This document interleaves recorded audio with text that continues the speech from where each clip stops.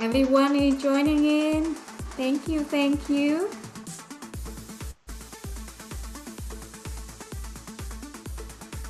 Good morning, good afternoon, and good evening. Wherever you are in the world today, welcome to the Fearless International Women Day World Summit. I'm gonna turn off the music now. I am so excited you chose to spend your Saturday with us. Seriously, out of everything you could do today, you show up for this? Thank you. I am so thrilled to be your MC for this incredible event. My name is Tu Long, and today we are celebrating the very important is you. So, I would like to take a moment to acknowledge that I am joining you today from the traditional territories of the Lakwangan people in what is now known as the Victoria, beautiful British Columbia, Canada. I honor the land and the women, past and present, who have walked it. So, a little bit about me. I am Vietnamese born, Canadian by choice, and based in beautiful Victoria, BC. I moved to Canada in 2018, married to my amazing husband, and found Hopeful Builder Creative, an agency where I help small business owners, coaches, and entrepreneurs simplify their tech, build their online presence, and actually enjoy running their business. Yes, it's possible to actually enjoy running your business without overwhelmed by tech. I can talk about that all day, but today is not the day. So, before all of this, I spent years in a video game producers and operation director, so I know a thing or two about managing a chaos, hitting the deadlines, and getting done. And now I get to use all of those skills to help incredible women like you to build a business you love. Honestly, it's very scary, but I love what I do. And today is International Women's Day. Today we choose fearless.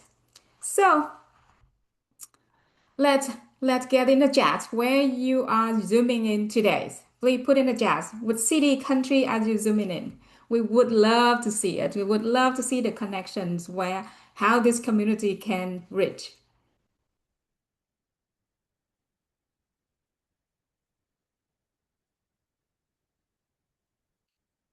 Yeah,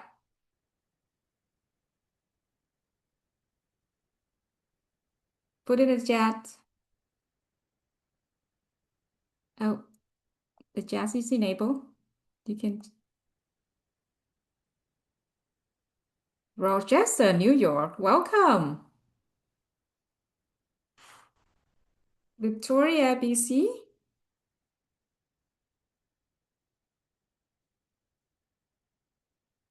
Anyone else? Where are you joining room? GA.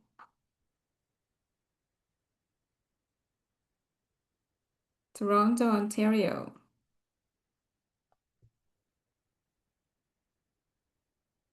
Awesome, awesome. Rochester.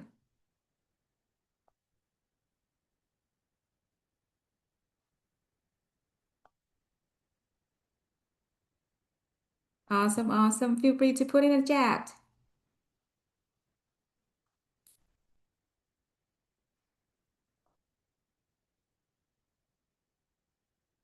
All right. I see some question here, chat. Okay. Thank you. Okay, I think the chat is enabled. Give me a second. I'm gonna even enable the chat.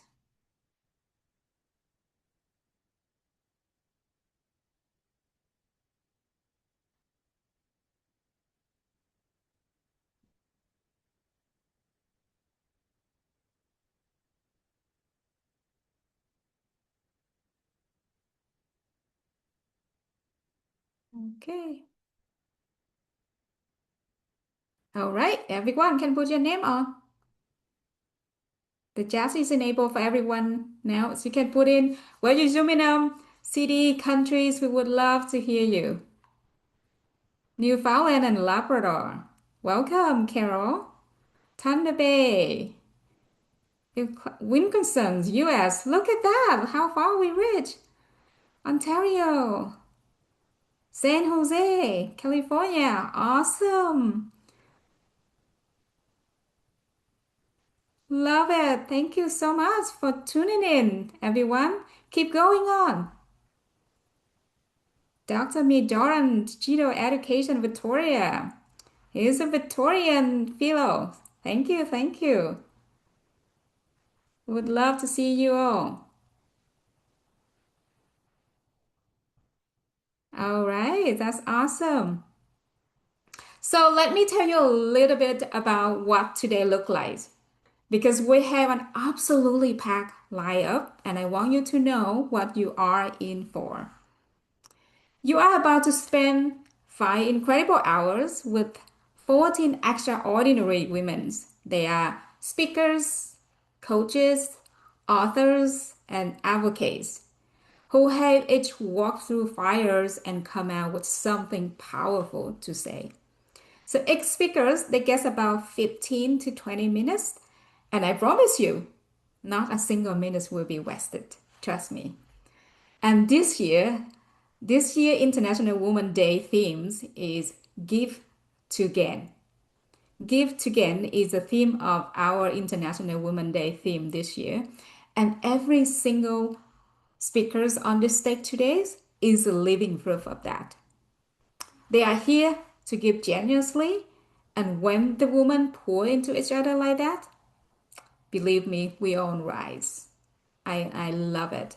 So you still have time. Grab your notebook, grab your coffees, your favorite drink, your wine, no judgment. So, yeah, your wine, your tea, anything that before we get started. And keep the chat going. I would love to see like one thing. What is one word you want to walk away from today?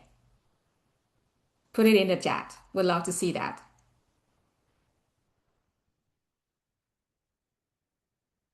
Wow.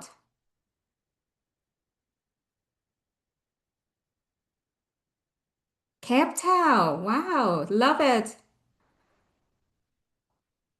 Chicago's. Thank you. Yes, happy International Women's Day, Pauline. Expansion. Inspire. Oh, I love this. Expansion inspires. What else? Fire it over to us. We all would love to hear about what is one word that you want to feel by the end of the day today. Fearless. Yes. I would say mine is empowers. Yeah, Jenna. We had the same word. Yes. Expands and inspire, empowers. Awesome, awesome. What else? Your energies in the chat is actually genuinely fuels for our speakers. Keep it coming.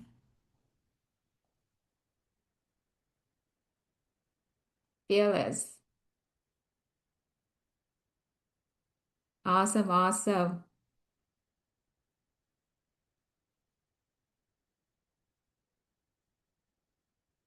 Just one quick housekeeping here.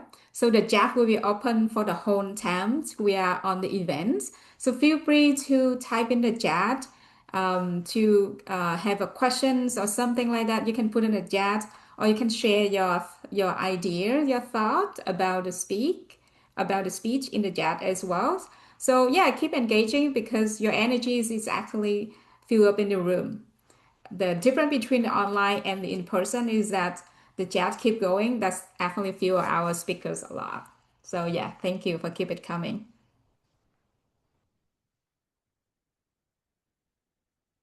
Yes, we are excited to have you too, Carol. Thank you. Tactical. Wow. I love that.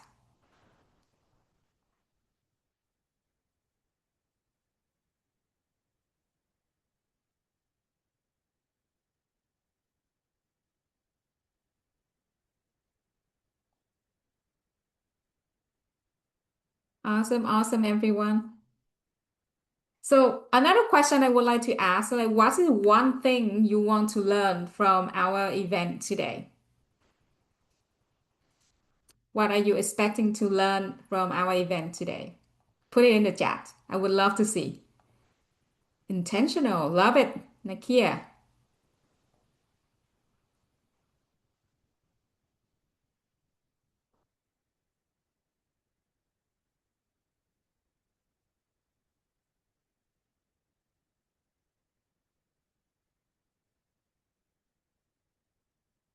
How to become a better public speakers. Oh, awesome, awesome.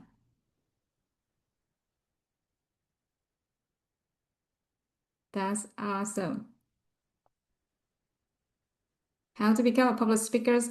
For me, the event like this, I want to be real with you for a second. So, because this kind of the day like this is really empowering to me. So knowing that moving here in 2018 without knowing anyone except my husband and his family, I had to start from scratch, and it's very scary. It was really scary. And build a business from the get-go. In my previous life, I was video game producers and operation directors. Was me, a man is like 200 people is normal to me. But moving here, start over again from the scratch is so scary. And I didn't know what I was doing, to be honest. But with the help and the support of my husband, as well as I started to set foot on the ground and go around and start to meet many incredible women. Charlotte is one of them. And I'm so grateful that I got a chance to meet her and that we became business partners and helping each other in life.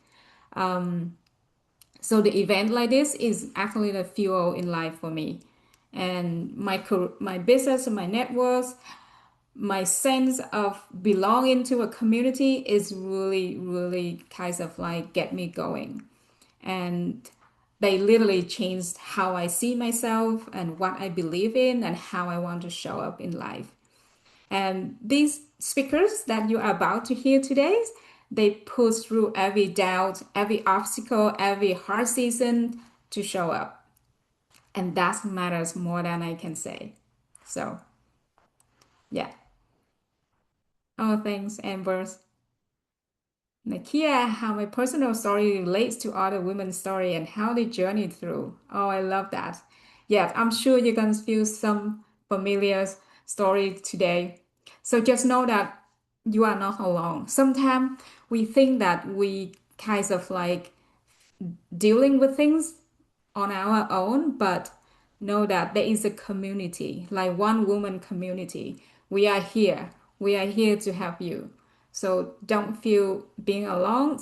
Stay in the community, stay connected, and knowing that we are here. That is how far this community reach on over the world here. How to confidently take up space even when it's scary. Wow. Awesome, awesome. I'm sure you were here today.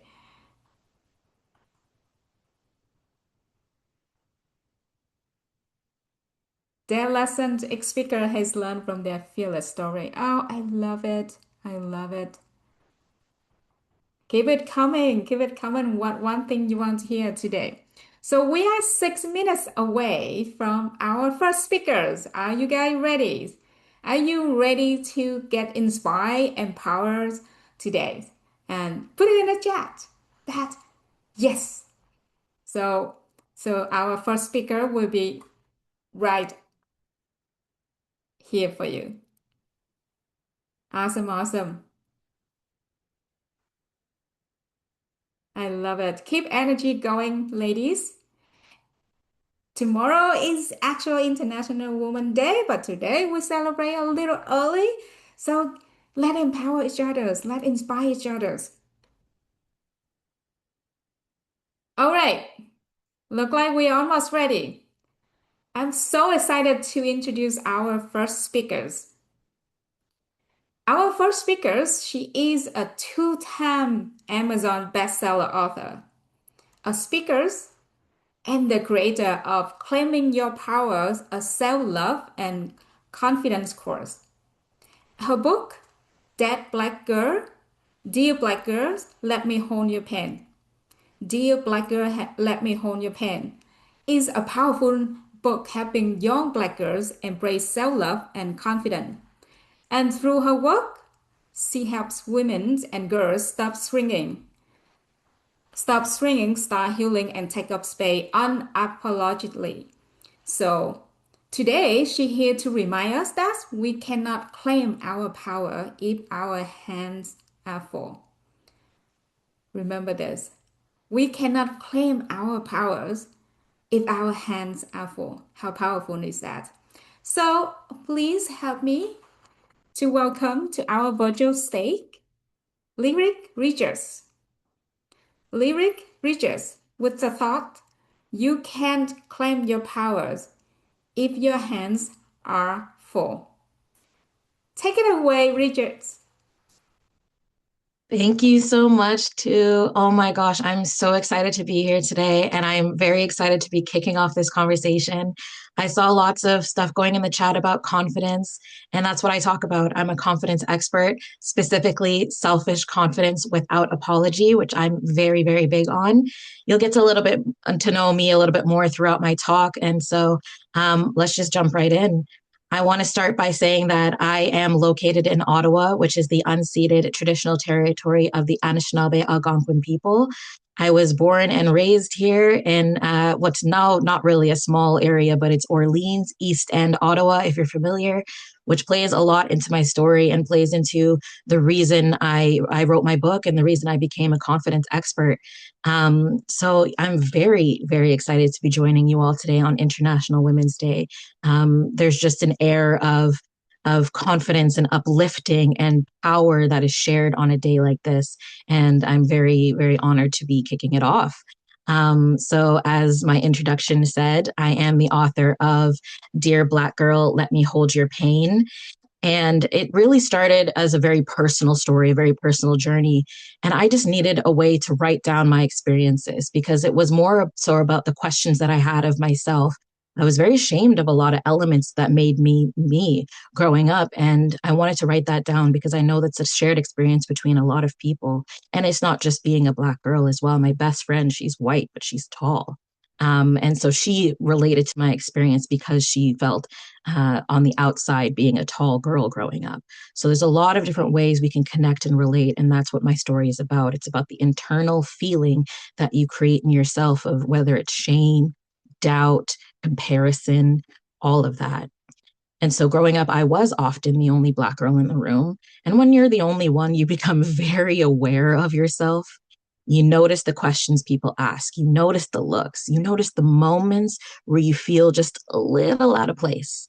And, growing up, kids are curious. They don't mean harm, but their questions make you question yourself. And over time, you start carrying things, expectations, doubt, pressure to prove yourself. And eventually, you realize something. Your hands are full. And if your hands are full, there's no room left to hold your power and your confidence. So when people talk about confidence, they usually talk about it like it's something loud.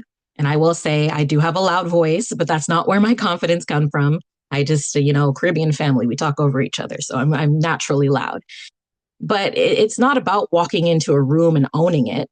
It's about confidence that's quiet. It's the moment you stop questioning whether you belong somewhere. And it's the moment you stop shrinking yourself to make other people feel comfortable. Sometimes confidence doesn't start by adding something to your life. It starts by letting it go because you're carrying it all. You've got to let it go. And the confidence needs space to grow. Here's the time where I'm going to talk about me a little bit before we jump into the rest of what I've got to share today. So I grew up carrying a lot. I carried the expectation, other people's comfort, and the belief that my needs could and should wait to make room for other people's needs. Like many women, I learned how to shrink myself without even realizing I was doing it. For a long time, I thought confidence meant pushing through, doing more, holding it together. again, for other people's sake.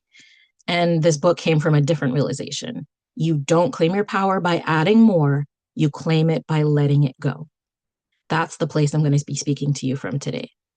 So, like I said, I was born and raised here in Ottawa to immigrant parents from Jamaica and Antigua, both beautiful islands.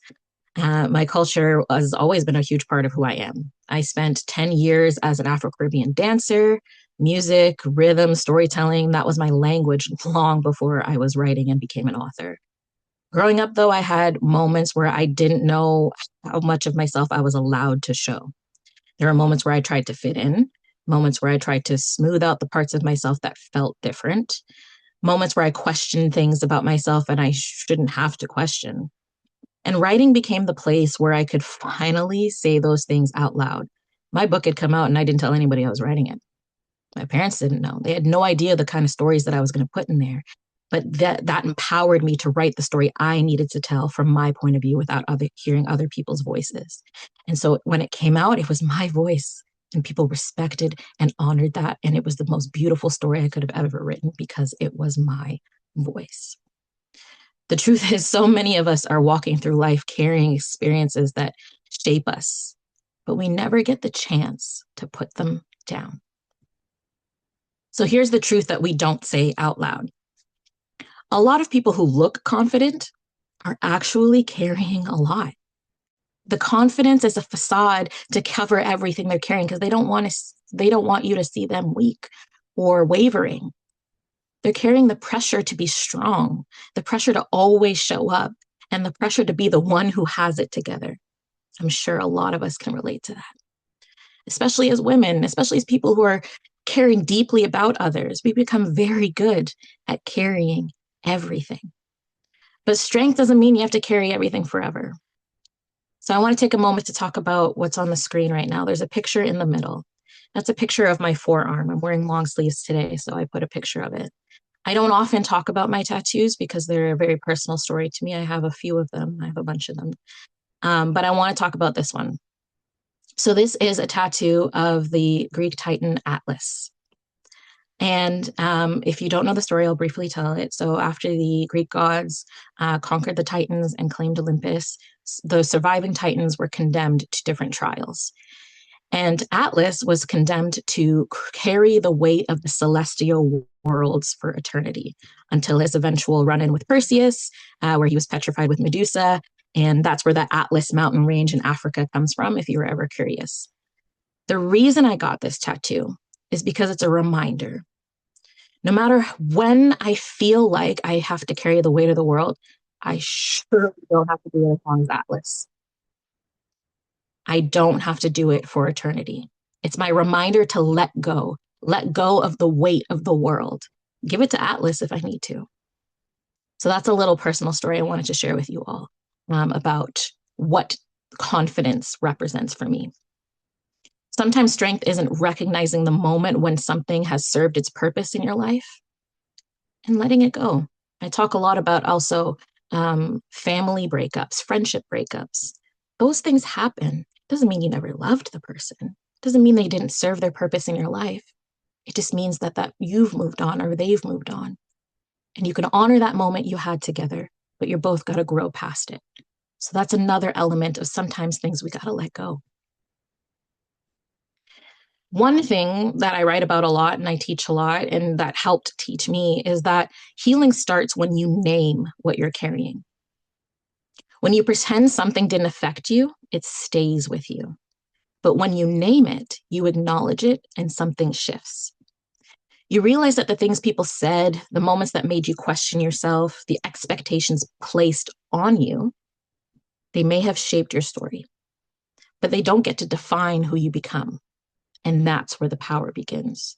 So I like to say that power doesn't grow when we ignore that weight. It grows when we name it. So I want to ask, think about this as I'm talking. What are you carrying? What are your hands full of? This is my little caricature that I like to use sometimes. And I've got self-doubt and expectations on my shoulders. If we're honest, most of us know exactly what it is that we're carrying. Sometimes, again, it's the pressure to always be strong. Sometimes it's the people pleasing. Remember, you're the first person you have to please. Everyone else comes second. Sometimes it's the belief that we need to prove ourselves over and over again. Sometimes it's simply the fear of being seen fully. That was a big one for me, that I was letting people in because I always say I'm an open book, but I got a lock. I'm a little hard to open and turn the pages. Here's the thing though. You were never meant to carry anything or everything. And the moment you start deciding that what belongs to you and what came from other people, that's when your confidence starts to shift. So something I say all the time is let it go, leave it here. So actually in the pages of my book, there are blank pages, blank journaling pages where I ask you questions. So you can just pour it out and revisit the pages when you need to. Let it go, leave it here. There's a line that I wrote that says, letting go doesn't mean forgetting. It means you're not letting those things define who you can be. All of our experiences shape us, the good ones, the painful ones, and the confusing ones. We need to take the time to honor those because they're part of your story. They're just not the whole story. Letting go simply means you're choosing not to carry that weight into the next chapter of your life. Here's another quote I like to revisit all the time. What am I holding right now that doesn't need to come with me? So I hope by the end of the summit today that you've let something go. You're going to leave it here in this room and you're going to not look back on it. What are you holding right now that doesn't need to come with you? Maybe it is self-doubt. Maybe it's the pressure to be perfect. Maybe it's a version of yourself that you've already outgrown. Whatever it is, imagine what your life could look like if you gave yourself the permission to put it down. This is one of my favorite things I love saying, because selfishness is a positive. It has a negative connotation, and we need to get rid of that. Be more selfish in your life.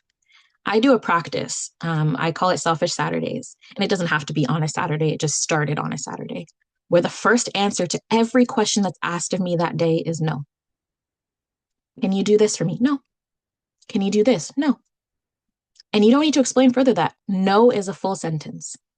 Okay, that's a hard practice to do, and I'm still working on it. Claiming your power doesn't always have to look like a bold move, like a Selfish Saturday. Sometimes it's smaller, it's resting without apologizing. It's choosing yourself without explaining. Power isn't loud, it's honest. And it starts when you give yourself the permission to put something down.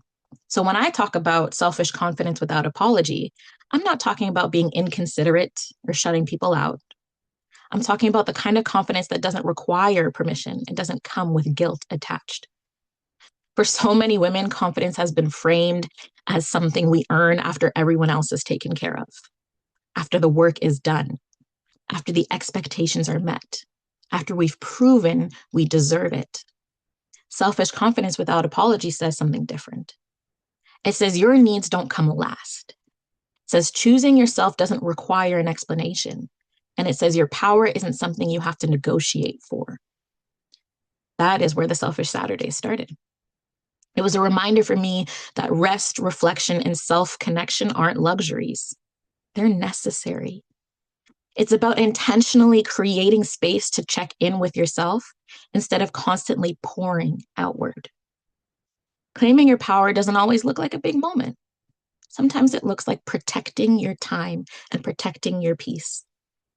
How can you show up for everybody else? I know we all need to show up for at least one other person in our life. How can we do that if we don't take care of ourselves?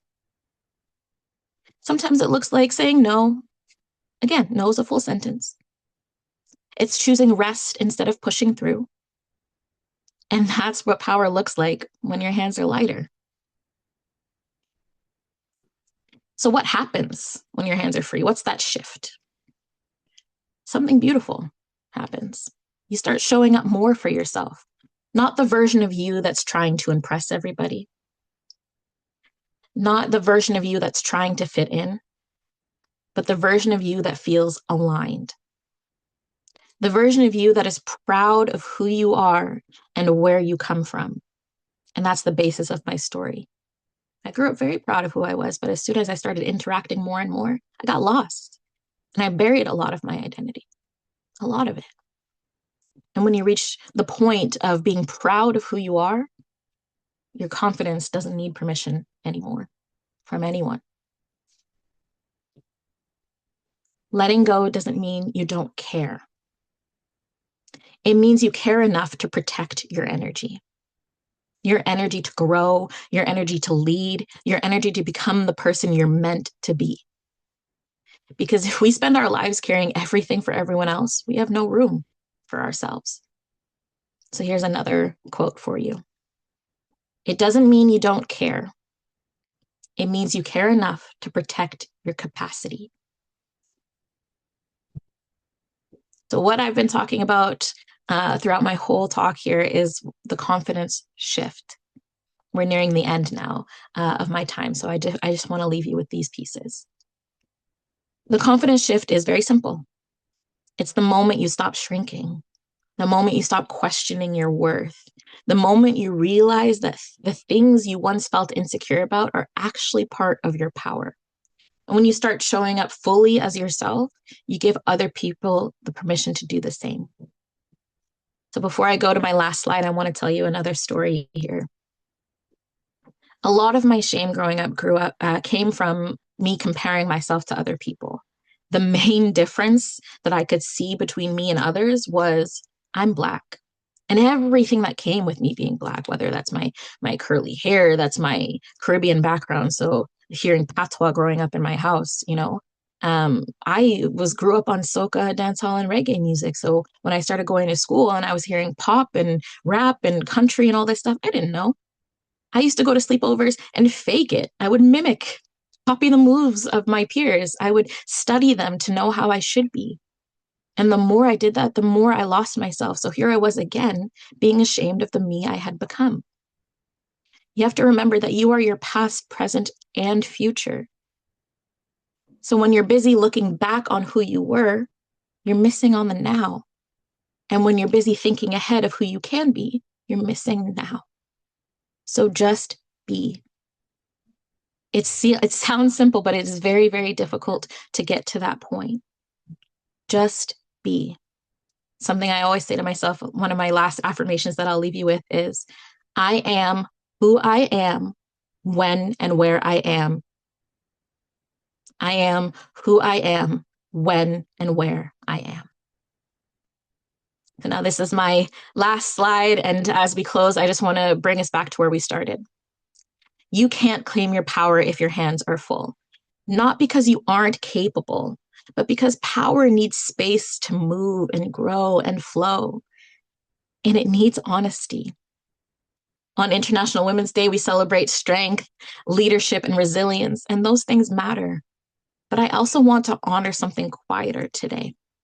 The strength it takes to rest, the leadership it takes to say no, the resilience it takes to choose yourself in a world that constantly asks you to choose everyone else first. Your power does not live in how much you can endure. It lives in your ability to listen to yourself and respond with care. You are allowed to put things down. You are allowed to rest. You are allowed to take up space exactly as you are. And remember this, not everyone's going to like you. Who cares? You don't like everyone else. You don't like everybody you meet. So what's the point on dwelling in trying to make someone like you? Like yourself first. That's what I mean when I say take up space exactly as you are. It's impossible to appease everybody. So as you leave here today, as you leave with me in my talk, I hope you don't rush back into carrying into everything. It's very easy to fall back into those patterns. We all do it. I hope you just carry a little bit less. And in doing so, you're going to make room for the kind of power that's sustainable, honest, and yours, your version of power. On the screen is my contact if you want to reach out to me. Please stay in touch. I really, really hope so. And thank you so much to the Fearless team, the One Woman team, for welcoming me into the space today. And thank you all for listening to me. I've been reading your chats as you go. I'm going to take a moment to read the chat as I finish here today. But thank you all so much. It doesn't go unnoticed, your time and your presence here. Thank you. Thank you. Two, I will turn it back over to you.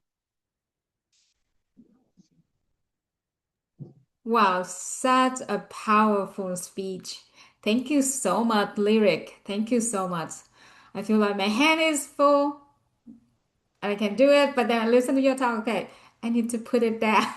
I need to let it go, leave it here. Love that. I need to remember that every time I come into the situation, my hands are full. Yes, on my heart's full. Thank you so much. And now I know exactly what to do about it. So, everyone, drop in the chat some love for Lyric and tell one thing that you can take away from her speech. Thank you so much, Lyric, for that. Take a breath, hydrate, and we're gonna move into our next speakers. Our next speakers, I just love everything she stands for. So, Amber Mays is an executive coach, speaker, and author with 25 plus years of experience supporting the transformations of leaders, teams, organizations across diverse industry. Amber is especially passionate about coaching leaders from marginalized identities, supporting them in cultivating authentic leadership while navigating system bias. So she holds a BA from Harvard University, an MSOD from American University, NTL Institute, and multiple coaching certifications. Ambers is the author of multiple publications, including the upcoming Succeed Anyway, a proven strategies for thriving in systems that weren't built for you. She's based in San Francisco areas and is a proud aunt and stepmom. Everyone, please help me to welcome to our virtual stage Amber Mays. Succeed Anyway. Succeed Anyway, Amber Mays. Take it away, Amber. Oh, thank you so much too. And Lyric, that was unbelievable. It was so powerful. Thank you. I took away so much from a very short period of time. You're so powerful. I loved it. It's also really wonderful to see all of these phenomenal women across the world. I love coming together in this way to support one another and lift each other up. This is what I live for. This is what I do this work for. So I would like to start by saying that this talk is really about something I think many of us have had to learn how to do, which is to succeed anyway. When I was 8 years old, I believed that I belonged everywhere. My parents taught me I was perfect exactly as I was. Black and Greek, mixed race, multi-ethnic, multicultural. In our home, that was a beautiful thing. In our home, I was perfect exactly how I was. In fact, I thought everyone was beautiful, perfect exactly as they were. This is what my parents taught me. And I thought belonging was automatic. Maybe you remember being that young child before the world got a hold of you and believing in these things as well. Until one day I transferred schools from a public school that was quite diverse to a predominantly white private school in a more affluent neighborhood. I didn't have the language for race or socioeconomic status at the time. I just knew something felt just different. On the first day of school, I followed the other children around at recess, not playing, not being included, just on my own, wanting so badly to be a part of something, and just knowing that I wasn't. By the end of that day, I was exhausted from trying to be invisible and visible at the same time, if that makes any sense. All I wanted was my parents. I wanted home, the place where belonging was unquestioned. And then that day, at the end of the day, the classroom door opened. My dad walked in. I was so relieved. But then I noticed it. He was a black man in a sea of whiteness. And I will never forget what happened next. All the heads in the room turned at once. It was silent, but it was loud. I didn't have words for it at the time. I didn't know about race. I didn't know about sociology, institutional bias. I didn't even know the words bias or othering existed, but I felt it really deeply. And then a little girl turned to me and said, "Who is that?" Because she was seeing that he was beaming at me. I said, "That's my daddy." And she said to me, "But he's brown and you're not." I can still feel it in my body, heat rising up my neck, my palms sweating, my chest tightening. In that moment, something cracked open. I realized the world did not see people the way that my parents had taught me to, that belonging was not guaranteed. That was the first time I knew the world could truly be unfair. And once you feel that, once your body learns that, you can never fully unlearn it. You might remember a moment like that in your own life. Maybe it was when you were 8 years old, like me, or maybe it was later. Maybe it was the first time you realized your voice carried less weight in a meeting. Maybe it was the moment someone questioned your competence in a way that they never questioned others. Or maybe it was feedback that felt confusing or unfair. If you feel comfortable sharing, I would love to see a word or two in the chat to represent what a moment when you first felt different felt like for you. I'll take a moment, just a beat, to see what folks will share if you feel comfortable doing so. I know we've all had experiences like this of being the different other. Yeah, scared, absolutely. So much fear. Confused, undervalued, absolutely. Thank you, Chu. Thank you, Megan. Thank you, Nakia. Yeah. So this is being dismissed in the boardroom. Absolutely. Not good enough. That is a huge theme. Thank you so much, you all. Too much, right? Too much, not enough. There we go. Both of them on both sides. Can't win. Undiagnosed ADHD. So feeling dumb. Yeah. So look at those words. This is the emotional landscape so many women navigate while still trying to lead, perform, and succeed in environments that weren't built for them. This is the invisible work. For me, that word was hurt. And if I'm being honest, that hurt stayed with me for a long while. It still pops up from time to time. For years, I tried to belong. I tried to change who I was to fit in, contort myself to be what the world wanted me to be until I realized, just like Lyric was saying earlier, that's not truly living. I had to let that go, right, Lyric? At the same time, this experience also awakened something in me, a question that has followed me my entire life. If the world is not designed for all of us to belong equally, how do we live in it without shrinking? How do we thrive in systems that were not built with us in mind? How do we succeed anyway? That question shaped my path. I studied psychology and organization development. For 25 years, I worked as a consultant and a coach, helping organizations build more inclusive and equitable cultures. I fought hard to try to make these places include us. And then one day, something shifted. After hearing story after story from brilliant leaders, mostly women, many of them women of color, who were on the receiving end of bias, something shifted in me about what I wanted to do.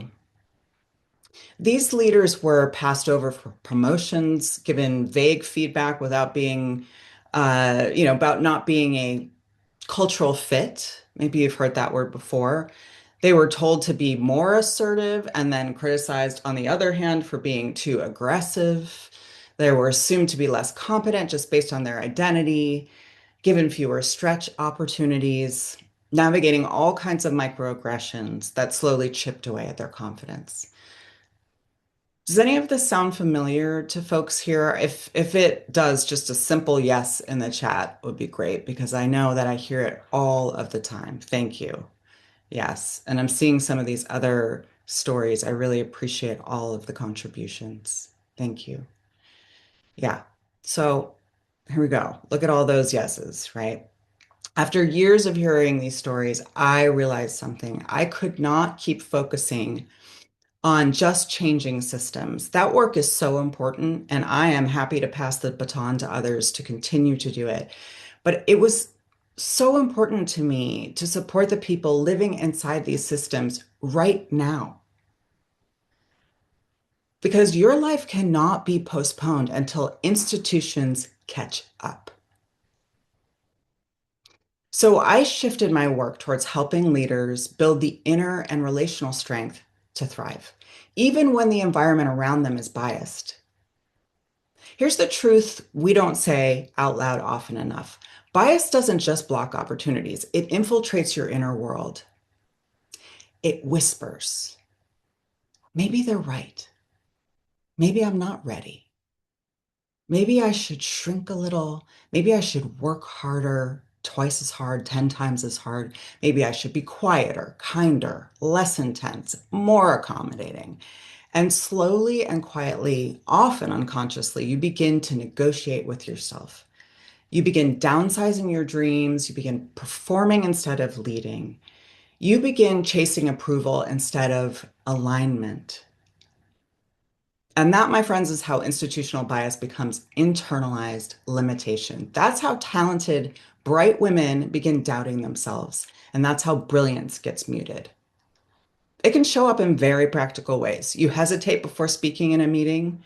Some of you will recognize some of these. You hesitate before speaking in a meeting, even though you thought, you know what, I know this answer. You rewrite an email 10 times so you don't have to, get feedback that you were too direct, too assertive. You prepare twice as much as everyone else just to feel equally credible. And here's the tricky part. From the outside, it looks like professionalism, right? You got it all together. But on the inside, it can feel like just constant monitoring. And that level of vigilance is exhausting. Thank you so much for the folks relating in the chat. I think pretty much everyone here can relate in some way or another, right? This exhaustion takes a toll on our mental and physical health, and it robs us of the joy we so deserve to feel. Here's something I want you to consider. You did not create these conditions, and you are certainly not responsible for other people's bias, but you do have choices about what you internalize and what you build in response. It's not your fault, but it is your choice. You cannot wait for the system to validate your worth. So what do we do with that? If you're anything like the leaders I work with, you're probably like, hey, Amber, yeah, I get it. We all relate to this. We know the problem. Tell me what to do. What works, right? So over the years of coaching and consulting, I started noticing patterns in leaders who were able to stay grounded and successful in biased environments. They weren't pretending bias didn't exist, but they had built internal and relational resources that protected their confidence. I want to give you the framework that I developed, and I'm going to share my slides in a moment because I think it's helpful to see the words on the screen. I called it the seeds of bias resilient leadership because confidence in these environments isn't something you flip on overnight, it grows. So I'm going to shift here so that I can share my screen.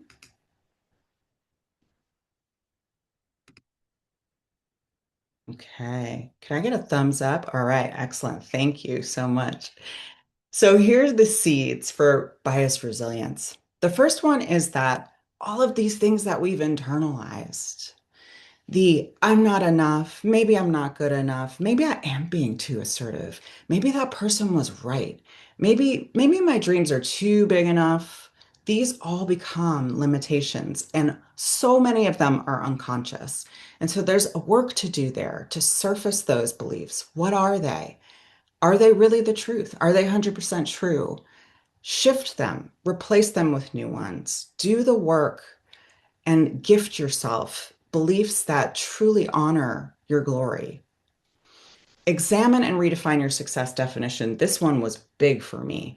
When you are operating on autopilot and you've got these beliefs that are just well lodged into that autopilot program, you are often trying to achieve someone else's success definition. It's not even your own. It's what your mom, your dad, your uncle, the media, someone on TV said you should be striving after, right? For me, for a long time, people were saying you have to get married young, you have to have all these kids, and you have to make a lot of money, and you have to work 10 times as hard. I was so happy when I redefined my success definition because I didn't want any of that. I wanted something completely different. And I'm so grateful that I did that. So there's work to do there. Explore evidence that your dream is possible. So the brain is an interesting thing. There's pattern recognition. It's looking for data all the time. So provide your brain with the data that your dream is possible. It only takes finding a handful of women who have done some of the things that you want to do to prove to yourself it's possible. And if you don't see it, then be the pioneer, be that woman that is going to do that for other people. Right? And then D, finally, develop a success network of mentors and allies and people who get it and support your dreams. We cannot thrive in isolation. We are social beings, y'all. So curate your environment. Okay. So I don't expect folks to remember everything that I just shared there, but hopefully one of those seeds will walk with you. Hopefully you can plant it and it will grow. So I know I'm kind of heading towards the end of the time here. I just want to say the cost of bias isn't just missed on opportunities. It's what it can make you do to yourself, right? These aren't soft skills. These are survival strategies in biased systems. And they're also strategies for thriving in life in general. When you do this work, something shifts. You stop asking, do I belong here? And you start asking, what impact do I want to make here? You stop shrinking to fit, you expand to lead. And most importantly, you stop negotiating your worth, you embody it. And when enough women do that, especially across race, sexuality, language, culture, class, age, ability, the system doesn't just slowly evolve, it transforms because we are no longer waiting to be invited in. Let me ask you this. If the younger version of you, the one just beginning her career or even younger, maybe like as young as that 8-year-old me, maybe that child that was dreaming about her career, if she could see you now, what would she be proud of? Take a second and think about that. Put a word in the chat to represent that pride. I will wait. I'm seeing all these wonderful things in the chat as well, and I can't wait to read them all afterwards. What are some words to represent that pride that you feel when you go back and you think about that young girl looking at you now? Absolutely brave too. Absolutely. Yeah. There's so much more, I'm sure, that folks are feeling fulfillment, genius, resilient. Yes. Thank you. Powerful. Yeah, she'd be proud you didn't give up on your business. Absolutely. Power, courage, strong, brave. As I see these words, it's a reminder that so often we focus on what we haven't done yet instead of truly recognizing how far we've already come. Every one of us has. Let me say something out loud that many women need to hear. You do not need to prove you deserve to be here. You don't have to be 10 times as good. You don't have to shrink your voice to make other people comfortable. You don't have to contort yourself into someone else's definition of leadership. Your job is not to make biased systems feel comfortable. Your job is to lead and to create impact. And when you do that fully unapologetically, something powerful happens. You give other women permission to do the same. That's the second time we've heard that this morning, right, Lyric? So when I think about that 8-year-old girl, the one standing in that classroom, sweaty palms, burning cheeks, realizing she was the other, if I could walk back in that room now, I would kneel down beside her and say, you are not other. You are expansive. You contain multitudes. The world may not always know what to do with all of you, but do not shrink to make it comfortable. And here's what I know now that she didn't know then. Belonging is not something the system grants you. It's something you anchor deep inside of yourself. So today, in celebration of International Women's Day, my invitation to you is this. Do not wait for perfect conditions. Do not wait for universal approval, and definitely do not wait for the system to become fair before you claim your space. Seed your bias resilience, anchor your worth, define your success, find your people, and succeed anyway. Thank you, everyone. I'm just going to show my slide really quickly here because I would absolutely love to stay in contact if anyone would like to do the same. You'll see my contact information, and then that QR code there is a free gift for you to download if you're interested. Okay. Thank you.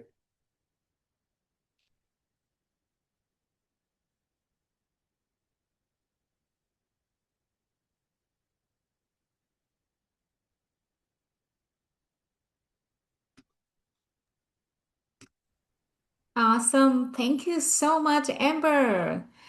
So you just say something that's going to stay with me. So as I stop trying to blend in to belong.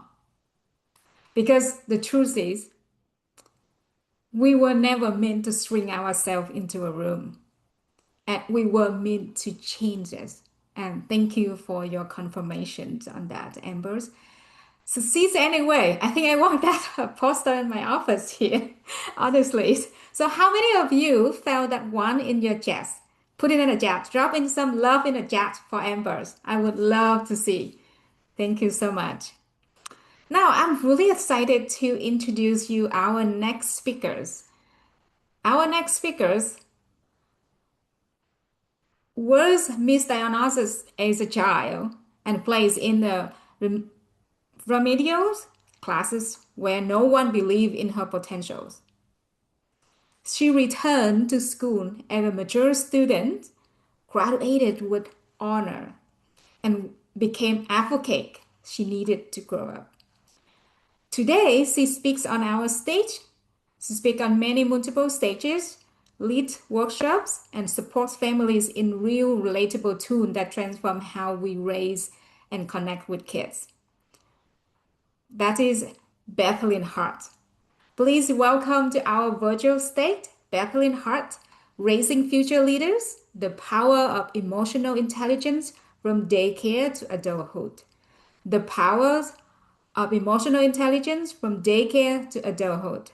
Bethelyn Hart, please take it away. Thank you so much. I know what Amber, appreciate what you were talking about, and 8 years old seems to be a pivotal time for sure. I'm driving in my car, and my 5-year-old son is in the back seat. I'm taking him to kindergarten. We pick up his little buddy, and his friend gets in the car, and he's really upset.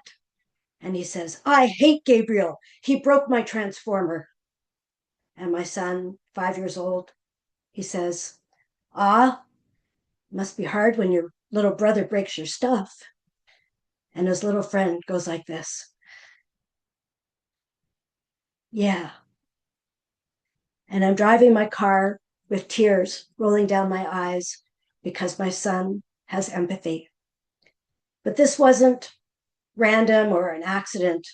This was 2 years of empathy being modeled. Who modeled empathy for you? Who is learning it from you right now? I'm going to share an excerpt from a speech that I did this past year. It was a winning speech, and the theme was underdog. I'm 8 years old, and I'm attending my fourth school by the time I'm in grade 3. My dad was a film and television director and carted us off to sunny California from wintry Toronto. Settling into my new class and making friends, I even had a little boyfriend. And on this particular day, we had to take a test, and it was multiple choice, so I just had to circle in the answer. And I decide I want to be done first because I want to impress my new teacher. And so I just randomly answer the questions. Unbeknownst to me, it was an IQ test. Also unbeknownst to me is the principal, Dr. French, a tall, intimidating figure, called my mother into his office. And he proceeded to tell her that I'd scored so low. And he used a term that we consider derogatory now, but was acceptable at the time. And he told my mother I was mentally retarded.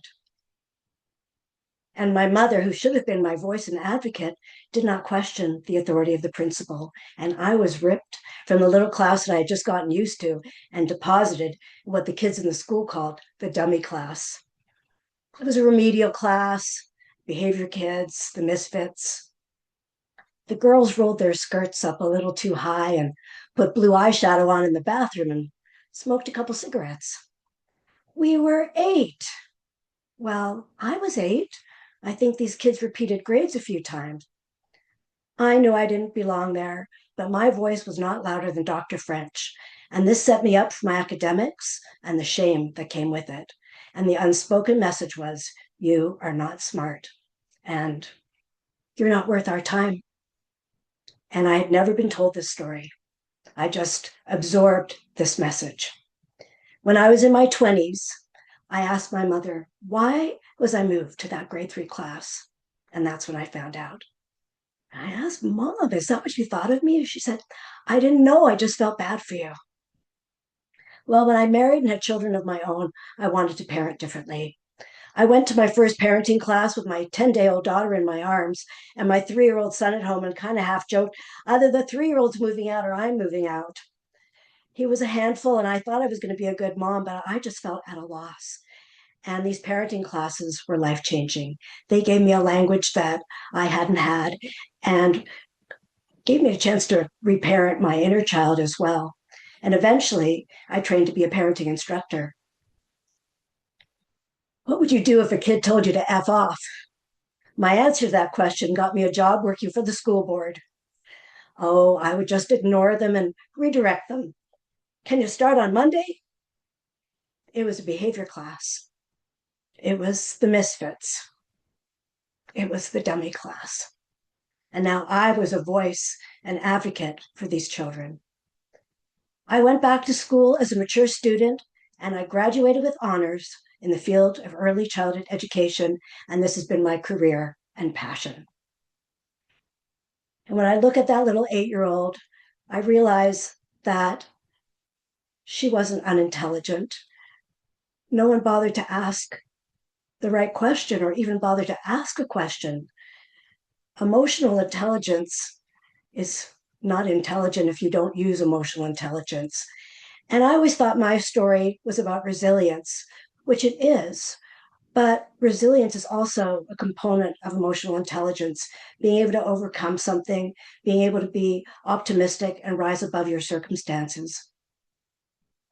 Where in your life have you been labeled? Or what label do you carry that you didn't put on yourself?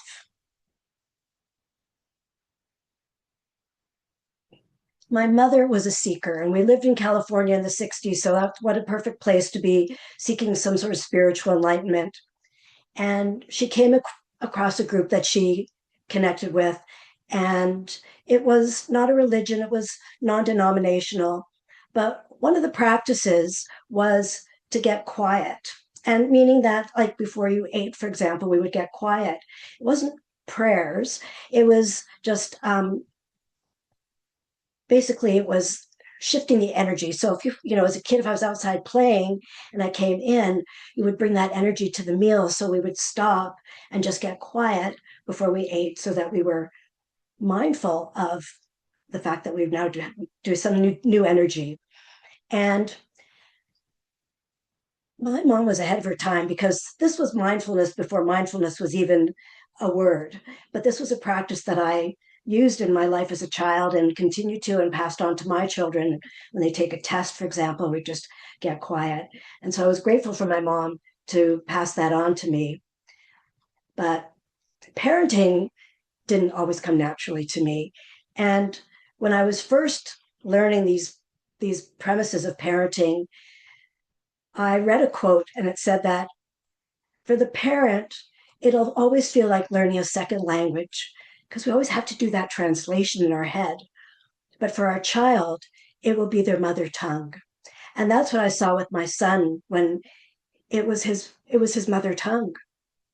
And the classes that I took were through the Alfred Adler Institute based on the principles of Alfred Adler. And you don't have to be a parent to find these practices useful because these are transferable. And also, we recognize in ourselves were these things that we received as children validation? Were our feelings validated? Or were they just dismissed or ignored? And validation is the foundation of emotional intelligence. If our feelings are acknowledged, then we feel greater sense of connection to ourselves. We trust ourselves. We also have a trusting relationship with the person in our life who is allowing us to feel the feelings we had. I know as a child, I was not allowed to have angry feelings. And so when a child is melting down, the parent isn't just responding to the child in front of them, they're also responding to a younger version of themselves, one who was never allowed to feel that way. Emotional intelligence doesn't show up when we teach it, it shows up when we live it. And validating feelings, learning the difference between praise and encouragement. Praise is very external. Somebody else deems that you're worthy of an accolade, whereas encouragement is really a beautiful word. It has the word courage in it. It also has the French word coeur, which means heart. And in essence, it means to give courage to the heart. And that is more of not an external thing, but an internal thing. And as a parent, when you're looking at your child, for example, if they come to you with a painting, they're like, "Oh, do you like my painting?" You're like, "Oh yeah, I like your painting." And they're like, "Well, do you like this painting?" There's this never ending kind of need to have the well filled.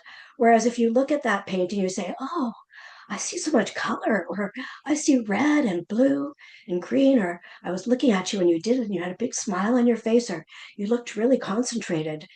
That is filling up a child from the inside out. When we give false words like, "good job," which is very vague, or "you're so smart," the problem with that is what happens when we're not so smart and we're not doing a good job?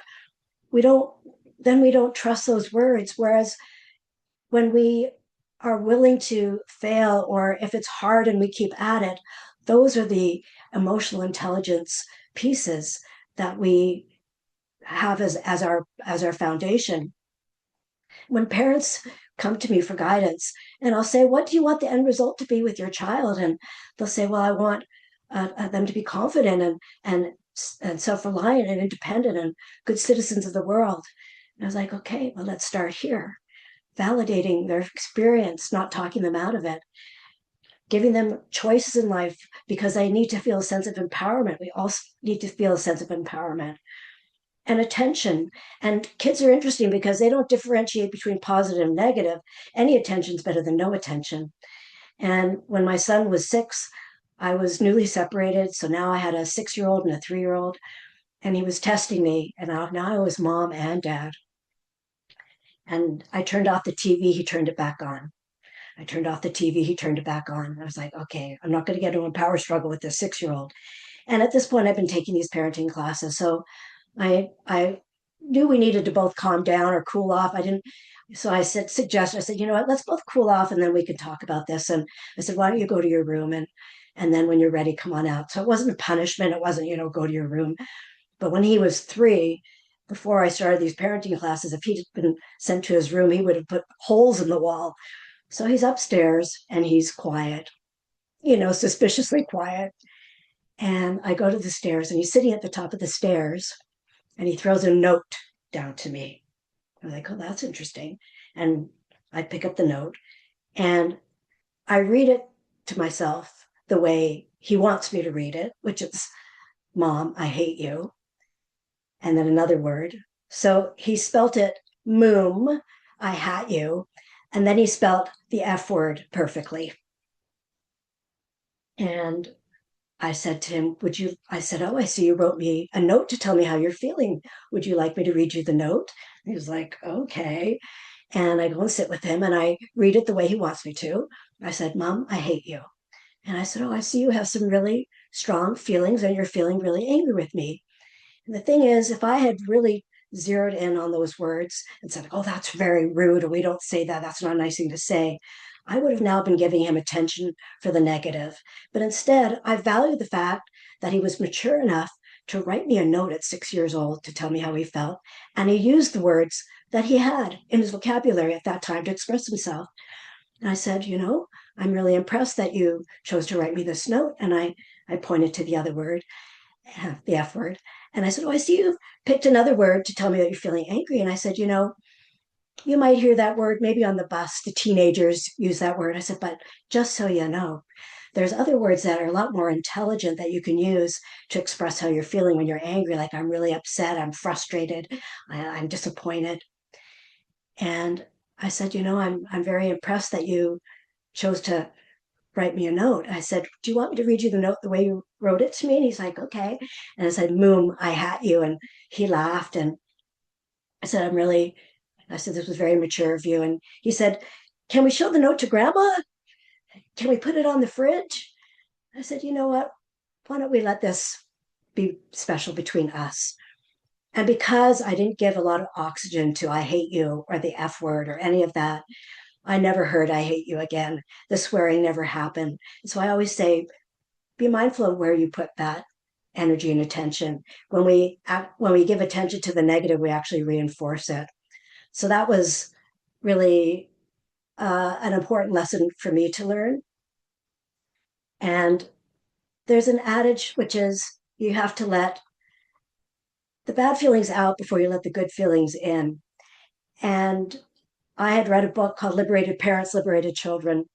And it was basically a journal of parents taking these parenting classes and their experience. And this one woman had two children. She had two daughters, and she tended to put a lot of pressure on the older daughter. You know better. You're older. Oh, come on. Don't be upset with your little sister. And she was learning about validating feelings. And she came home that night. She asked her daughter, how was your evening?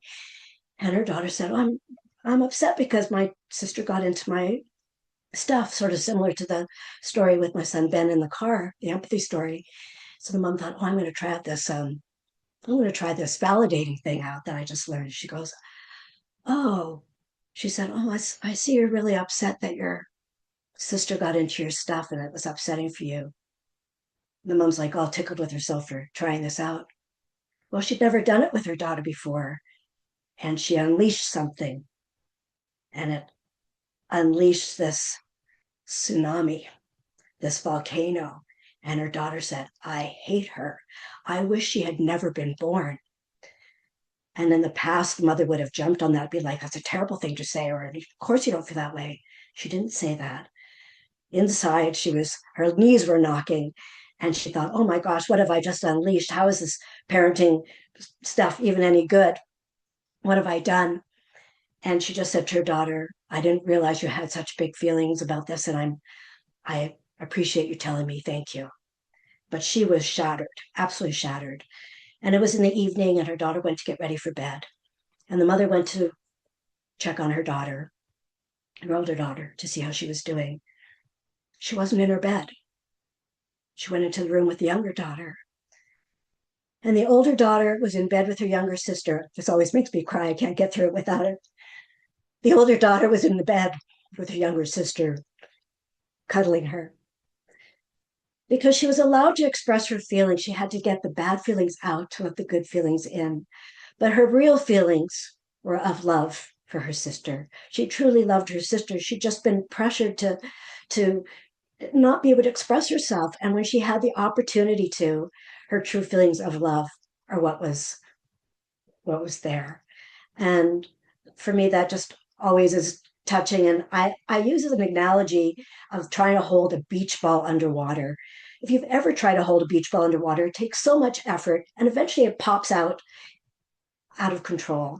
And making us hold our feelings down is the same thing.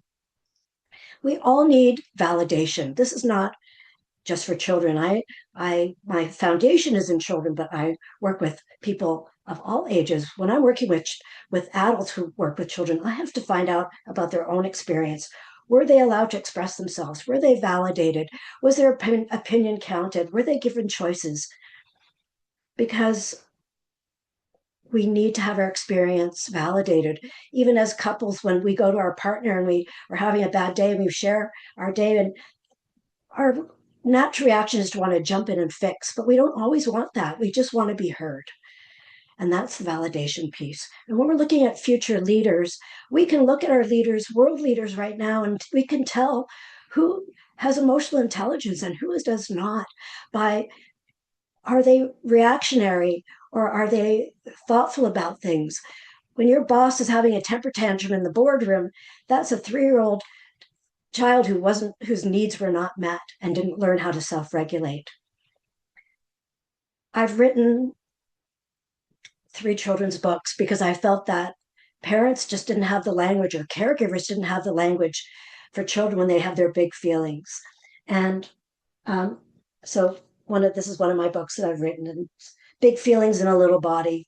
And this one was Welcoming a New Baby. One's Ben's big feelings in a little body, feeling mad without feeling bad. And the other one is around toileting, the magic pee, and other surprises. You see that? And as an educator, I wanted to put the theory in. I wanted to put the language in for parents to like how to respond to children's big feelings, because it can be very triggering for us, and also for the children to see themselves in these books and not feel shame for the feelings that they have. And my website is Parenting by Heart, H-A-R-T. And so parentingbyheart.com if you would like to see any of my books, or also the videos on some of these things that I've talked about. They're also there as well. Today, when we talk about emotional intelligence, from daycare to adulthood, emotional intelligence is not just a developmental skill. It's a generational gift. And today on International Women's Day, we honor the women who have carried this invisible work, and we recognize it for what it truly is: strength, influence, leadership, and the power to shape what comes next. Language changes identity, and regulation changes generations. Thank you.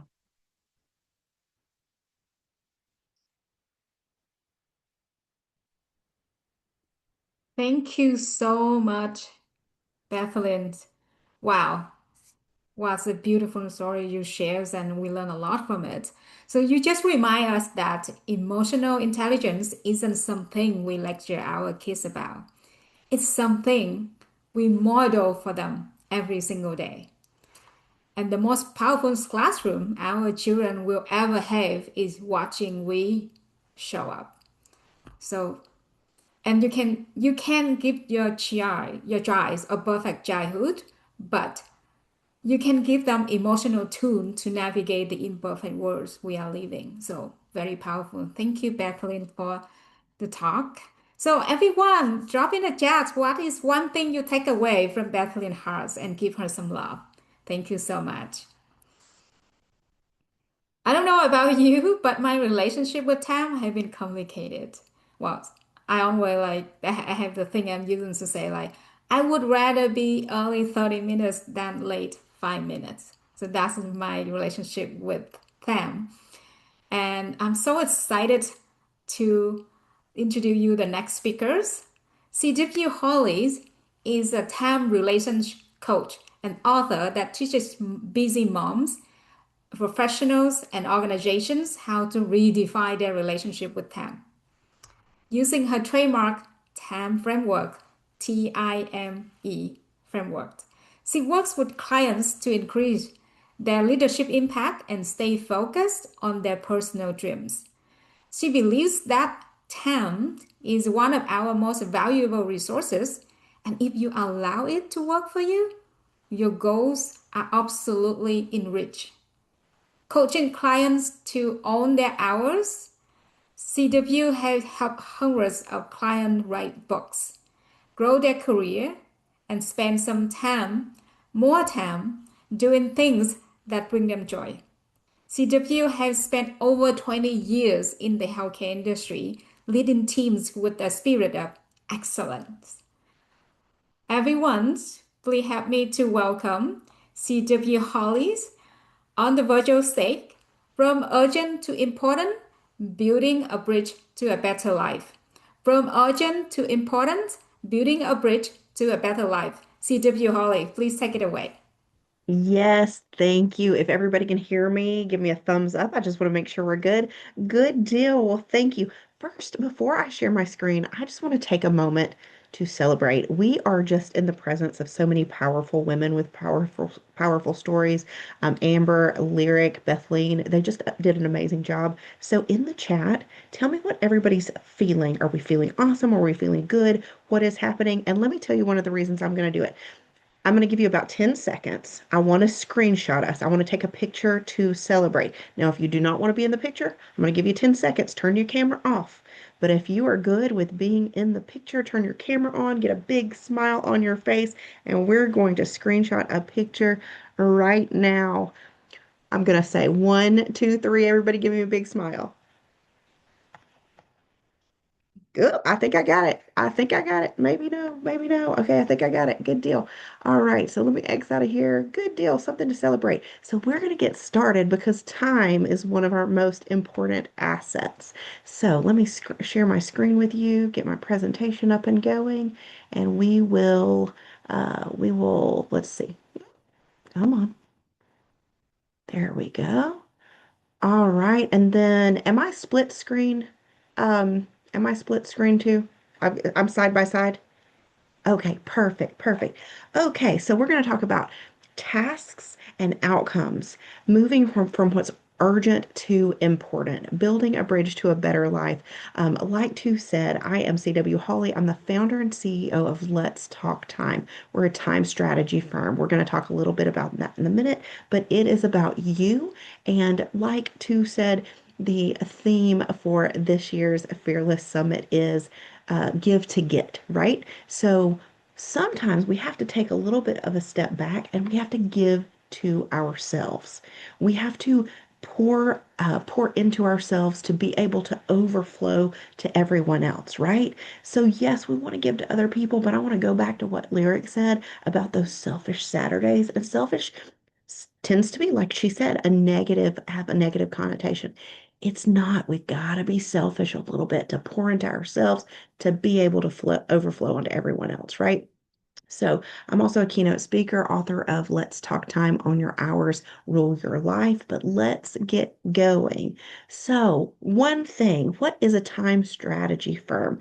Let's Talk Time specializes in coaching and consulting leaders and organizations around honoring one core value. I have one core value.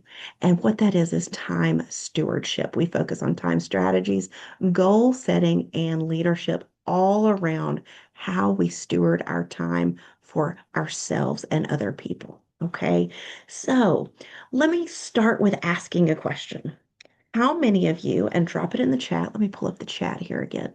Drop it in the chat. Give me a heart emoji in the chat. If you ended last week feeling like you worked incredibly hard, you put so much effort into a project, your job, your career, your family, but then somehow you didn't move things in the actual direction that mattered most. Does that sound familiar to anybody? Anybody use their time that way? Work so hard? Give me a heart in the chat if that happened. Yeah, yeah, we do that so often, right?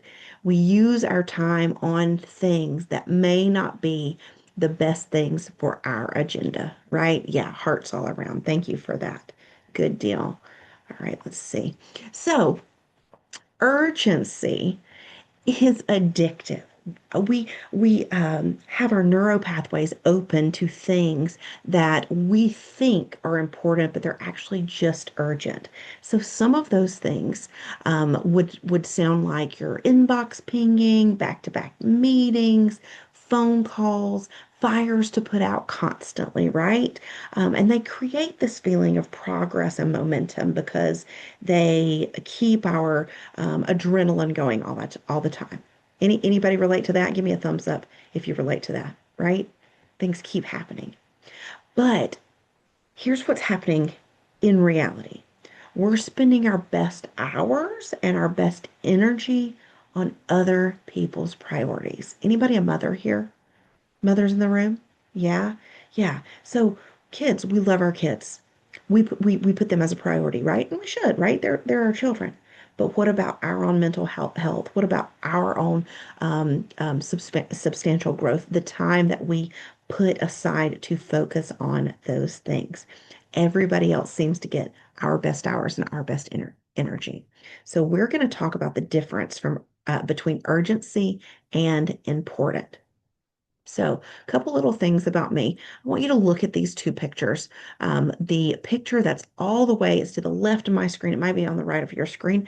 It shows me in front of a mediocre size audience, a mid-size audience. If you focus on the screen, number one, I want to say that my worth in this picture, where I'm wearing the black, is the exact same amount of worth in the picture on the right. It's the exact same. But internally, I was a completely different person. You can see that I've got some scabs on my face. My face was a little bit broken out. My hair was flat, dull.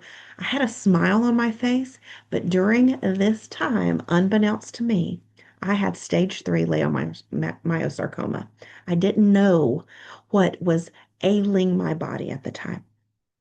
I was pouring out all my energy into my high schooler, my middle schooler, my elementary school age child, my elementary aged child, and a newborn. So 4 children, all in very different stages of their life, pulling every single ounce of energy and time, respect out of my body, right? Diagnosed with cancer. That was actually on, I spoke on a Tuesday here, was diagnosed on that Friday, right? Didn't even know what was kind of pulling everything out. Now, totally blessed, was able to heal from all things cancer, didn't even love to say that word. And then you see the photo on the right when I learned to make the important things, not the urgent things, stand out in my life. When I was able to steward my time to this quadrant, the Eisenhower matrix, the quadrant number 2. So we're going to talk about the Eisenhower matrix of how we spend our time and what we focus our time and energy on. So if you look at quadrant number 1, urgent and important, these things are real crises, right? You've got a deadline, you can't avoid them, but you can reduce them, right? So we're talking about urgent and important. Maybe it's an, appendix inflammation. Maybe it is a deadline that's going to definitely move your career forward. These things are urgent plus important, right? Now, if you move down to quadrant number 2, things that are important but not urgent. And we're gonna dwell here for just a moment, but we're gonna move on. Q2, it's green for a reason. It's vibrant. When you are focused on important work and you lean your time and your energy on things that are important and not urgent, this is when you truly begin to grow. This is high value work. So, strategic work, relationships, growth, pouring education and knowledge into yourself, taking time on a Saturday to be a little selfish. That's important, right? Those are things that may not be urgent, but are definitely going to move the needle of growth forward in our lives, right? This is where your best life is built. But we're going to move on quickly because we're going to come back here. So let's go to quadrant number 3. Things that tend to be urgent, but not necessarily important. This is where most high achievers tend to live, between number 1 and number 3, right? Sometimes things are urgent, but not important. So, some examples of that: other people's agenda. If you're in a corporate lifestyle, if you're a stay-at-home mom, if you are working for someone else, people pour their agenda on you, and that's when time and energy gets sucked away from your important work, right?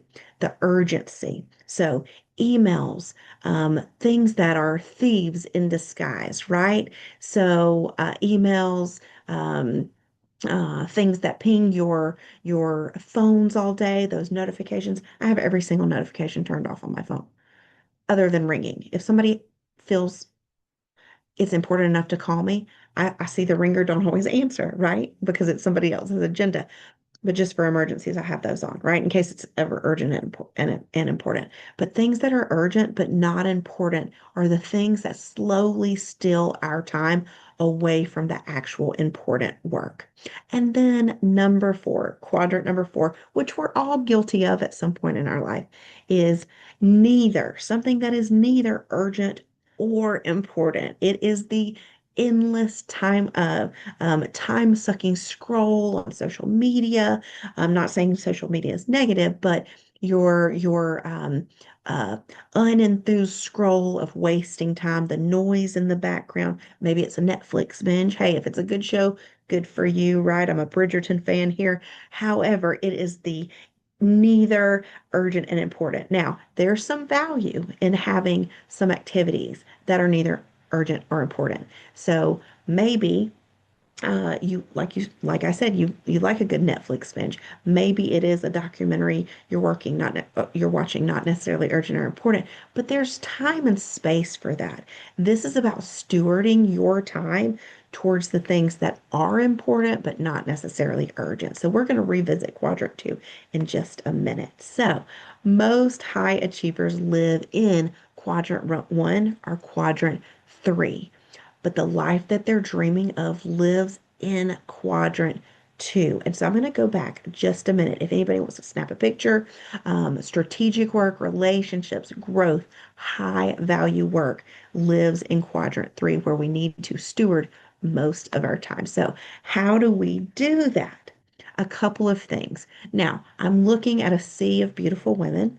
Um, no matter what nation, color, creed, background, tragedy, season that you're living in right now, most of you probably have some type of morning routine. Maybe it's having a slow morning, getting your coffee, maybe it's a devotion, maybe it's prayer time, some type of spiritual meditation, right? But I want us to revisit how you're spending those mornings. Now, in my certified trademarked time framework, T is for your relationship with time. I is for individualized. So individualized is my belief that not everybody is meant to get up at 5 a.m., run 2 miles, drink a green shake. Those strategies don't work for everyone. So this has to be individualized. So when you wake up in the morning, you're most cognitively rich. Your neural pathways are the most open during that not first 90 minutes of wake up, right? Your most cognitively rich window of the day. So it's before the world gets to you. That's when you're the most creative. That's when your soul and your brain is the most open, right? So how are you spending the first 90 minutes of your morning? We really want to focus that time creating before we're consuming. So when I'm talking about creating, is it your mission? M stands for mission. Is it your mission to write a book? Is it your mission to buy a home? Is it your mission to create a course? Is it your mission to create a program? Is it your mission to plan a trip, right? Your mission can be temporary, and then you move on to your next mission. That first 90 minutes from wake up is absolute gold. And if you're spending the entire 90 minutes sipping on your coffee, if that's your prerogative, that's fine. But your most high value work is going to be the most important during that first 90 minutes of wake up. So protecting your mornings are huge. The other thing is, I hear women so often say, I like to meditate. I like to, do a devotional. I just look, it's an easy app to get on and read my devotional, do those things on my phone. I'm going to challenge you to go back to paper. I'm going to challenge you to go to some other type of platform other than an app on your phone. What happens when we open that phone in the morning, even if we have the best intentions to do a devotion on our phone? Other interruptions come in and they steal those little time pockets of time. It's a time thief. So, what I'm going to challenge you to do is that first 90 minutes of your morning, no screen, no email, no Slack. Get away from that low value work, that admin work, and make sure you're focusing on that high value work. It's your time that the creator has given us to create, right? And I want you to try this for 5 days. So actionable tool. Try this for 5 days. refocus on protecting your morning time. Okay. So the next thing, number two, a tactical tool is I want you to start designing your week, not looking at your calendar to see what you have ahead, but actually putting specific, thorough thought in designing your week around outcomes. We so often think about what we have to do as tasks, right? So when we think about task, we think about what we have to get done. Time to shift from what we have to get done to how we want the outcomes of those things to feel. So instead of this week designing your week of I've got to pick up the laundry from the laundromat, I have to attend this meeting, and I have to write this speech or this talk, how do we want that to feel? What do we want the outcome to be? Name those three things. Okay. If you design your week focused on deep work at the beginning of your week, and listen, individualized, customized, the week doesn't look the same for everyone. Just because I have an example of Monday, Tuesday, Wednesday getting your deep work done, right? Maybe this looks like a Wednesday, Thursday, and Friday for you. Maybe your mental week starts at Wednesday on your head. Not every Sunday is meant for a reset for everyone, right? Even though I believe that's a time for rest and a reset biblically, maybe it doesn't look the same for you. So give yourself some grace when you're designing your week. And then what appointments do you need to make for yourself? We as women typically negate and neglect appointments for ourselves. So is it a dentist appointment? Is it a spa appointment? Is it a massage appointment? Is it a pedicure appointment, right? Be a little selfish with that. Is it a colonoscopy, right? Things we don't like to talk about. Treat those like meetings. Those C-suite office meetings that you're in a corporate setting for, treat those appointments for yourself as protected time and design your week around those things because we're giving to ourselves to be able to or we're giving to ourselves to be able to get more out of our lives and give to other people, right? We can't do that if we don't take care of ourselves. And then the next step about in regards to designing your week is where are you most likely to get pulled off track? Is it a call from your mother, right? It might be a coworker that, gets you sidetracked. It might be a hiccup in a relationship that you're dealing with. Where are you most likely to get pulled off track? Maybe you don't do well at your son's soccer game because the stimulus around you, right? We want to make sure that that doesn't get you pulled off track. And if you know to watch out for it, designing your week, you'll be able to get ahead, right? What's the real cost of not making our time stewardship important? It costs you presence, right? Maybe you're in a dinner with friends, but your mind's still at your office or a previous conversation that you had before. Maybe it's within connection. It costs you connection when you don't steward your time, right? Conversations where you're planning your next task. You're not present within the connection. And then what else does it cost you? It costs your dreams. You slowly erode, or your dreams slowly erode because or urgent always crowds around the important. So we want to focus on important, not urgent, right? So the 3-3-3 method, your daily architecture for clarity and intention. I want you to make sure you're spending 3 hours daily. They do not have to be consecutive, but 3 hours daily protected for your high value items for your deep work, right? So maybe that's the first 90 minutes in the morning, and then maybe it's the second, a second 90-minute time block, an hour and a half, equaling 3 hours, maybe in the early afternoon, right? Individualized. Not everybody's sleepy in the afternoon, right? We're all different. 3 tasks, so shorter items that move projects forward. These are actual needle movers that can get you to your destination quicker. And then 3 upkeep items, excuse me, upkeep items. So admin, email, maintenance items, just 3 items, not 3 hours, 3 items. 3 hours of protected deep work, 3 tasks to move the needle forward, and just 3 upkeep items quickly. So the bridge is built one plank at a time. The morning you protect that first hour, the Sunday, or whatever you desire, you reset and you design your week. Don't let it destroy you. You're designing it before the destroying time. And then the meeting you declined to stay focused. Make sure, go back to what Lyric said. No is a full sentence. You don't have to give an explanation. You can decline things because you get to choose how you use your time. So, your bridge building toolkit. I know we're coming towards the end of the 20 minutes. Protect your time, design your week, and use that 3-3-3 method to control your time. Take it back for yourself because you're pouring into yourself, you're giving to yourself so we can overflow to everyone else, your family, your spouse, your coworkers. That is true leadership. So I would like to take this time to invite you to connect with me. A couple of ways you can do that. I will put a link to my calendar in the chat. I offer complimentary time strategy calls. We work with individuals and organizations to help them strategize their time, gain their time back. Guess what? You get the same 24 hours in a day, and you get to direct that time. You can also get the book on time called Let's Talk Time, Own Your Hours, Rule Your Life on Amazon. This is your personal guide to redefining your relationship with time.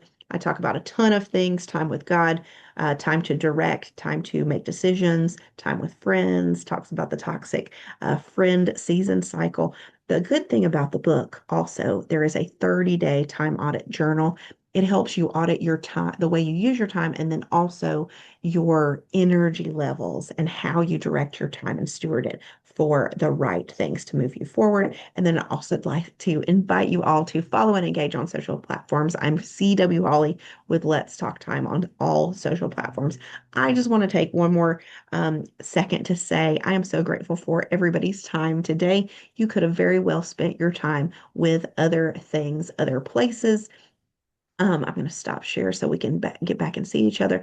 You could have very well chosen to use your time other places today, but you've chosen to spend time with other like-minded people and hear these incredible stories from these incredible women. So thank you for allowing me to speak today, and I look forward to connecting with you. I'm going to drop my calendar invite in the chat right now. Thank you so much for taking the time today. Thank you so much, CW Holly. That's amazing. Yes, time is one thing you can never get back, but CW just show you that with the right framework, you absolutely can take it back. All right, so Q1 is putting our fire chasing deadline, reacting to everyone else urgencies. Q2, that's where your actual life is. So make up your terms. I'm so excited to introduce you to our next speakers. If you know that feeling when you are doing all the right things and something still feels off. You are that? Yes. Our next speakers has spent 15 years helping people figure out exactly why. Jenna, the, the Nunzio, sorry, I just had a hiccup.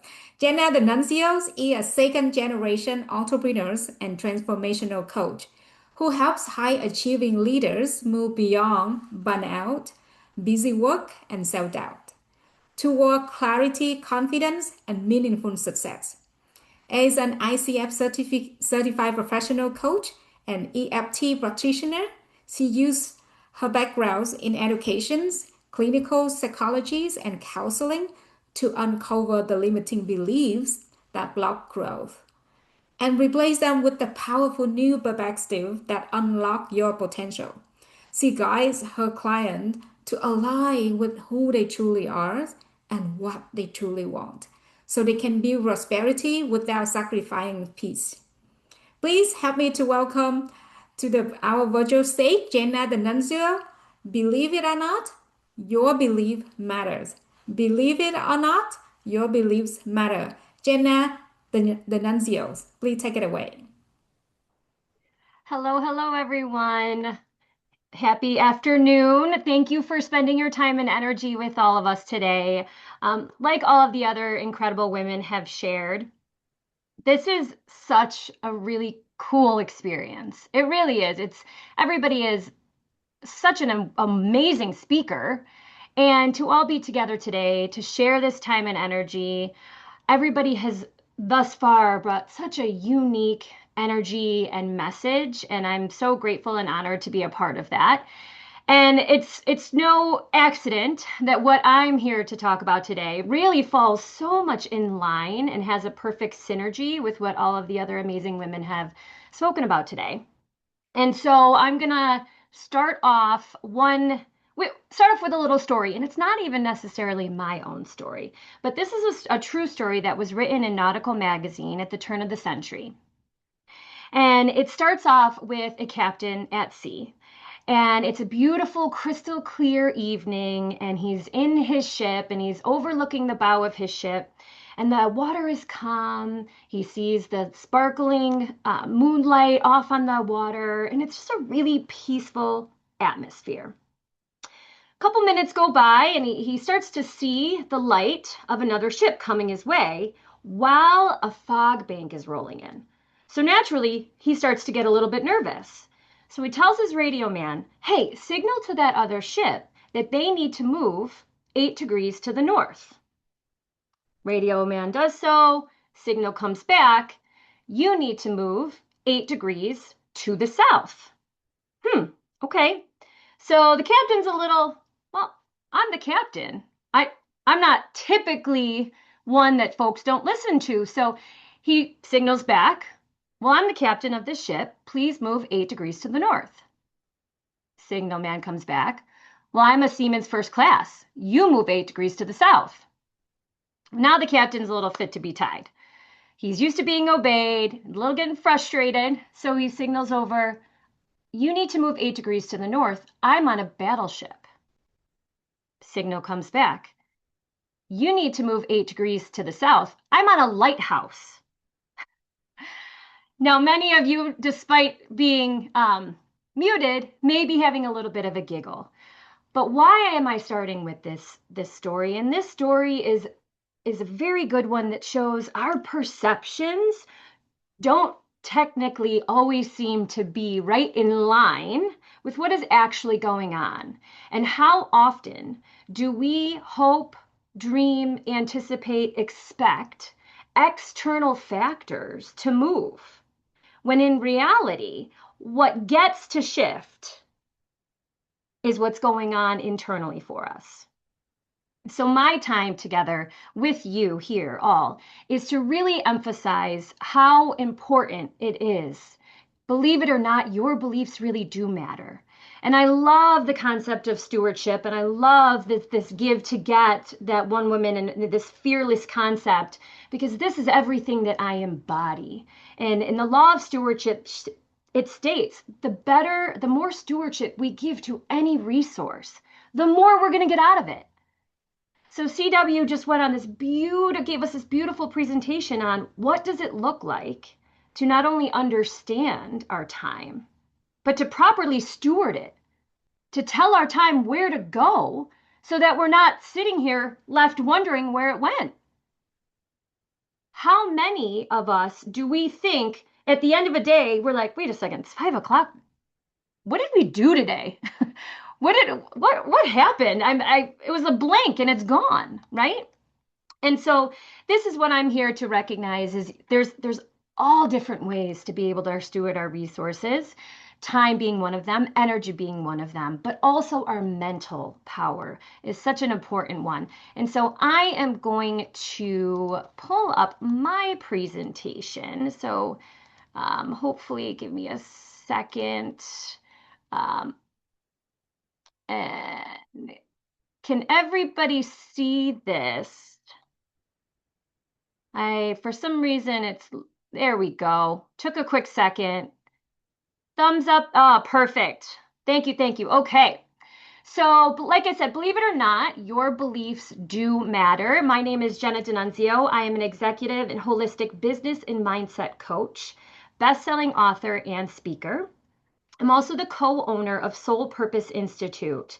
So I am very honored and blessed to co-own this company with my father. So taking this over as he starts to walk his way into retirement and being able to step into this space. And it is not lost on me how grateful I am for that. Though it is no easy feat following in his footsteps. So as we're talking about our stories, as we're talking about what it looks like to steward our resources, here's little Jenna.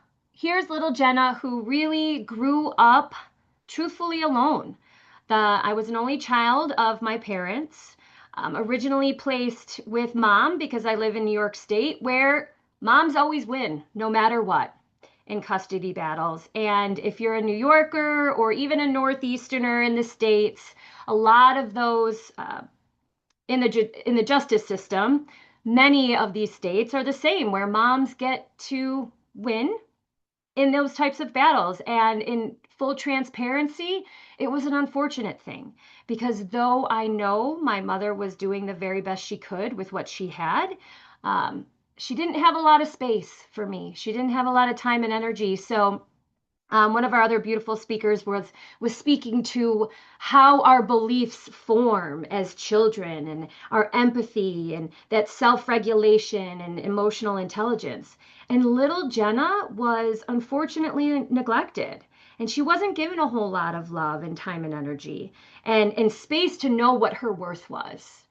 And so as I grew and evolved, one of my why, and you'll see here as my family is in the middle picture, my why is to help shift that narrative for not just the little girls in the world, but for future generations to come.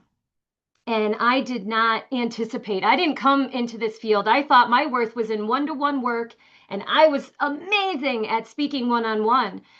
Until one day I wondered to myself, am I playing small? Do I have a bigger message to share with the world?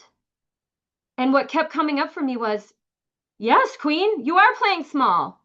Yes, Queen, you do have a bigger message.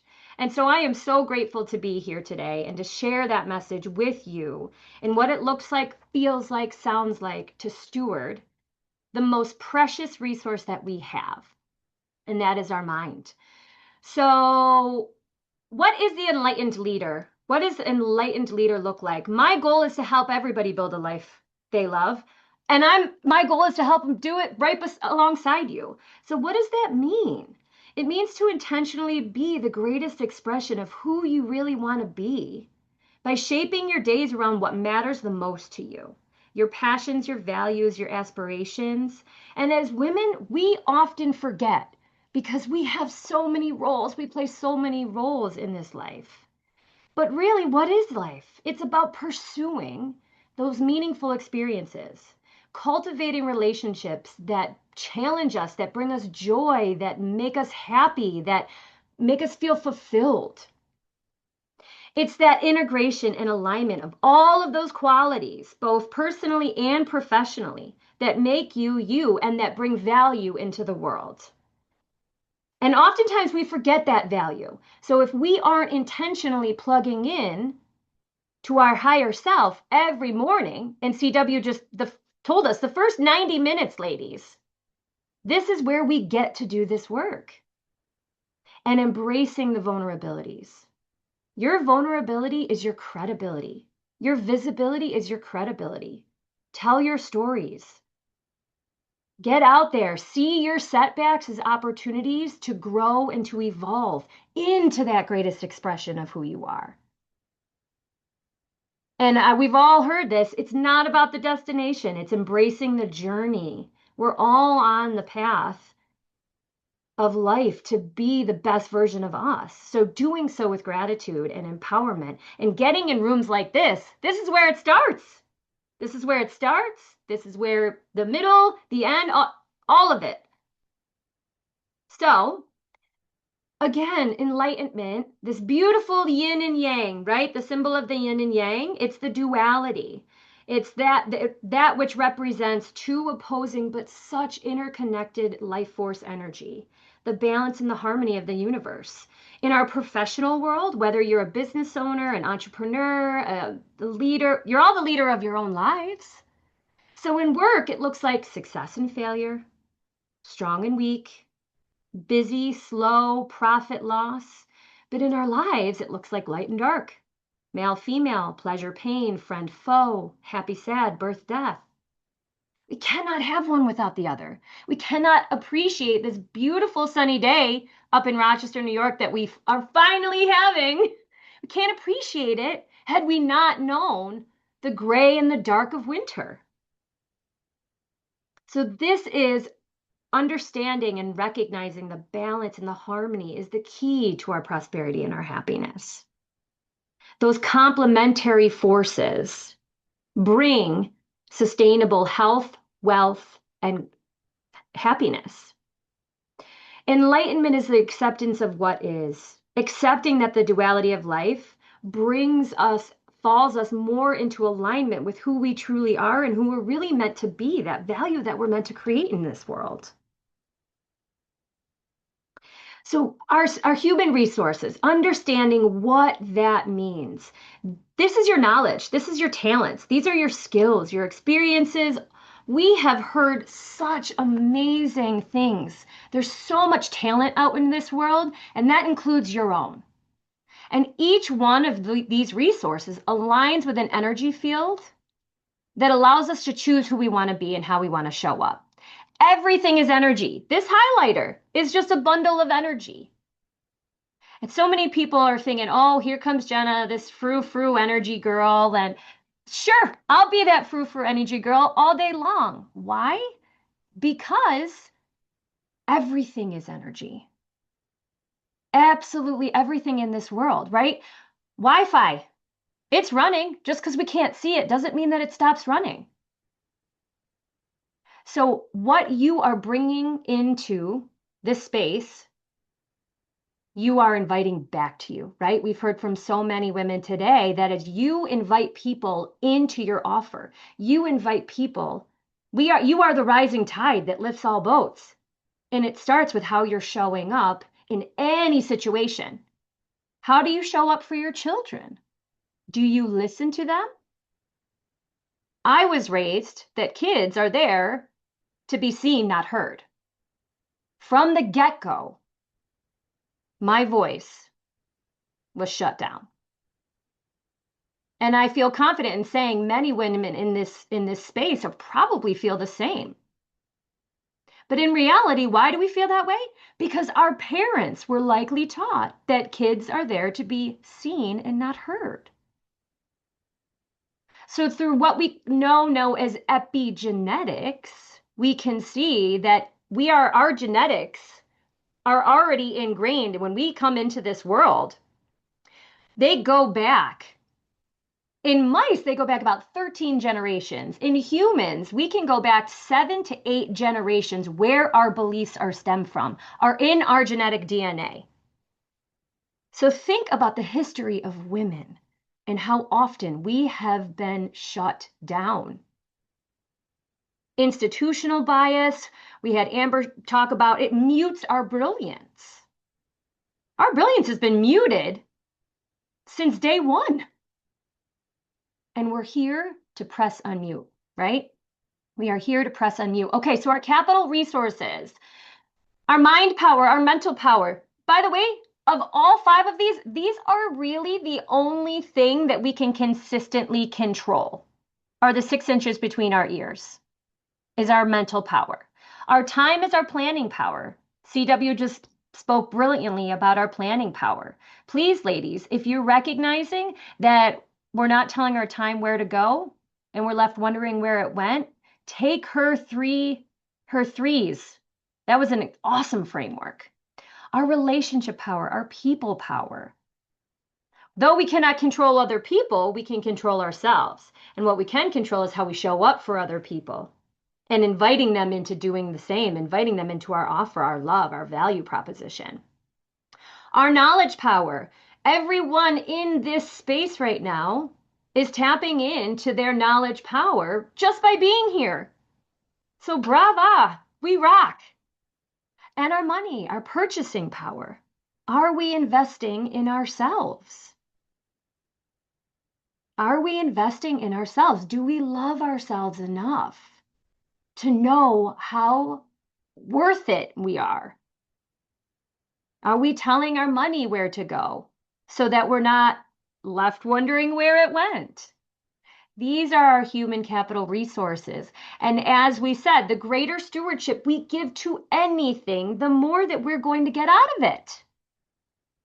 So, our human capital resources, like I said, our mind is our creative thoughts and our destructive thoughts. Everything is a choice. The law of choice states that we can choose anything and everything. And this is really tricky because most of us don't think that we have a choice.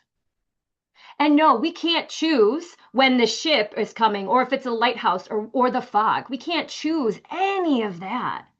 But what we can choose is how we respond to it. Which thoughts we are energizing. Are they creative thoughts or are they destructive thoughts? Okay? And for the sake of time, I'm going to skip over a little bit here. Here's our reactive thoughts. Here's some creative thoughts. Most of us say, oh, well, I have to get up and I have to go to work today, right? Versus, I get to start my day plugging into my higher power by doing my devotional, by praying, by meditating, by saying an intention statement, by moving my body. Oh, I can't do that today. I'm too overwhelmed. First, wait, how can I live into what I call the both and? How can I figure out a way to move my body and still make sure that I'm home in time to pick up the kids from school? Oh, well, I should have done this. I could have done that. No, I choose to.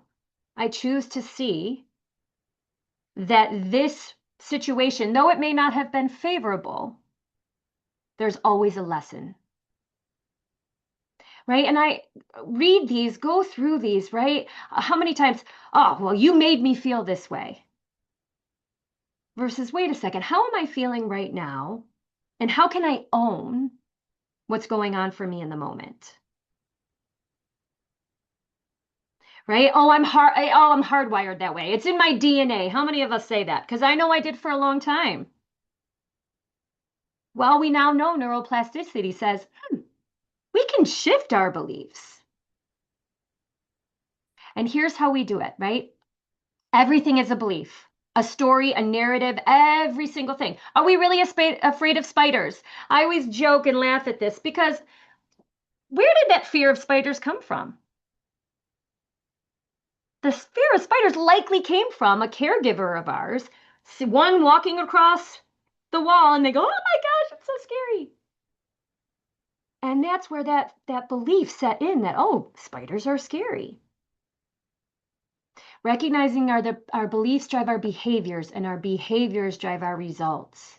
And my gift here, please, if you take nothing away from my time with you all, is that you write this down. Our beliefs drive our behaviors and our behaviors drive our results.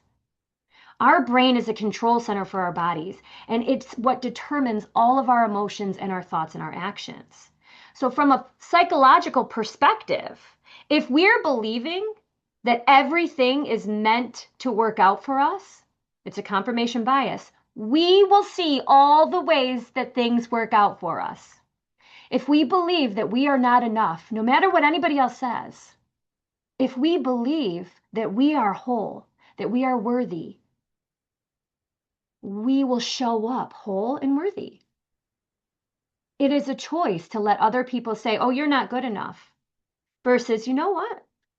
That is your big fat opinion, and you're allowed to have it. And see you, lady. Love you. Bye-bye. Because I know I'm whole. I know I'm worthy. I know I'm meant for great things in this world. And I love myself enough to not let thoughts, experiences, people, situations cause me pain. And so I know I'm running a little bit over here, so I want to start to wrap things up, and I apologize from a time's sake. I just have so many wonderful things to say. I can't help myself, but I want to make sure that we get back a little bit on track. Please, your beliefs drive your behaviors and your behaviors drive our results. It is so important to recognize that everything within you is a belief. Every thought, is it an empowering one or is it a limiting one? And you have that choice to be able to recognize. So slow down, speed up. Ask yourself, what stories am I telling myself right now? Is it an empowering one? Is it a limiting one? And where can I shift from that limiting to empowering? If there's anyone, I would love, love, love to continue to connect with you. Please find me on any social media. I will also put my calendar invite in the chat because I know that we haven't had a whole ton of time and I don't want to hurry through my own presentation. I talk a little bit too much. That's the Italian in me, so I apologize. But thank you all so much for being here. I will put my calendar link in the chat. I would love to connect, and I am on all the social medias. So thank you. Thank you so much, Jenna. So you just remind us that everything we have, our minds, our time, our relationships, our knowledge is capitals. And the greater stewardships we give it to any of it, the more we get back. So the question is, what have you been under investing in? So give Jenna a round of applause in the chat and let us know one thing you take away from Jenna's speech. And we're now heading into our next speakers. The next story, ladies, just get your tissue ready. Vanessa Milton is Mrs. Arizona Betty's 2026 and the founder of the Better Without Them. She shares how she transformed pain into powers and turned her personal heartbreak story into a movement for healing and self-reinvention. Through storytelling, reflection, and practical guidance, Vanessa invites women to redefine what love, beauty, and strength mean on their own terms.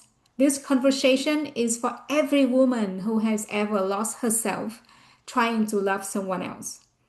Please help me to welcome Vanessa Milton to our virtual stage, Healing After Heartbreak, Reclaiming Confidence and Power Through Self-Reinvention. Healing After Heartbreak, Reclaiming Confidence and Power Through Self-Invention. Vanessa Milton, please take it away. All right. Good morning and good afternoon, Fearless World Summit. Can you hear me? All right, perfect. All right. My name is Vanessa Renee, and I am an emotional wellness advocate and the founder of Better Without Them, an emotional wellness platform that helps women bloom after heartbreak. For years, I've helped women across the country dismantle the walls of self-doubt and rebuild lives rooted in radical confidence. But before I became the woman you see here today, I was someone I barely recognized. 10 years ago, I was married and living what I believed was the life of my dreams. But like many things built on a faulty foundation, it eventually collapsed. The night before, everything changed. I had a dream that my husband tore up the note that he had written me the night before our wedding. I woke up confused, but I went about my day as usual. And that evening, when my husband came home, he walked through the door without saying a word. Instantly, I knew something was terribly wrong. Then he said something that shattered my world. He told me he no longer wished to be married and no longer wanted the responsibility of being a husband. My heart broke into a million pieces. In the days that followed, I felt like a walking zombie. I tried to go to work, I tried to eat, but it was impossible. It felt like there was a place in my stomach where food and sadness met, and grief just filled every inch of it. The shock eventually turned into burnout. My nervous system was overwhelmed. My body would shake uncontrollably, and even standing up would make my heart race. At that point, I could no longer afford the rent on my own, even with a full-time teaching job. And the truth was, my body was giving out. So I made one of the hardest decisions of my life. I had to leave the city and community I loved so I could take care of my health and begin again. On May 22nd, 2016, I finally surrendered. My father drove 500 miles to help me pack up my 2 cats and everything I owned. Together, we prepared to make the long drive back to my childhood home. On that day, there were no goodbyes. After the car was packed, I called my then ex-husband to let him know I was leaving and that we would drop the keys off to him before we went. He only worked 5 minutes away, but instead of meeting us, he sent a text message that simply said, "Leave the keys in the mailbox." I froze when I read it. 5 years of marriage, and those were his final words. As I dropped the keys in the mailbox, I took one last look at the home I thought was my dream, the home I thought I was building. Then I got into the car with my dad and my cats, and we drove away. After 8 hours on the road, I arrived at my childhood home exhausted, but grateful to finally be surrounded by warmth and love after months of emotional coldness. The next morning, reality hit me all at once. I had left behind a life and a network that had taken nearly a decade to build, and I had no job, shaky health, and a new marital status, divorced. Most days, I could barely get off the couch without my heart racing.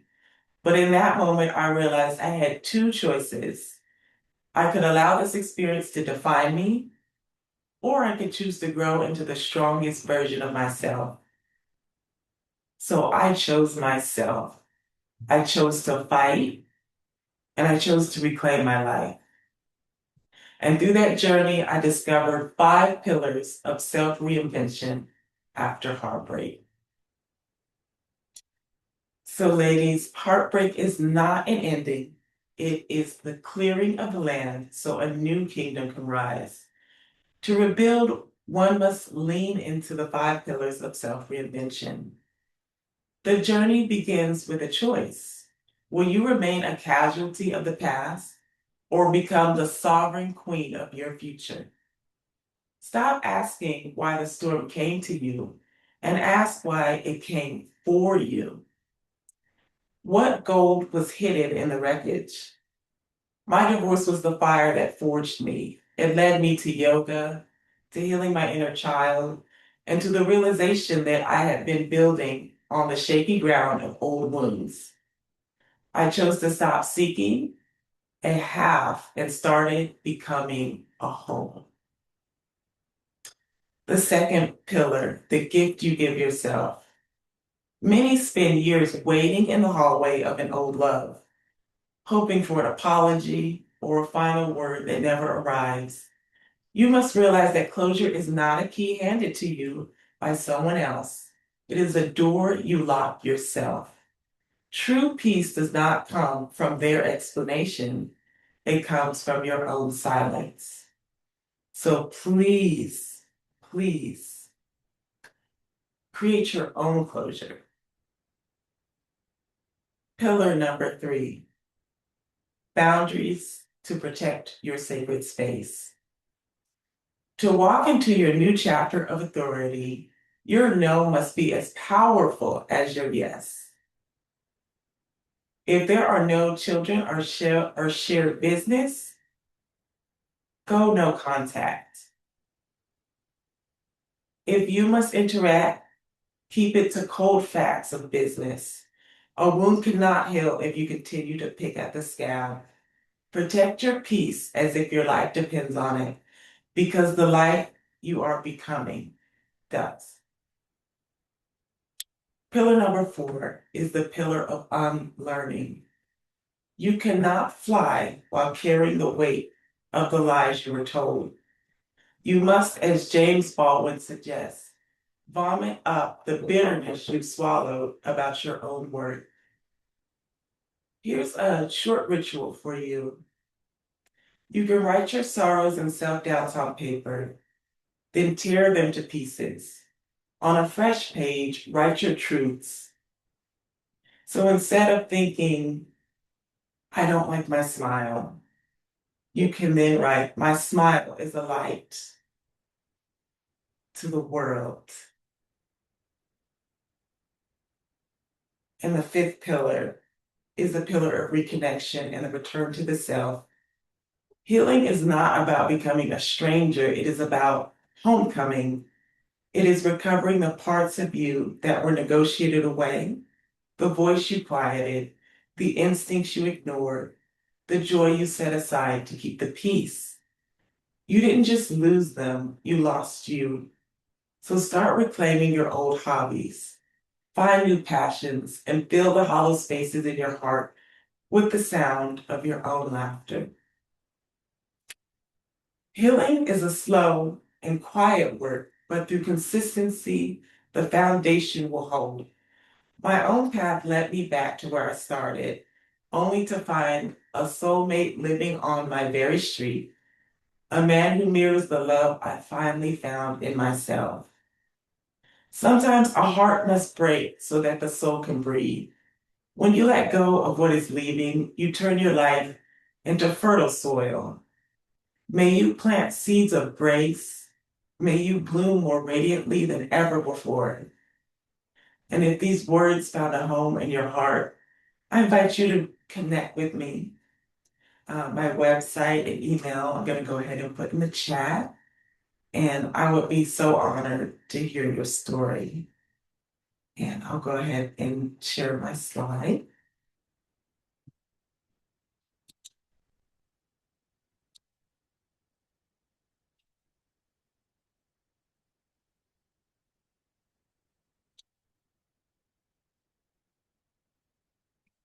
Let's hit the share.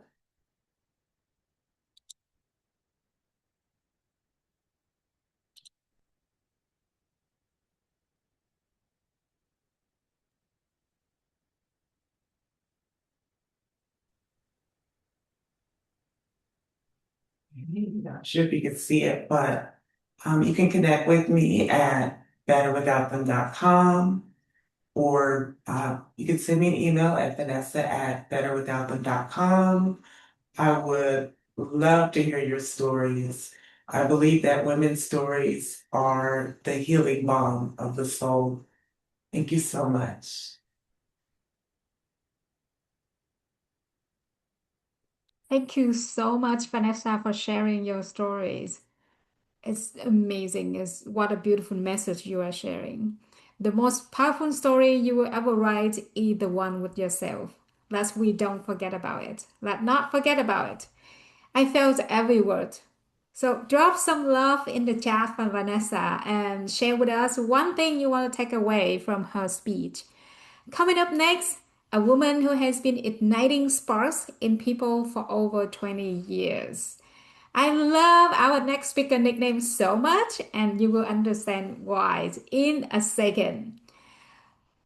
Luann Bigler knows a spark. Now you know why I love the nickname. Is a transformational speaker, coach, and founder of iHug Movement. She is a certified facilitator of the Passion Test and Passion Test for Business, guiding individuals and organizations to discover their purpose and build lives fueled by passion and joy. With more than 25 years of experience in leadership, events, and coaching, Luann ignites clarity and courage in others to create meaningful change. Today, she brings her signature spark to inspire you to embrace your passion, joy, and live fearlessly.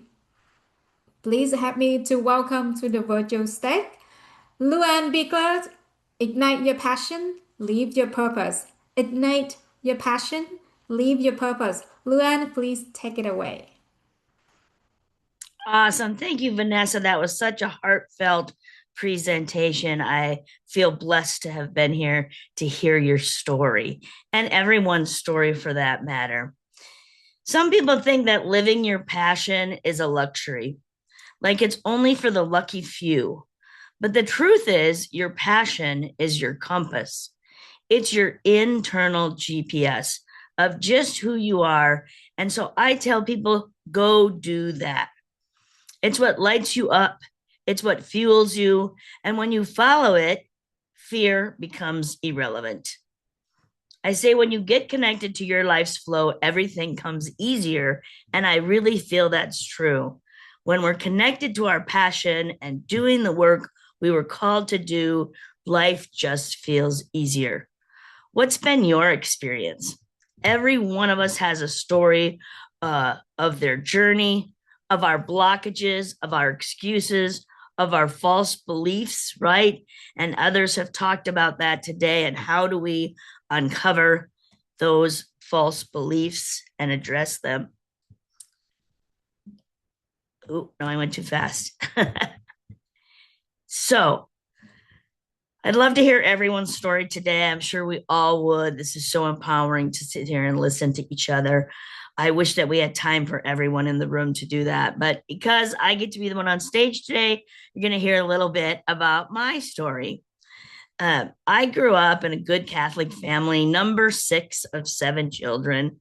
And looking back, I think I just did what I was told to do, what I felt like I had to do, what I was supposed to do to follow along with the family, my father, and in other people's footsteps so that life would work. I never asked myself, what do I want? How about you? Do you ever ask yourself, what do I really want? I remember vividly sitting on the kitchen floor. My father was a chemistry teacher, and he was sitting at the kitchen table grading papers, and I was filling out college applications. And he looked at me and he said, well, what do you want to be when you grow up? That might help you pick a college. And I remember being absolutely dumbfounded, like, what? Why is he asking me this? Like, I'm supposed to be a teacher, like he's a teacher. I'm supposed to follow in my father's footsteps. And I said to him, I'm going to be a teacher like you, Dad. And he said, no. He said, no, go do something else. Now, this is how the people who love us advise us. My father raised 7 children on a teacher's salary 40 years ago, right? They got paid even worse then than they do now. So from the pain in his heart and his experience and the love in his heart for me, he said, I want more for you. Go do something else. And so he led me off the path of being a teacher.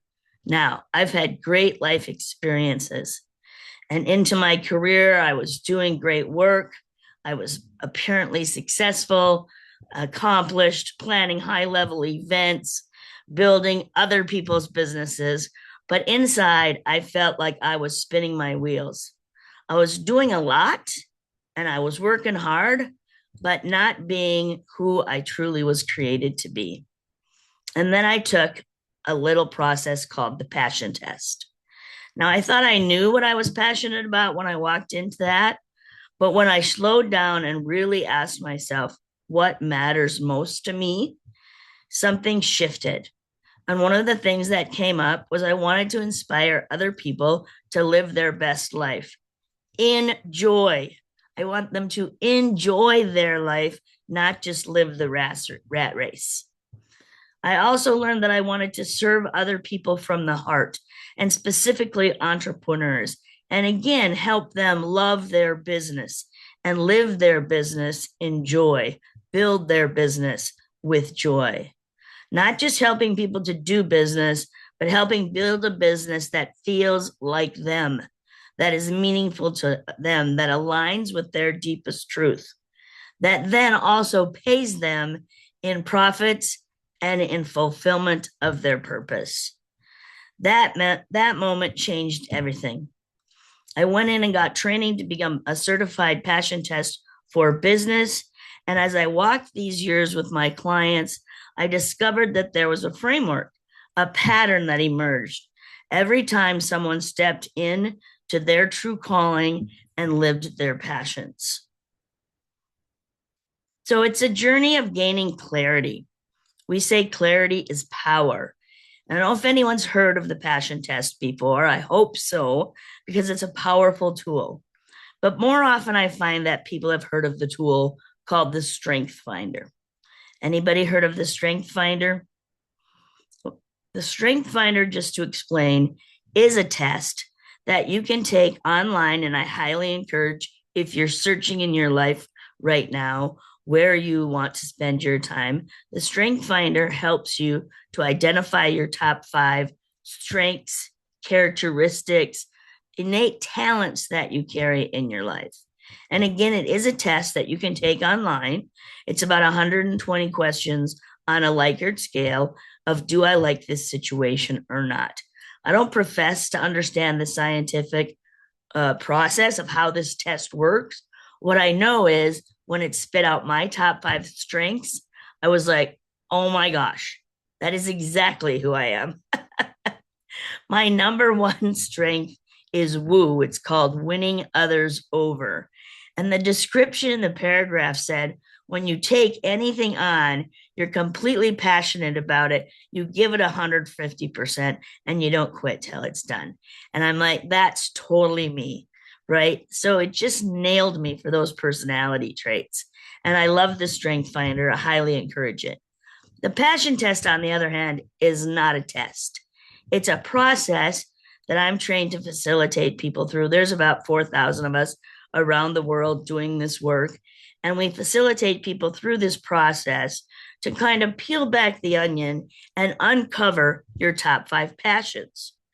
I call the Strength Finder the scientific methodology at getting at who you were designed to be, and the passion test the heart and soul methodology at getting at who you were designed to be. And when you put the 2 pieces together, it's a powerhouse of knowledge of just who you were designed to be in the world. And I say, go do that. Step fully into your power with clarity of who you were designed to be. So with that, I then took the passion test for business into the process of building the framework around making your passions pay. So I call this the 6 C's framework to making your passions pay. The C's of a purpose-driven business, taking you from struggle to success, just 1 C at a time. So let's run through these quickly. Clarity.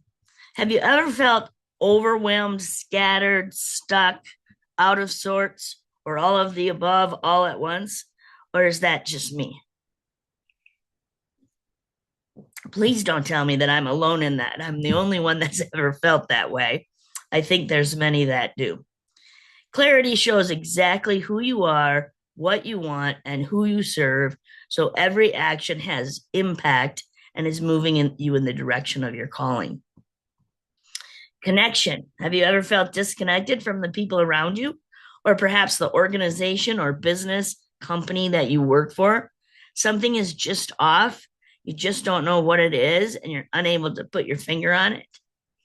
I believe that core values, alignment with the organization on what are the company's beliefs, practices, and norms are the thing that connect us all together.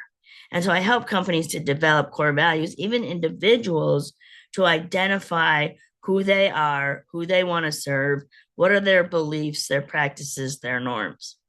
When you connect people on a common ground like that, your connection recharges you, it deepens the relationships that you have, and it fuels your purpose, right? It is what drives you. Community. Being an entrepreneur can be a very lonely place to be, especially for women. We think we need to do it all by ourselves. Like the proverbial swan floating on the water. We're looking beautiful, like we got it all together, but we're paddling like hell underneath. Anybody else felt that? I certainly have. So a community surrounds you with encouragement. Who spoke of encouragement earlier? I love that. Courage for the heart. Wonderful. Community gives you that encouragement. It helps give you perspective, keep your mind clear, right? That mindfulness, that purposeful mindfulness. And it brings then momentum because you're surrounded by supportive other people who continue to encourage you to move forward on your dreams. That brings us to collaboration. Collaboration is community is the new currency, is what they say. And community brings together like-minded people into collaboration, which leads to success for all together. I'm a member of the organization called BNI, if any of you entrepreneurs out there are familiar with that. And we believe in the giver's gain philosophy. When you give of yourself to help other people be successful, you naturally gain in return. It is the law of reciprocity, really, and it works when we work together and support each other. So I firmly believe in collaboration, and that unlocks our shared gifts, that expands our reach, and it sparks innovation in both of us to collaborate together. You need to have commitment to being an entrepreneur every day because it's not for sissies. Would you agree? You need to commit to using the tools that others have shared with us today, and they're all great tools to support our success in life and in business. You need to commit to caring for yourself, those self-care tools, and for caring for others. Yes, when you're an entrepreneur, if you have a team of employees, you're responsible for others. But I would say you first.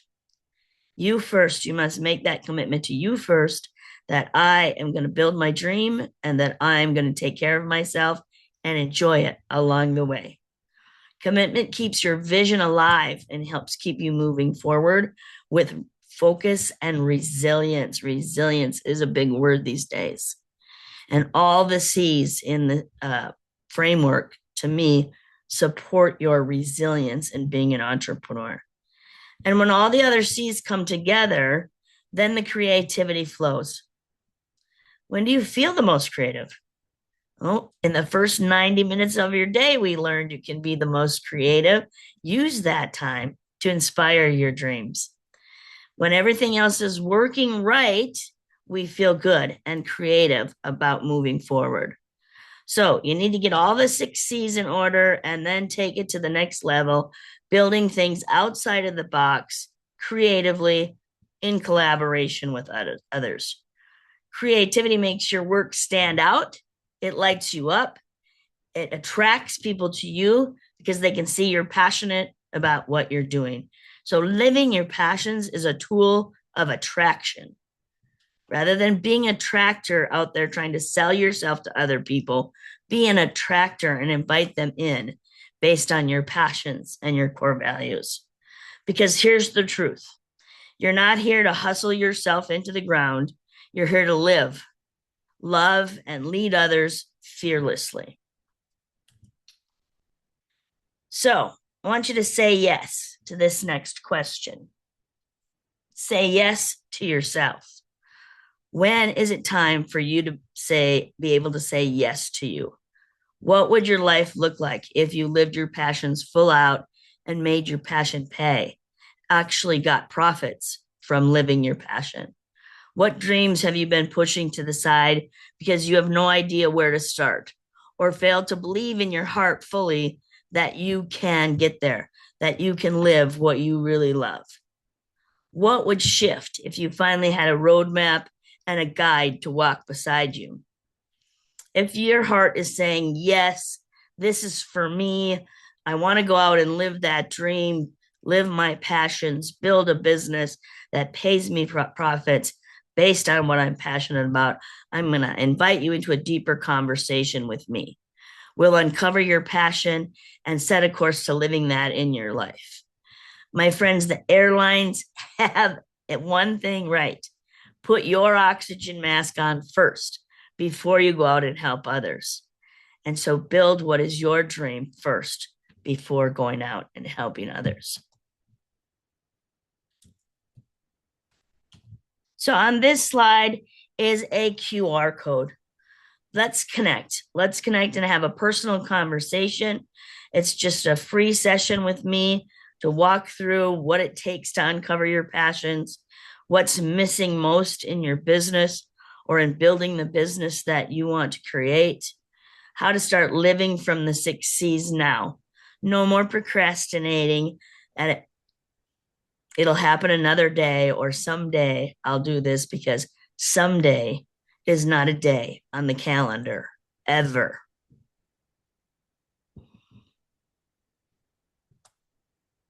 So let me leave you with one more thought. Grab that QR code. I can also put a link in the chat while we listen to some others. So look for it there if you miss it. But grab that QR code, and then let me leave you with one final thought. You were not given your passion by accident. It was purposeful. It is your soul's way of whispering, this is who you are. This is what you were meant to be here for. So be bold, be brilliant, be fearless, and whatever you do, do it now. Time waits for no one. Your passion is waiting for you. Your soul is calling. Let's make your passion pay. I'd love to meet up with you for a conversation. Thank you so much, Luann. And someone asked in the chat, like, how does everyone take the passion test? You have a link, I think, and you can share in the chat so people can take some passion tests.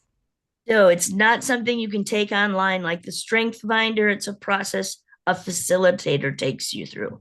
But that's the conversation we'll have, is explaining the process if you join me for a conversation. I'll tell you Oh, more. I see. Yeah. Thank you Okay. so much. That's word sparkling. Put in the chat, what passion did you unlock for you? Tell us after you listen to Luann's speech. We would love to see. Our next speakers, I'm so excited to share, is Laura Marie Rubin. Is the word that tells us to go faster, achieve more, and never stop. Our next speaker is here to say, what if that's not actually the answers? In her own words, in a world that pushes us go faster, achieve more, and never stop, it's easy to lose sight of what actually matters. But the real powers is in a slowing down long enough to ask, is it the life you truly want?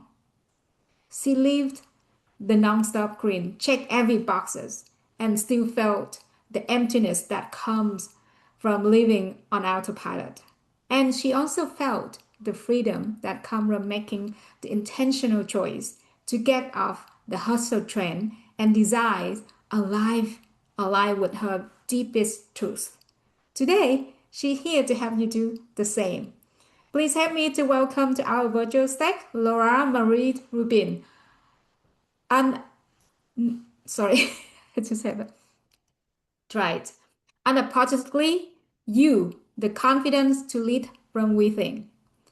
Unapologetically, you, the confidence to lead from within. Laura Marie Rubin, please take it away. Did you hear it? Did you hear that voice? Quiet, steady, and almost impossible to ignore. Is this all there is? Standing in the pasture, boots in the dirt, sun on my face, the horses grazed around me, calm, steady, grounded, and me, rushed, tight, restless. Out here, where the noise of the world falls away and there are no expectations, that noise gets a little bit louder. She surfaced after every milestone, every achievement, every shiny object that I went after on my quest for success. And to be honest with you, for 8 years, I shoved her down, I tuned her out, I outran her. I was convinced that there was something wrong with me, that I wasn't doing it right. But every time I climbed higher, I pushed harder, there she was. I just needed a better strategy, a better plan, a bigger goal. I needed to do more, achieve more, become more. And as I said, every time I climbed higher, every time I pushed harder, every time I got that shiny object, she came with me. Kind of like Mary's little lamb. Remember, Mary had a little lamb whose fleece was white as snow, and everywhere that Mary went, the lamb was sure to go? Only it's Laura, and everywhere that's going with me is my whisper. She came with me to corporate. She came with me to entrepreneurship. She came with me everywhere. Is this all there is? But before the whisper was a girl who wholeheartedly believed in the path that she was on. Success wasn't a dream, it was a checklist. College, career, marriage, check. Children, nice house, nice car, check. I was all in, driving hard, checking off those boxes, following every rule and doing everything that I was told, that I was on my quest for success. I was going to get there. I was the woman who could outrun exhaustion, outwork doubt, and outperform the expectations that had been placed on my shoulders. I truly believed that if I achieved more, performed harder, pleased everyone at all costs, that success was mine, that feeling of fulfillment and meaning would be mine. And the sad thing is, my story is not unique. It's late, the building's closed, and my office is at the end of the hall, lit only by the blue glow of my laptop, and I'm typing. I am sending out that last email, that last proposal. There's papers scattered all over my desk. My tea is cold, and there's this thump. This ache in my chest, this knowing that I had pushed myself too far and too hard. And that's when she first appeared. Is this all there is? I looked up from my computer because I had heard her loud and clear. And then I went back to typing, put my head back down and went right back at it because I was not willing to admit the truth. And in all actuality, it really wasn't, I don't even think I probably knew the truth. At that point, it was safer to follow those rules and what I had known than to confront the truth that my exhaustion was trying to point out to me. I knew deep down that if I was willing to continue to follow this path and do things well, that this nagging feeling of emptiness would someday be filled, that it would be all worth it. Fast forward 8 years, I'm standing in my beautiful kitchen, getting ready to get into the car of my dreams, to drive to my beautiful office, to sit behind my computer for 10 hours, to go back home and do it all over again. On paper, I was killing it. I was absolutely had the perfect life from the outside. Only the problem was the script that I was following and the role that I was playing wasn't mine. And that's when the second whisper appeared. And that whisper was less of a doubt or a question and more of a call to action. There has to be more. Let's talk about, let's talk about how we got here. This, ladies, is how we got here. Now, if I were standing on stage, I would drop this and you would hear a loud thud. So just imagine that. You hear this loud thud. In the beginning, we are initiated into the old rules of success. The ones where the world tells us who to be, how to act, and what we need to do to earn our belonging. But the thing about those old rules that we didn't have any idea about is that they carried a weight. Heavy, unquestioned bricks and silent. Now, these bricks are different for everyone, but we have universal ones. And I'm going to list just a few, and you can tell me, do you resonate? As I go through these, type in the chat which ones resonate with you. And if I don't say one that you know or that you're feeling or have felt, type it in the chat as well. How about the brick of approval? I don't trust myself. Everyone else knows better than me. I'm going to go, I want to know if they approve of what I'm doing. The brick of perfectionism. When I get it right, I'll be good. I'll be worthy. The brick of productivity. Don't rest. You might be considered lazy. How about the brick of over responsibility? I'll do it. You say yes even when you are buried and drowning in to-dos. Or the good girl syndrome. Be nice. Don't speak. Don't take up space. Any of those apply? Do you feel any of those or any that I didn't say? Because there are so many bricks that my backpack would weigh over 100 pounds easily.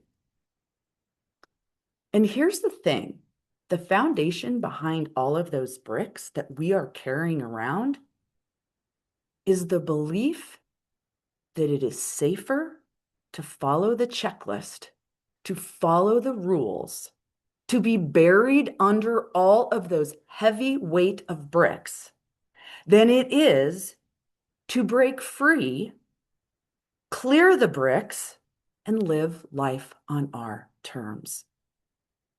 And the cost of not breaking free, the cost of living with those bricks on our chest is high. It invades our whole life. It disconnects us from our true identity, and it slowly but surely drains us of our life force without us even knowing.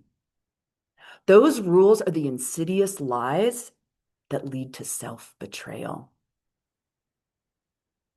Ladies, it is time to put down the backpack. You are no longer required to carry it. And I know what you're saying. I can't do that. I don't know how to do anything else in my life. I mean, this is how you get to success. You don't know my life. And I would venture to guess that, yes, I do know your life. And yes, I know every single one of those questions because I lived them and I asked them. And I'm going to call BS. Because here's the best part. It may not feel like the best part, but here's the best part. At some point, I chose to continue following the rules, wearing the mask, donning the cape, piling on the layers of roles that we knew did not fit. We chose that. So guess what? If you choose something, you can unchoose it. Yeah, I don't know if that's a word, but I'm going to use that word today. You can unchoose the roles, the rules that you're following. Look at Arianna Huffington. She quit the Huffington Post because she did not want to continue the narrative that burnout was the only way to success. And then we've got Brené Brown, who's showing us a completely new way of leadership, one of vulnerability and humanness. And let's bring it closer to home. How about every one of these ladies that has taken the virtual stage today that is showing you how you can live life on your terms, how you can ditch those rules and stop outsourcing your identity? It is possible, ladies. Most high-achieving women aren't exhausted because they're doing too much or they're burned out. They are exhausted because they are outsourcing their identity to others for approval. They're seeking permission. They're performing for that permission and they don't need to. And this works until it doesn't. And that's when life starts feeling just a little bit too tight. Like those 2009 Jordache jeans that you have hiding in the closet that you just knew you're going to get back into. Or it's the career that you hustled for and now it doesn't light you up anymore. Or the business that you built and it doesn't align. Or it's as simple as laying awake at night, staring at the ceiling, knowing in your gut that your life no longer fits. This is the pivot point. This is the unchoosing, your chance to unchoose. Do you live business as usual, or do you take one small step toward living unapologetically you, to living life on your terms? The moment you stop negotiating with your truth is when you stop shrinking to survive. You stop looking for approval over aliveness, and you stop living a life that looks right, but feels all wrong. This is where your power, you get to take your power back, where self-leadership comes into play, and you stop outsourcing your identity to everyone else. I remember the day like it was yesterday. I walked out of my office into the Colorado sunshine and asked, what just happened? I was walking out of my office for the very last time. The company had closed, and in a split second, I had lost my title, my trajectory, and everything I knew about success. Poof, gone in an instant. And the roadmap that I had been following led me to a dead end that I never saw coming. And as I stood in that parking lot, scanning for my car that I had parked just 3 hours before and no longer could find, fumbling for my keys, I realized it wasn't fear that I was noticing. It was the silence. I had no plan. I had no next steps. I was not prepared.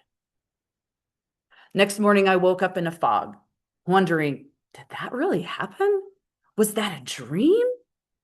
I bolted upright in bed. It was 8 a.m., the sun shining through my window, and I am not at the office where I should be.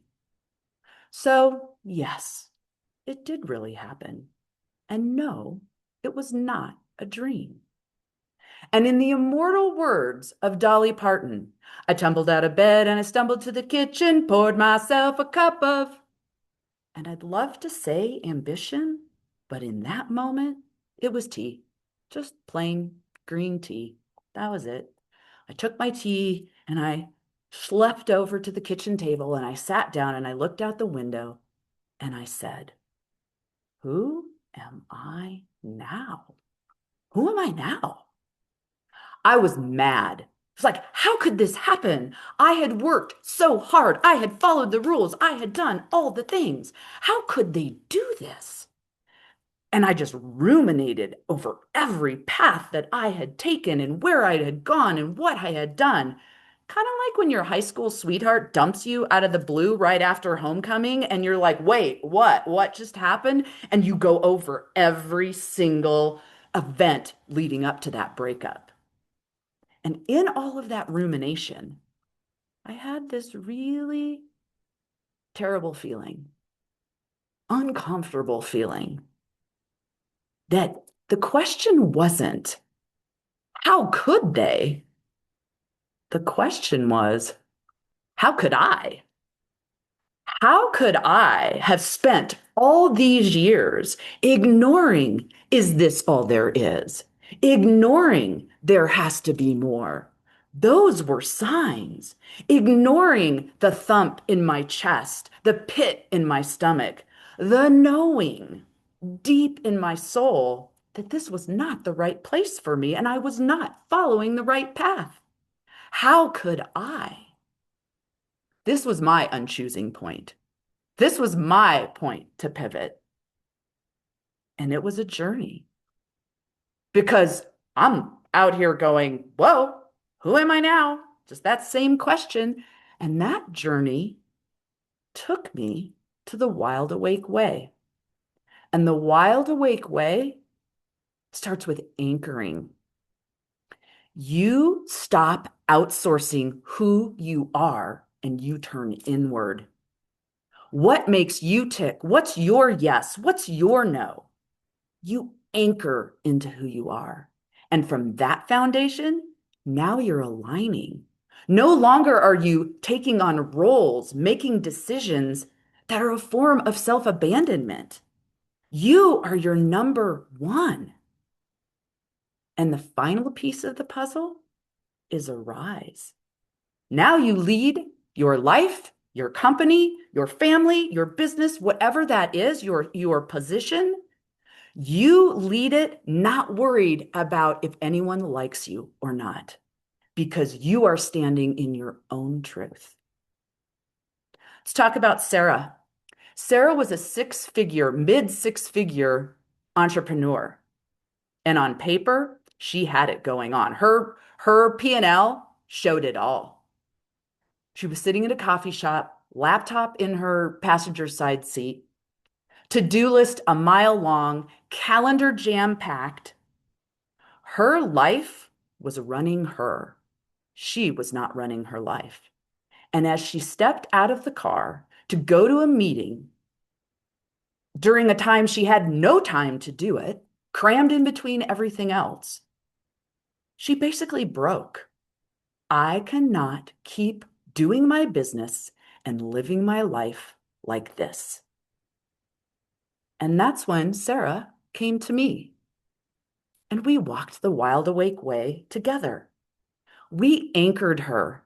She gave herself permission to take off the mask, to drop the cape, and to peel back the layers that she had been piling on from all the conditioning and expectations that she had taken on, but was too afraid to let go of.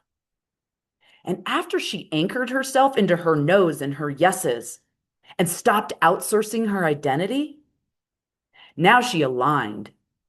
She looked at her calendar and she canceled every appointment that felt like an obligation, kept only things that moved her life forward, her business forward, or that she truly enjoyed. She looked at the offers on her website and said, I don't even like these two. Why are they on here? Gone.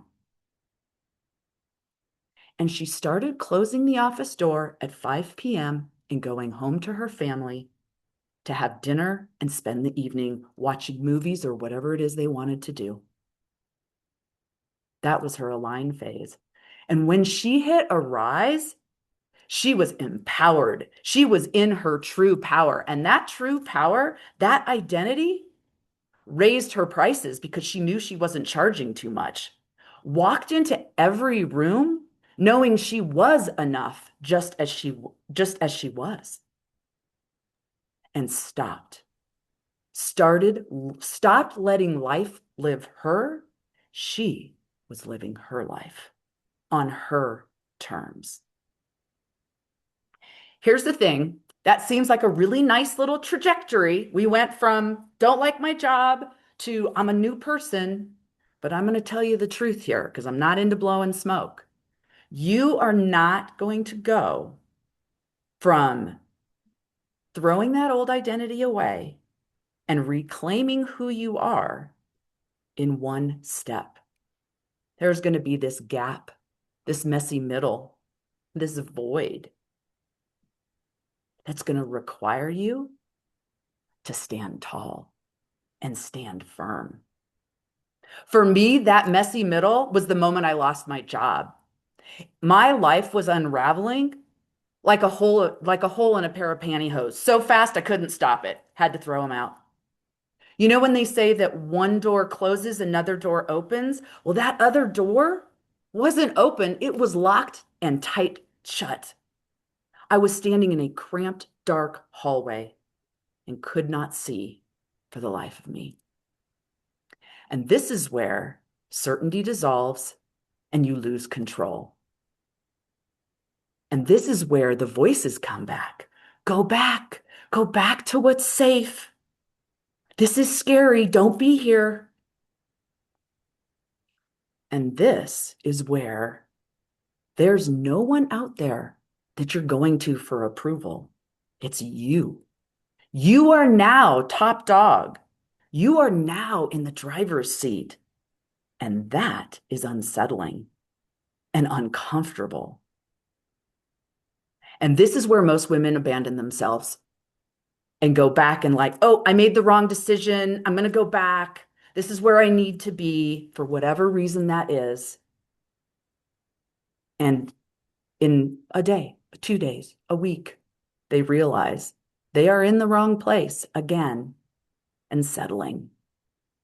So my encouragement is when you are in that messy middle, that gap, that void that feels so unsettling and so uncomfortable, that you stay the course. Because this place is a gift. And I know you're thinking, what? This doesn't feel like a gift, but it's the gift of exploration, of discovery, and creating your own wild, awake way. This is your chance to rewrite the script, reclaim yourself, and be who you always were before the world told you how to be. Some of you will hear this and lean in and go, yes, I want more. Some of you will stand back and go, no, can't do that. I'm not ready yet. And that's okay too. There is a cost to both. There is a cost to ditching the old identity. And that means you're in this place where you have to rely on yourself. There's also a cost to going back to who you were in those roles, wearing those masks, buried under the bricks. And that cost is clarity, is your aliveness, and your sense of self. No one's going to come along and hand you the life that you want. You are going to have to choose. And when you choose yourself, it is not a one and done. It is a practice. It is a devotion. When you are devoted to yourself again and again and again, you live each day on purpose and with meaning. You trust yourself in every situation. You are not afraid of fear or change. Pardon me, you are not afraid of change. You do not have the fear because you're co-authoring with it. You're walking alongside that change, co-authoring it to what you want it to be. You walk into every room knowing you are enough. And that little voice, is this all there is gone. You've silenced her because you've answered the question. You've solved the riddle. And you've done the more. There has to be more. You're doing the more. So ladies, this is your opportunity to take back your life and live unapologetically. And it only requires one small decision. And that decision is choosing you, choosing yourself today, right here, right now. Let's go. Thank you so much, Laura. Amazing. Laura just reminded us that self-leadership isn't the title we earn. It's a choice we make every single day. It's a choice we make every single day. And the most radical act of power you can claim right now, deciding that from this moment forward, you are the one in charge of your own story.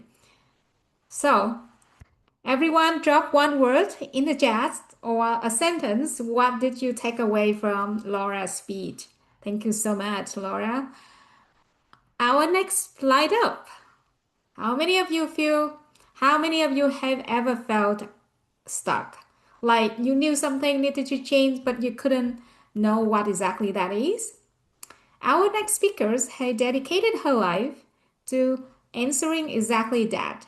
Grace Auburn is certified in purpose clarity, dream building, mental health first aid, and life coaching. She has spoken on stages across Canada, Paris, and Puerto Vallarta. As an international speaker and author, Grace is devoted to support individuals navigating feelings of emptiness and overwhelm. Many of her clients come from her feeling stuck, unhappy with their current circumstances, and yearning to pursue a life they love living, full of true passion and purpose. She understands the profound call something greater and internal struggle that accompany with this. Please help me to welcome Grace Auburn to our virtual stage, Life by Design versus Default.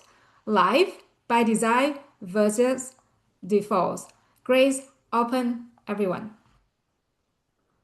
Hello, everyone. Grace Auburn here. It's such an honor to be here today. Can everyone hear me? I'm sure. So today I'll be talking to you all, sharing from my heart on life by design versus by default. And I have some slides here that I'll be sharing. If I can just have a permission to share. I hope I have permission to share my slide. Is that correct? Yes. Awesome. Okay. So there we go. As Tui already said, my name is Grace Auburn. So I'll be sharing today with you on life by design versus by default. You know, we live in a world that so much is going on, there's so much noise. Good noise, distraction noise, and all of those things. We have the social media. We have all of these things happening at the same time. And in all of that, we also have our internal voice, the self-critic voice, the voice that inspired us, the voice that is telling us to keep going and not stop irrespective of what is going on. And it's really important that the life we live, it's by design, not by default. Living by default is rolling with the punches, just going with the flow. You know, sometimes people say things like, well, I'm just rolling, you know. We get into a new year and you chat with someone and they say, well, I'm just looking forward to whatever is going to happen this year. I went to one event, just a quick short story. I went to one event and I was talking to this woman, amazing woman. It was a women networking event. And I said, wow, so this is 2026. What's going on? What are the plans? She said, well, I'm just rolling with the punches, just going, I'm just looking forward to whatever 2026 has for me. I said, well, 2026 is a calendar year. How about you tell 2026 how you want 2026 to go by being intentional in whatever you do? And she was like, wow, I have never thought about it that way. My story, in 2009, prior to 2009, my life was a really mess. So much happening, like things were not working out the way I really, really wanted them to be. It was a struggle. I had 2 jobs, but I could barely make ends meet. Living from paycheck to paycheck, I looked forward to every paycheck, like a child looking forward to her Christmas, their Christmas gift. And then I came across a book titled Recreating Your World by Reverend Dr. Chris Oyakhilome. And that book changed everything for me. From that book, I understood that I have the ability, I have the power, the inherent power to recreate my life. If my circumstances, if my current reality are not to my pleasing, I have the ability to change that. And only me and me alone can change that. And that was a game changer for me. I was able to really set clear goals, set a dream for my life, and achieve each and every one of them, which is why today I'm able to be right in front of you, sharing my heart, sharing on Life by Design versus by Default. Now, I'm going to talk to you about two concepts. So my intention today is to share with you two concepts and as well as four key points, four key points. So before I talk about the key point, let me go back to the concept. So concept number one that I want to share with you today is notice what you are noticing. And concept number two is the cause of our results. And I'm also going to share four key points with you. Key point number one is life assessment. Key point number two is blueprinting the vision for your life. Key point number three is deciding for the life you would love living. And key point number four is befriending your fears. Let's look at concept number one. Notice what you're noticing. Right where you are, right now in this present moment. What are you noticing? You are listening to me. What are the thoughts? What are you thinking? How are you feeling? What's going on around you? What do you notice inside? What is going on your inside? You know, the thing with notice what you're noticing, it goes even beyond internal to external. A lot of times when we are driving, or maybe we take the public transport, we might have passed on the same street, probably almost every day. But a lot of times we don't even notice a tree that is on by the roadside. We don't notice maybe there's a small lake at one point. Maybe we're driving to work and we go through that street probably 5 times a week or 10 times a week because there's the going and the returning. But we don't get the moment, we don't take the time to notice what is around us. A lot of times someone goes somewhere and we ask them, oh, did you notice this? Did you notice? They say, no, I wasn't. We don't take the time to notice how we feel, what is going on inside us, and what is happening around us. Because we're living in such a busy world. It's really important that we start paying attention to what is happening within us on the inside and what is happening around us. Someone walks into a room and immediately you felt a certain way. And we don't take the time to question, to get curious enough to say, why did I feel that way? Or someone says something and we feel a certain way. We don't get really curious about why did I feel the way I felt when they said what they said. It's really an important tool, a very powerful tool, because when we start paying attention on what is happening within us and outside of us, then it expands our awareness of what is really going on within us and outside our environment and around us. And then the cause of our results. And this is what it says. Attention leads to thoughts, thoughts leads to feelings, feelings leads to actions, and actions leads to results. That just simply means that what we pay attention to, what we focus on a regular basis. I'm not talking about those once in a while thing, but what we give our full attention to on an ongoing basis generates thoughts. And this could be positive, it could be negative thoughts.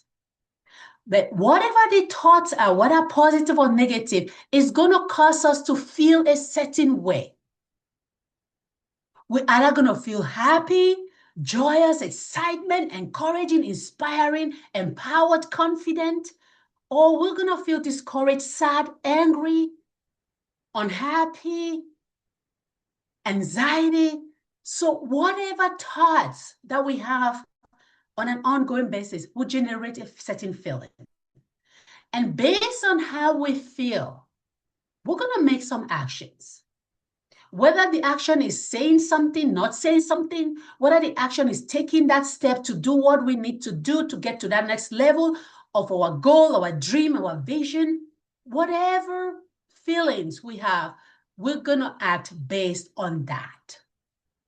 And the action could just be discouragement. The feeling could be discouragement. And then the action will simply be, I'm just going to wrap myself in my comforter all day in bed today because I don't just feel like making that phone call to that prospect, to that prospective client. And what is going to be the result? We know what's going to be the result. The result will show based on the actions we've been taken. So now we go now into the 3 key points. And these 3 key points are the key points for living a life by design. These 3 key points, it's living 3 key points to guide you on how to live a life, how to live your life by design, so that you are not being tossed through and through. You know what you stand for. You know exactly what you want. And the very first key point for living life by design is a life assessment. How often do we step back out of our busy schedule and take a true, honest life assessment, a real life assessment, where we are not, with no judgment, zero judgment, just assessing, taking a life assessment.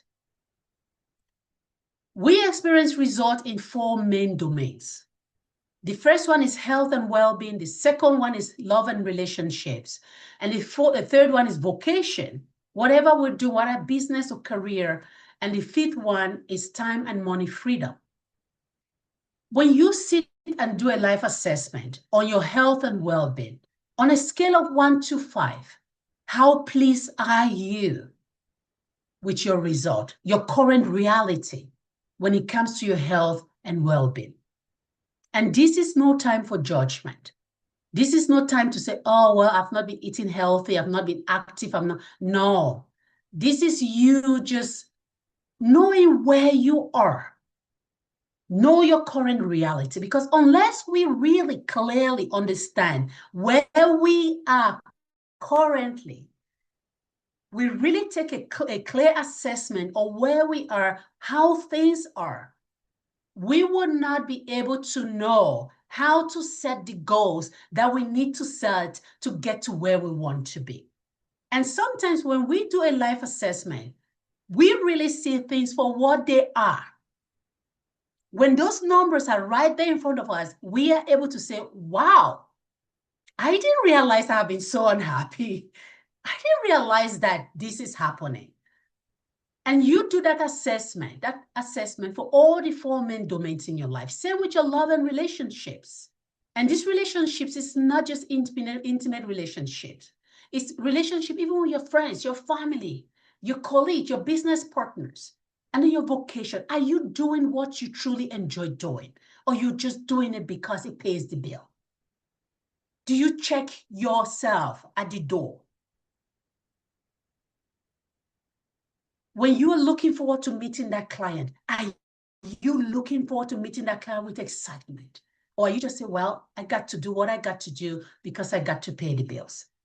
Time and money freedom. How pleased are you on a scale of 1 to 5? How pleased are you with your current result when it comes to your time and money freedom? The second key point in living a life by design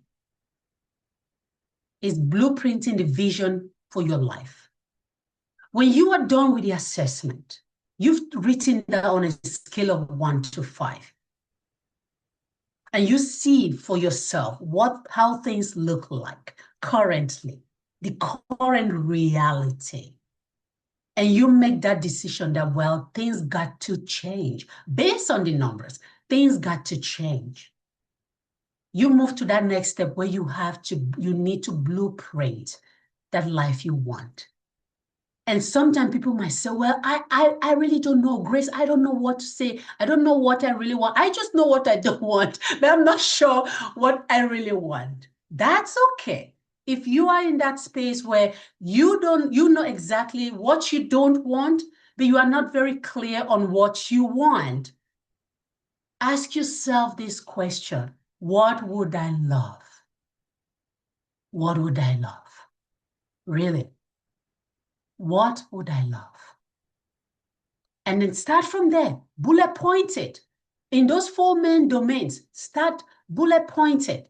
And then from there, that is you crafting a vision, just like a blueprinting your vision, just like a house. When you want to build a house, you have to have a design for that house. You need a blueprint. If not, the architect will have no idea what to do with it. It's the exact same thing we do our own lives. The third key point in designing a life you would love living, a life by design, is deciding for the life you would love living. Now you've blueprinted. You've jotted down some things. Even if it's just bullet points, that's okay. It starts with those bullet points. And now you have to decide. You need to decide. You need to look at what you wrote down, what you would love. And then you say to yourself, this is what I would love. And I'm deciding for this. I love this life. It puts a smile on my face. It makes me feel excited. And I'm deciding for this life. Remember, we can only show up fully for our loved ones, for others, when we ourselves are in a happy place. That is when you give your best. I am a mother. I am a wife. I am a sister. I am a friend. I can give my daughter the best attention, my husband, my friends, my siblings, the best of attention. They can have the best of me when I myself, I am in the best place, the best state of mind. If I am not, they cannot really get the best of me. So you decide for what you will love. Make the decision. And finally, the fourth key point in designing a life you will love, living by design, is befriending your fears. We all do have fears.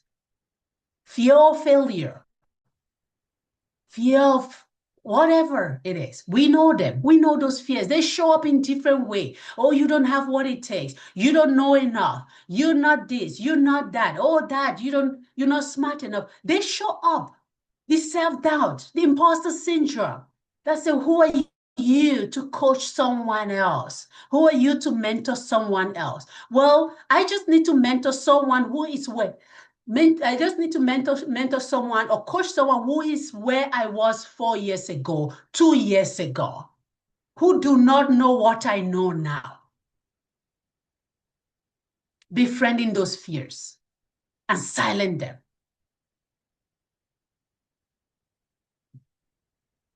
So those were the 2 concepts and the 4 key points in living a life by design.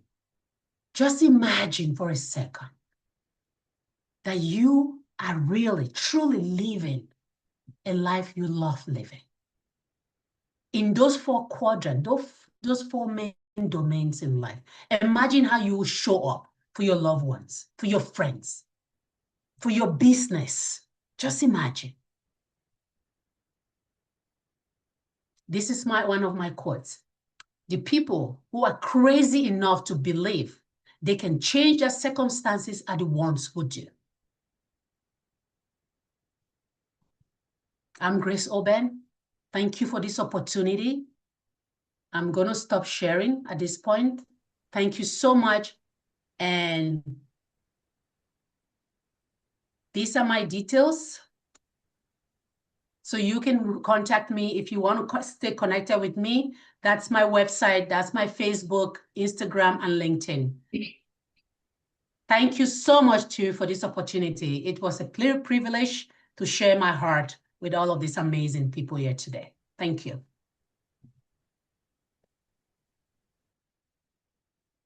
Thank you so much, Grace. Such a great speech. So Grace just handed us a blueprint, but there is one that stopped me.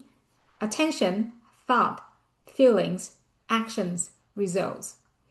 Everything in your life right now started with where you place your attention. So if you want different results, it starts with what you choose to notice. Thank you, Grace, again for the reminder us that life by design begins in the mind. I'm so excited to introduce our next speakers. The interesting about our next speakers is, you know what? She didn't start out as speaker. She was a first grade teacher. And today, Catherine Phelps is a speaker, author, and multi-passionate creative who has been helping audience with mindset shifts since 2019. As she transitioned from teaching first grade to entrepreneurship, Catherine has poured into others by sharing the lessons she learned along the way. What started as a mindset shift and motivational trainings has transformed into her signature message on how to get unstuck and live a life to the full. Please help me to welcome Catherine Phelps to Virtual Stage, the full life formula, how to get unstuck and live life to the fullest. The full life formula, how to get unstuck and live life to the fullest. Catherine Phelps, please take it away. Thank you so much. After that introduction, man, it feels like I've lived 1,000 years, but really, I didn't used to be that way. I used to be like chronically stuck. As my introduction mentioned, I was a first grade teacher for many years. And it just, what do you do when the thing that you wanted so bad in life turns out to be something that's not going to be sustainable? So after being stuck between careers and health journeys and relationships for many years, and I'm finally worked my way through that and gotten to the other side, I was sitting reflecting, how can I help impart this knowledge for other women? Because I know that my story is not unique, especially after listening to the women here today. And what's exciting is we can build on each other's knowledge. And so I started writing. And that's when I had this brainchild of the full life formula. How do we get unstuck and feel fulfilled? And so my goal is that after you hear me speak today, that you will be able to identify the things that are keeping you stuck, take accountability for them, and begin to move forward through personal stories and a little bit of neuroscience that I'm going to sprinkle in there as well. I hope that you leave feeling like you can make a change. So my entire life, I wanted to be a teacher. You couldn't tell me that there was any other career option out there. That's exactly what I was going to do. I would sit with my stuffed animals on the floor, and I would have my whiteboard, and I would vividly remember writing out 2 + 2. And I ran a strict program. And so as I grew up, that's exactly the path that I went down. I went to a university that was known for making really great teachers. And in fact, within that university, I went to a really unique program where we student taught almost the entire 4 years that we were there. So I had lots of exposure to the education system. I knew exactly what I was getting into. It wasn't a surprise. And my last year student teaching, I had a particularly difficult class, just with a lot of behaviors. And I would go to my car almost every day at lunchtime and cry. And I thought, I just need to persevere. This is just a hard year. It's not going to be like this forever. And then I graduated and I got a job as a first grade teacher, and I had a great class. I loved them so much. But the first day of teaching, that first year, I just had this impending sense of doom. Like, oh my gosh, I can't do this for the rest of my life. Oh, and what feeling is that? This was my life plan. So I stuffed that feeling way down and I ignored it. And I just discovered that I was someone, and I had to be put in this situation. I had to be exposed to it before I learned this about myself. But I'm not someone who does well with overstimulation. And so just the classroom environment in general was not good for me. But I thrived off of being a high achiever. I thrived off of having a career that when I told people I was a teacher, and they said, oh my gosh, you're a saint, you're so patient, we need teachers like you, man, that lit me up. And so I stuffed that feeling down that this wasn't meant for me for 5 years. And once I got to the other side of it, I realized like, okay, what kept me there for so long? Why was it so hard to move on? And this is where step 1 of the Full Life Formula comes in. You see, I learned that my identity was placed in what I do, not who I was. My identity was tied to titles, to accolades, to external validation. And so I had to get real with myself and sit with, if all of those things were stripped away, if I was left with nothing else, who would I be? And that's how I learned who to identify myself as. So step 1 of the Full Life Formula is to identify who do you identify as on the deepest core level. If everything changed, if you were put in a new circumstance, what about you wouldn't change? And that's where your identity is. Your identity isn't in what you do, because that could change at any minute.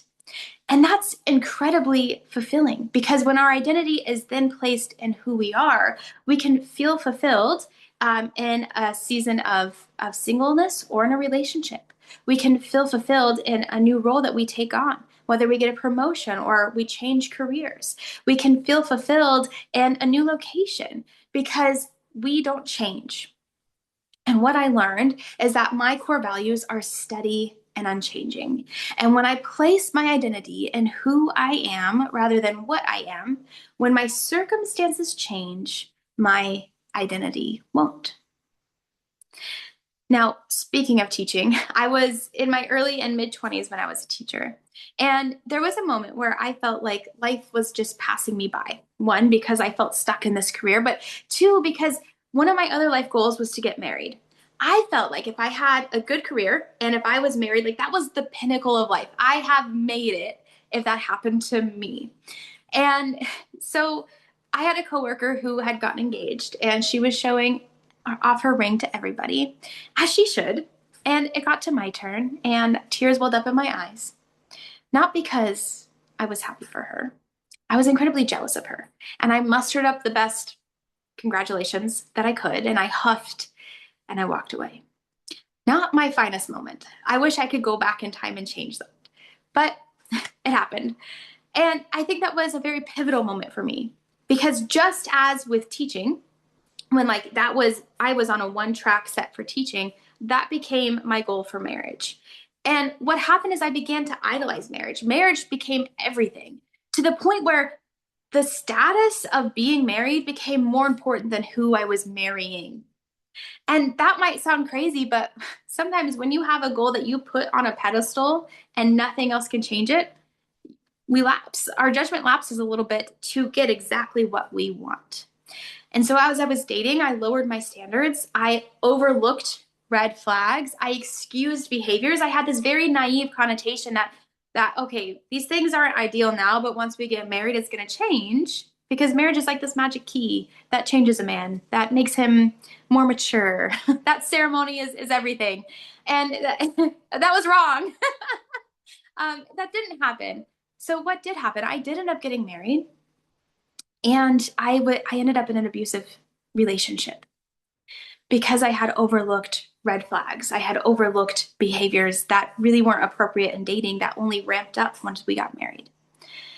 And luckily, I eventually had my wits about me. I don't know why this is the timeline, but I spent 5 years stuck in a career that I didn't enjoy, and I spent 5 years in a marriage I didn't enjoy. I don't know what was 5, but something about that number, it took me that long to get it through my brain.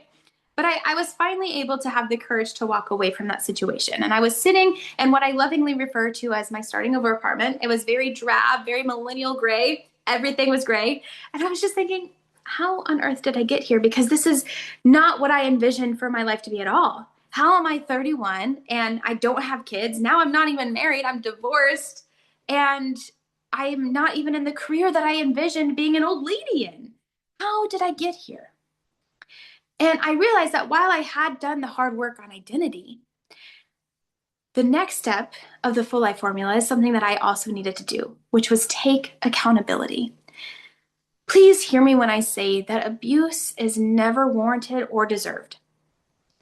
But I wasn't fully blameless for entering into that relationship because I had these goggles on. I had these rose-colored glasses on to where I didn't have boundaries for myself. I didn't stand up for myself because the status of what I wanted was much more important than anything else. And so I had to take accountability for that. I had to recognize my own behaviors and patterns of behaviors.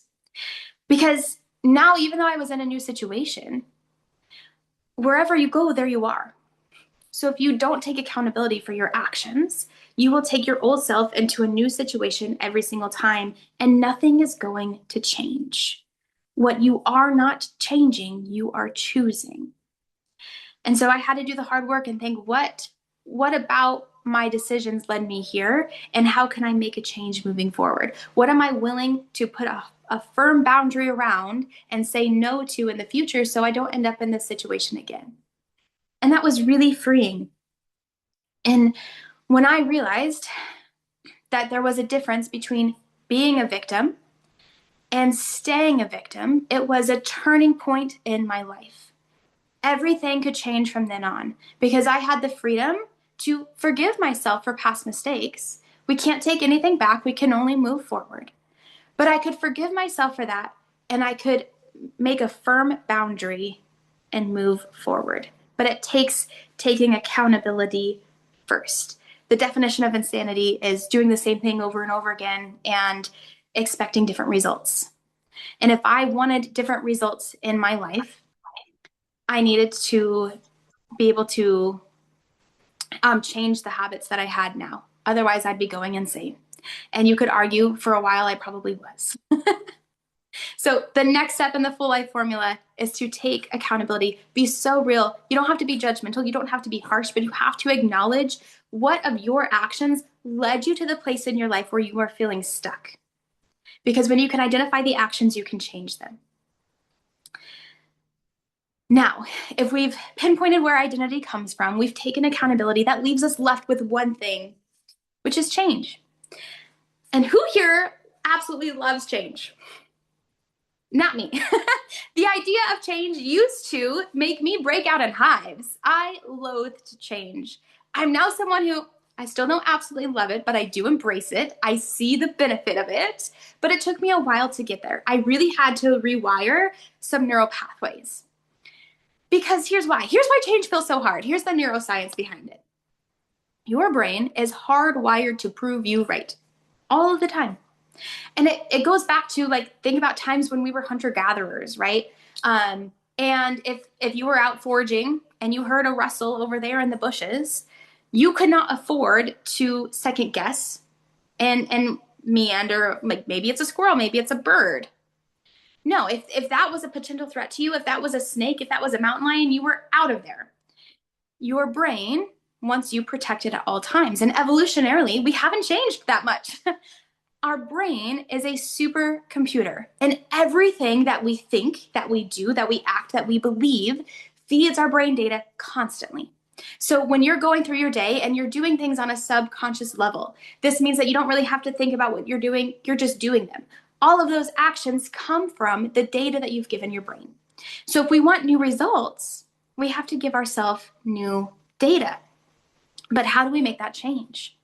Because that can feel incredibly hard.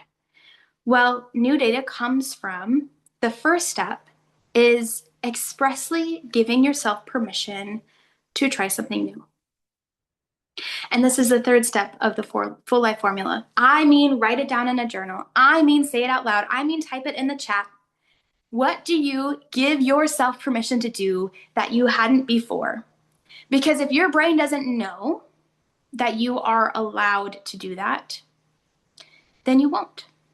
You won't take action on it. So maybe this is where self-sabotage comes in. If you're in a toxic job that you know is not good for you, you might fill out an application or start filling it out and never finish it. Fill it out and never submit it. If you're in a relationship like I was, perhaps you make step 1 of an escape plan, but you never get to step 2. Because your brain craves normalcy. Your brain craves predictability. And when you're normal, even if it is chaos, is known to you, it's hard to do something different because what's different and what's unknown can seem scary, even if it's better for you. Your brain wants to protect you. So the first step is allowing yourself to see yourself as something different. Allowing yourself to say, yes, I do give myself permission to be something other than a first grade teacher. I do give myself permission to be divorced.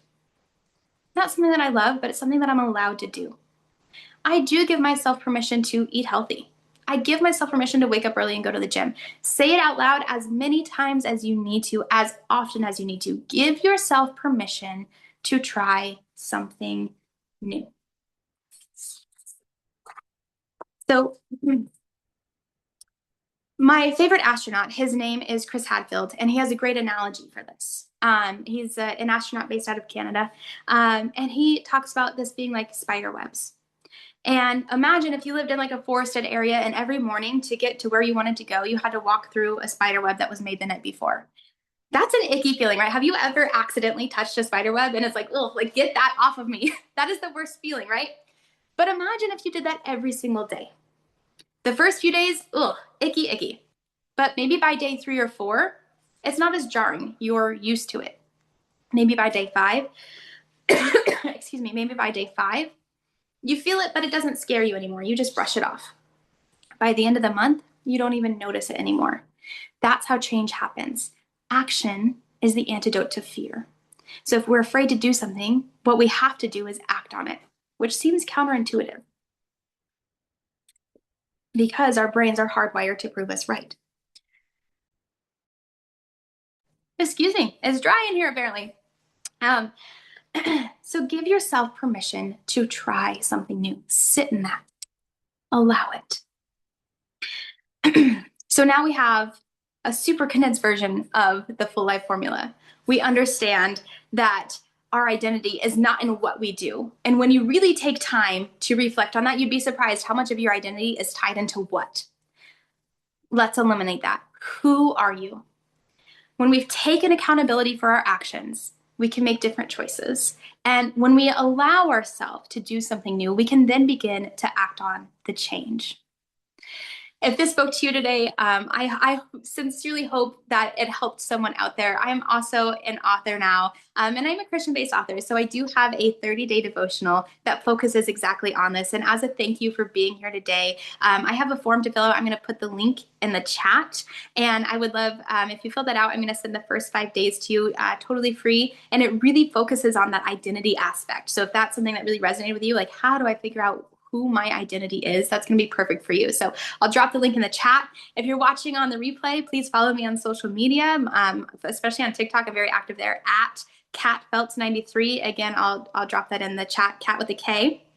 And that's, you can send me a message if you can't find the link, and I'll get you that freebie as well. Because I'm very, very excited to spread that information. It changed my life, and I hope it changes yours. Thank you so much for allowing me to be here today. Amazing. Thank you, Catherine. So resonate with me on many things you said there. I think I've been in where you said I was, where you said. And I felt like it just brought me back into the memory lane of the journey that I went through. So yeah, full life, full heart. Thank you for that. Please give Catherine your love in the chat. What one thing you can take away from her formulas? And up next, Jasmine, are you here? Hello, Jasmine. Jasmine? All right. No, I'm here. Oh, okay. Awesome, awesome. Can you please turn on your camera so I can spotlight you? Sure.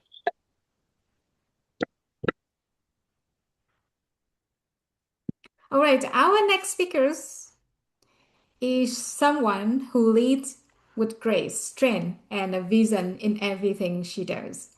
Jasmine Cross is a visionary leader, mentor, and creative entrepreneur dedicated to empowering women, families, and communities. Through her initiatives, including a mentorship programs, empowerment journals, and community projects, she inspires others to heal, grow, and thrive. Known for her authenticity and purpose-driven work, Jasmine blends compassion with innovation to create a meaningful change. Whether developing youth programs, leading business ventures, or sharing her voice through storytelling, she continues to uplift and transform life. Everyone, please help me to welcome Jasmine Cross to Virtual Stage. Unbreakable, a mother journey from trauma to triumph.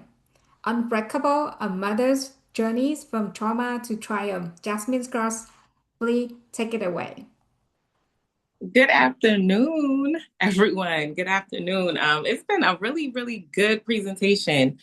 I've been watching and listening, and it's Women's Month, so this is right up my alley. I'm very big on sisterhood and reconstructing the codes of sisterhood. So yes, my name is Jasmine Cross, and I just want to share my journey with you all, how I went from a traumatic experience and it turned into a triumph, and it really catapulted the next phases of my life.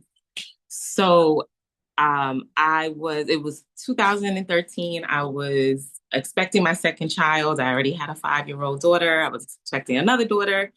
And I was a psychiatric counselor at the time. And I had asked not to be put with certain individuals because they could harm me. They were bigger than me, and they would do things that could cause me physical harm to myself and my unborn child. So of course, I got put with one of my clients who was 368 pounds, 6'2", and what do you all think happened, right? He attacks me.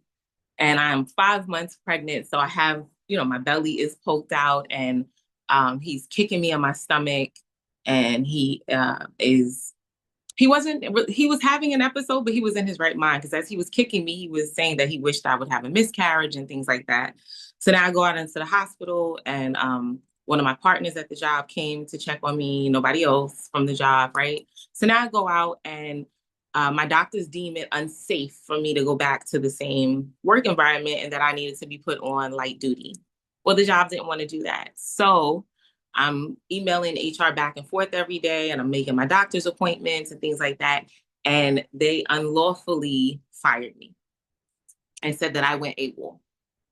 So in the midst of getting fired, what wound up happening is the government shut down. My unemployment was denied. So now here we go from 2 incomes to 1. I already have a child, right? I just bought a new car. Like, things were just looking great. And then my world crumbled. So my dad says to me, I think you have a lawsuit on your hands. You're young, you're African-American, you were with child, and you were wrongfully terminated. So I said, okay. I started looking for a lawyer. Now, in the midst of me looking for a lawyer, I lost my health insurance because I was terminated. So I no longer have my health insurance. I had to pivot, and I couldn't find another OBGYN that was willing to take me on. I didn't have any health insurance. I couldn't afford out of pocket. When I went to the free clinic in order to start the process to get free health insurance, I couldn't even get an appointment until after my due date. But God has a way of showing up in the midst, right? He has a way of, as that old school saying, he may not come when you want him, but he's always on time. So I remembered at the time, my brother's ex-girlfriend, who had become my homegirl, was a sonogram technician. So I called her, and I was explaining my story, and she said, well, Jazz, I run a private sonogram company, and I can come to you. So she started coming to my house weekly, checking on the baby, making sure the levels and the baby was growing and things were okay. So after a while, I was like, well, I have to go see a real doctor. I can't just keep doing this because I have to deliver this baby at some point. And when I went into the emergency room, because here in New York State, they can't deny you whether you have insurance or not. So I go into the emergency room, and they rush me upstairs, and they hook me up to all of these machines. And I'm there for hours, and I mean hours. And I'm like, something's not right. Because if it was, somebody would have come in here and said something already. And nurse just comes in, she keeps coming, keeps checking, and I'm asking her questions. She doesn't want to answer anything. She's like, just wait for the doctor. Well, when the doctor finally comes in, the first thing out the doctor's mouth is, what are you going through? And I said, I I explained the story. I explained that I was extremely stressed out from what was going on and so on and so forth. So long story short, my body was absorbing the liquid around my child because of the stress. I didn't even know that was possible. So I didn't have enough amniotic fluid to continue carrying on this baby. So now I'm back and forth to the hospital every other day. They're gonna induce me. They're gonna do all of these different things, right? So in the midst of that happening, that happens, and I deliver the baby. She comes healthy. We don't have any issues there. So now it's time for the lawsuit, and it's time for me to fight this good fight. And I didn't like the way my lawyer was moving. So I started reading, and something I just happened to, and I'm not a big reader, but I am, for some reason, whenever I'm pregnant, I'm a big reader. I read everything. So I started reading, and I said, you know what? I'm going to do my own thing.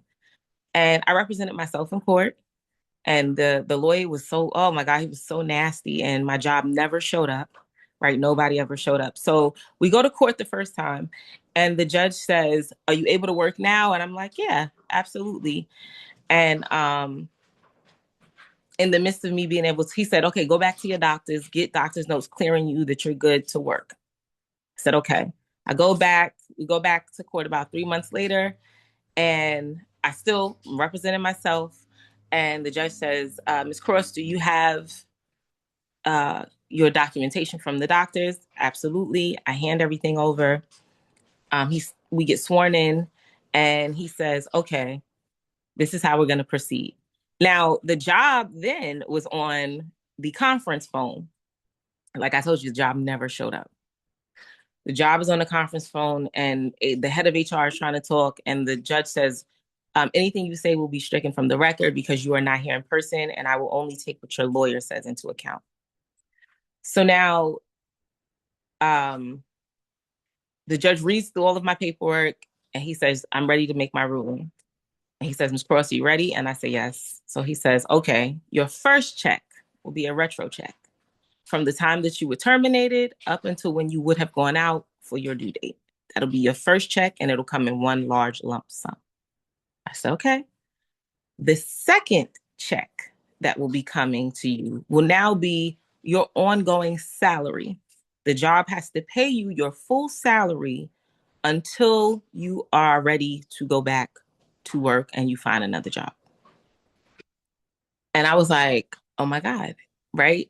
And that just showed you the power of staying consistent and having faith and knowing what you needed to do. But that catapulted me into entrepreneurship because it allowed me to get to the point where I could no longer let a job depend.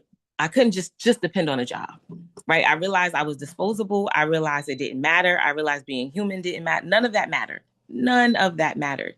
So I realized that what I had to do was start my own thing, do my own thing.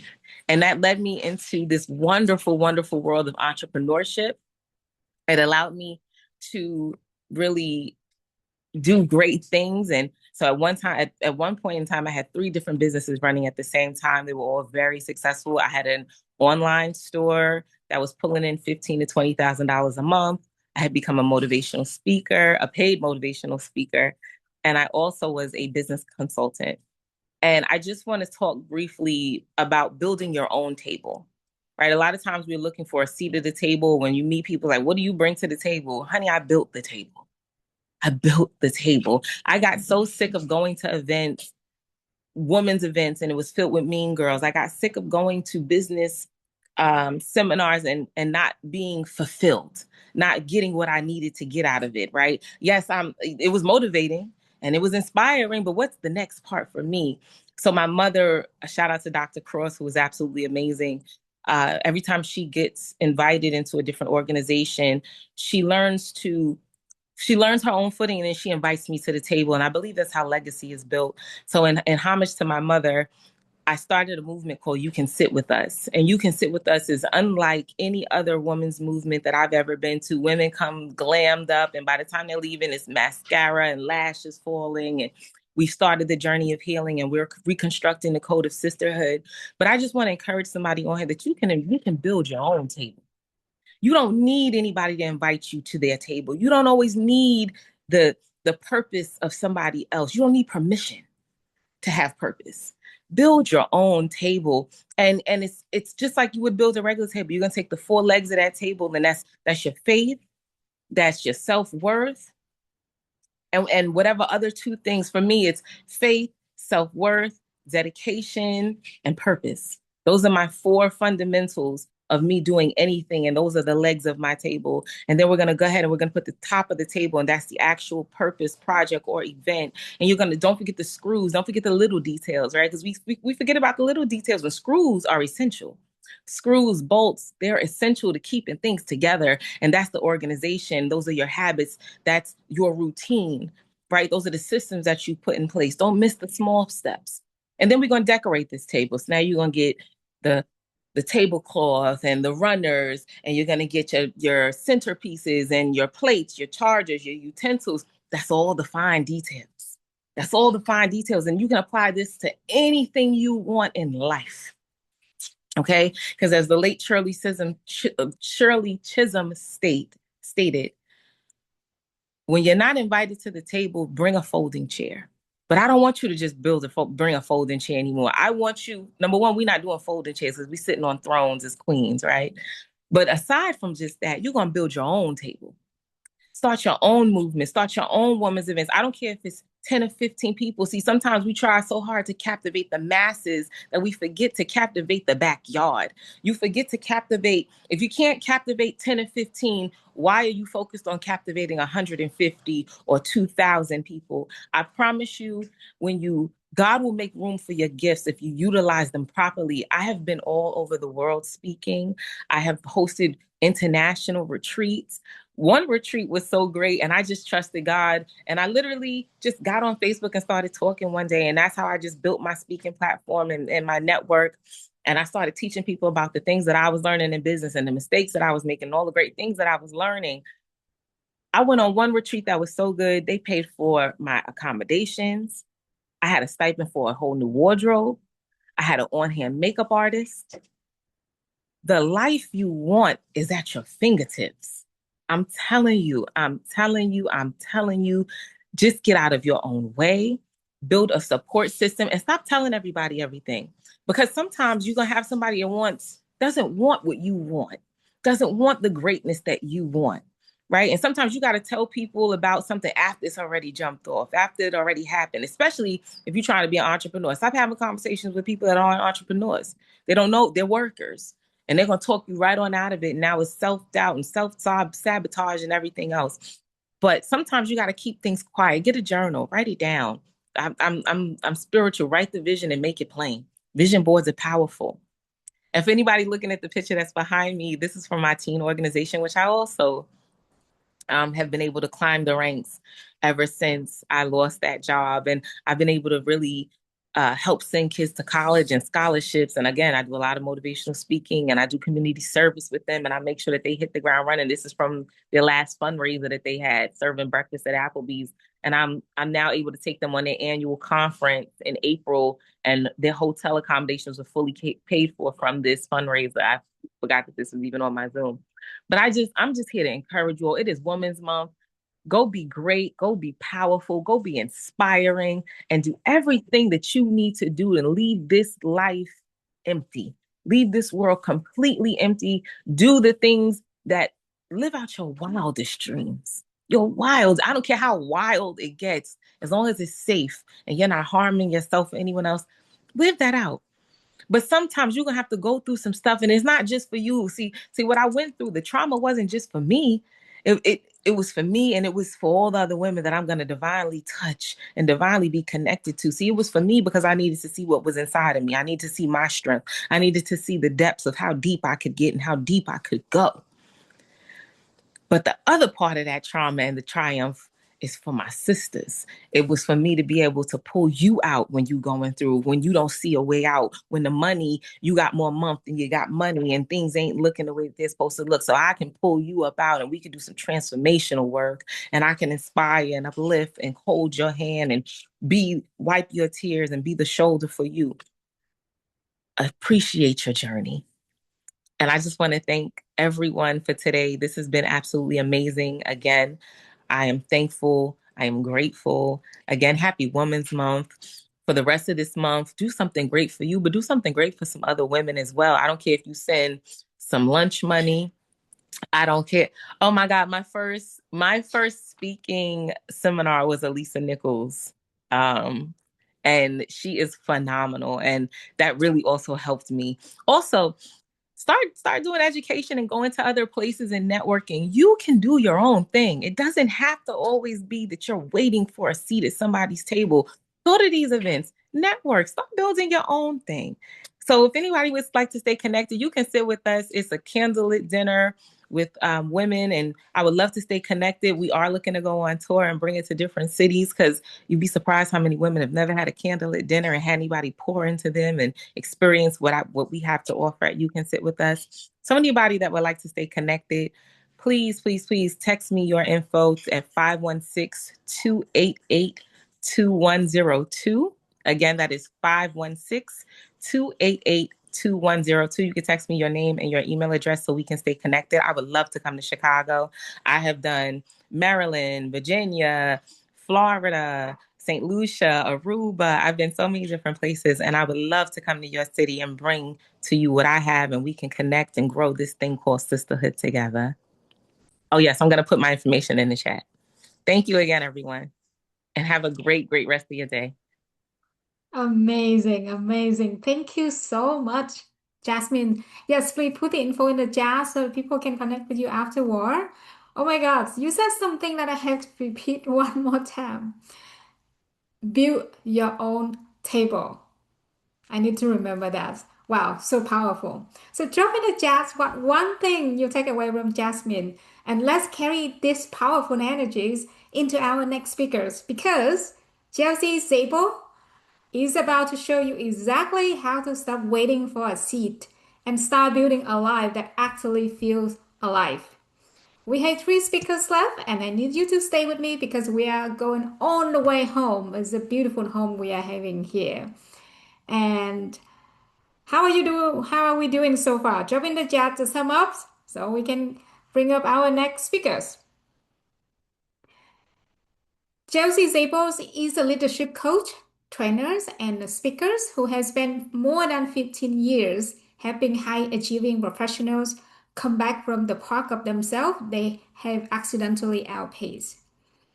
She coached and trained thousands of people around the world, from fast-paced corporate teams to creative leaders, blending practical performance tools with deeper energetic work most people don't even realize they are missing.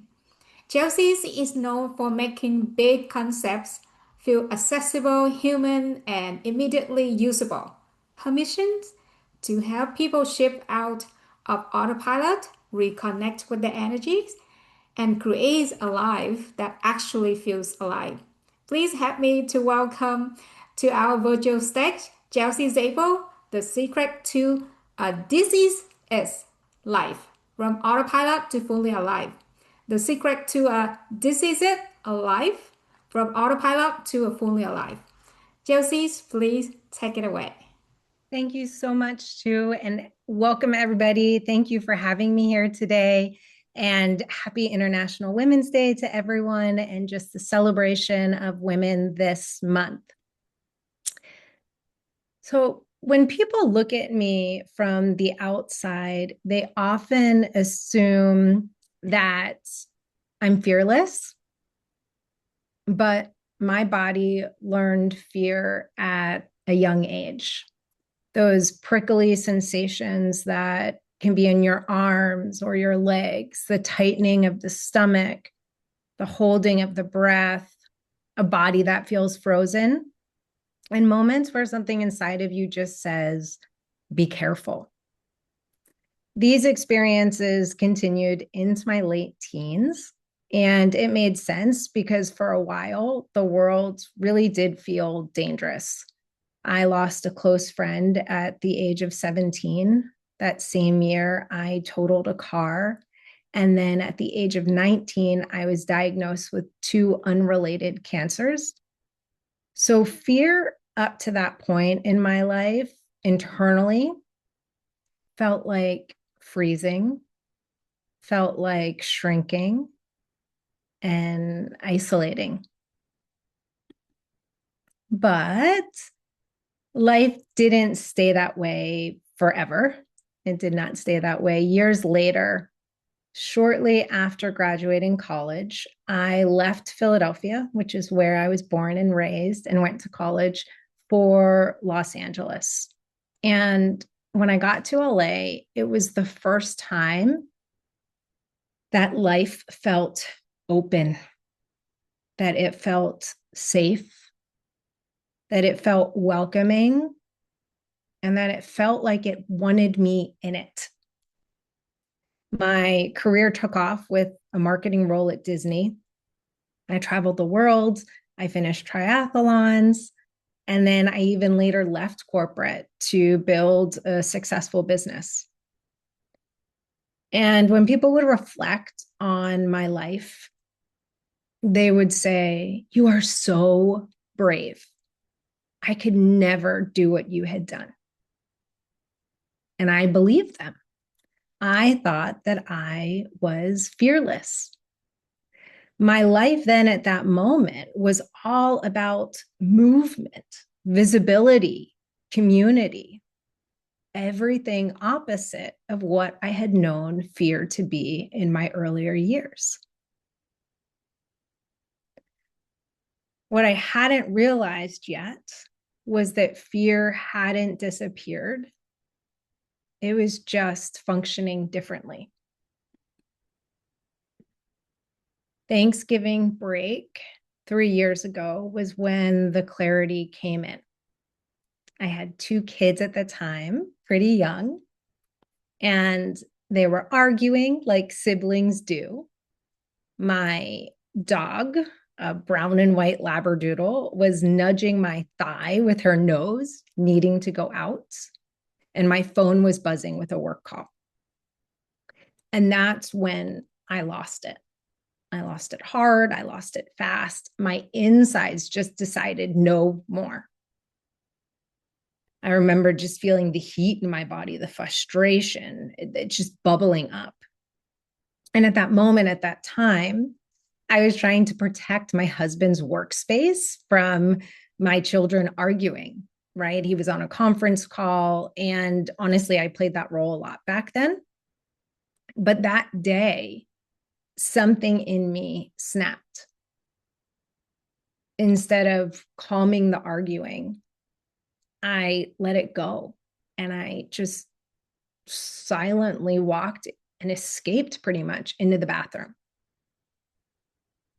I locked the door, I left the lights off, and I just curled up on the floor in fetal position, my arms tightly wrapped around my legs. And I just sat there for a moment. And I wasn't sad. I didn't hate my life. I didn't hate the people in it. I wasn't burned out from what people would describe burnout as. I was just empty of effort. Trying felt impossible. Explaining felt exhausting. And continuing life like that felt unbearable. In the stillness, something became painfully clear. I had built a life that looked full, but on the inside, something essential was missing. I had a body that looked good, but felt depleted. I had a marriage that worked, but felt lonely. I had a career I loved, but I felt unworthy of. And that's when it hit me. Fear hadn't disappeared from my life. It had simply changed the rules. Instead of fear stopping or freezing me, it quietly in the background started directing my choices. For years, fear had shaped my life, my goals, my decisions, even who I believed I had become or who I was. Everything I had built, everything everybody said you were fearless for being able to do was unknowingly organized by fear. Around the fear of failing, the fear of not being liked, the fear of financial security, the fear of loss. And underneath all of that, the fear of pain. Fear had tried to protect me. It had tried to build a life that was safe. But in trying to keep me safe, it slowly pulled me away from the most alive parts of myself. My curiosity, my desires, my sensitivity, my power. So on that bathroom floor, I began the bravest thing I'd ever done. Bigger than surviving cancer, bigger than leaving corporate, bigger than traveling the world. The bravest thing I've ever done was pulling fear out of the driver's seat of my life. Not conquering it, not eliminating it, but getting to know it. Getting to understand how it works in my mind, how it works in my body. Letting it ride in the car, but no longer hold the wheel. I began to see fear differently as something to move through. I saw it as a guide. And slowly, with this realization, I stopped making decisions based on avoiding pain and started making them based on aliveness, what actually felt alive in my body. A few months ago, my husband, Peter, and I were in Lisbon. And it was one of those trips where you remember who you were as a couple before life got so busy. It kind of feels like life just freezes. And one night after staying out late, and nowadays, like after 9 is late, but we were in bed. We were naked and warm and kind of tangled in one another. And with a tone I hadn't heard before, Peter said, "I love you. Look at me. I love you. You are the best thing that has ever happened to me." There was a long pause. And then something inside me decided that level of closeness was unsafe. Old wiring. A wave of fear flushed through my entire body.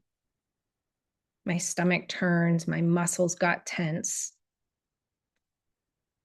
And every single inch of me wanted to run.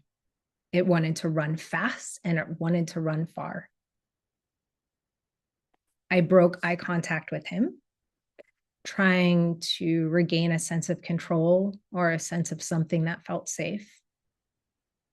And gently, my husband pulled my face back towards his eyes searching for mine. And for a moment, I just sat there. My heart was pounding and my eyes were closed. I couldn't look at him yet. And then I exhaled and I let myself look back at him. "I love you. It's okay. You're okay, he said.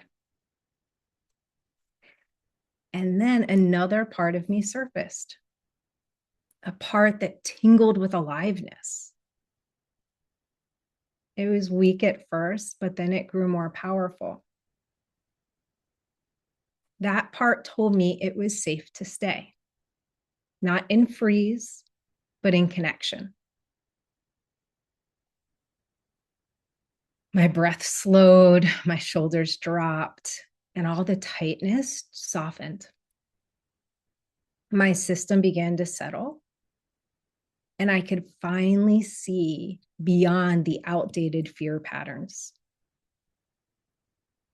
I was able to hold everything at once: the panic, the fear, the urge to run, and the love, the safety, the longing to stay.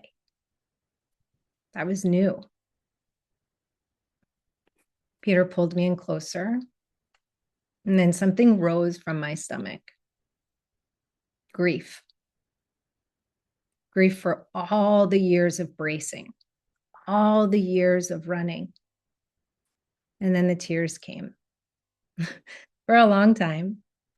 And he would just wipe my tears gently and softly.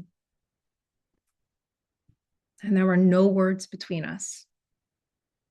There were no stories in my head anywhere, just feelings. When the tears ended and the fear had passed, when the tears stopped, the fear had passed. And I was left with a sense of peace and really deep, intimate connection. It took 43 years and 13 years of marriage to learn how to stay with fear long enough to fully receive love this deeply. And for the first time, fear became the doorway to deeper aliveness.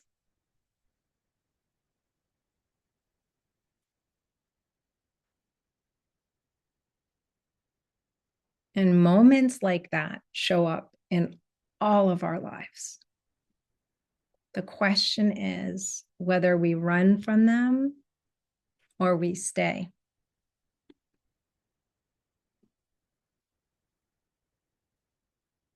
I don't believe fearless means the absence of fear. I believe it's the willingness to feel it and the courage to stay.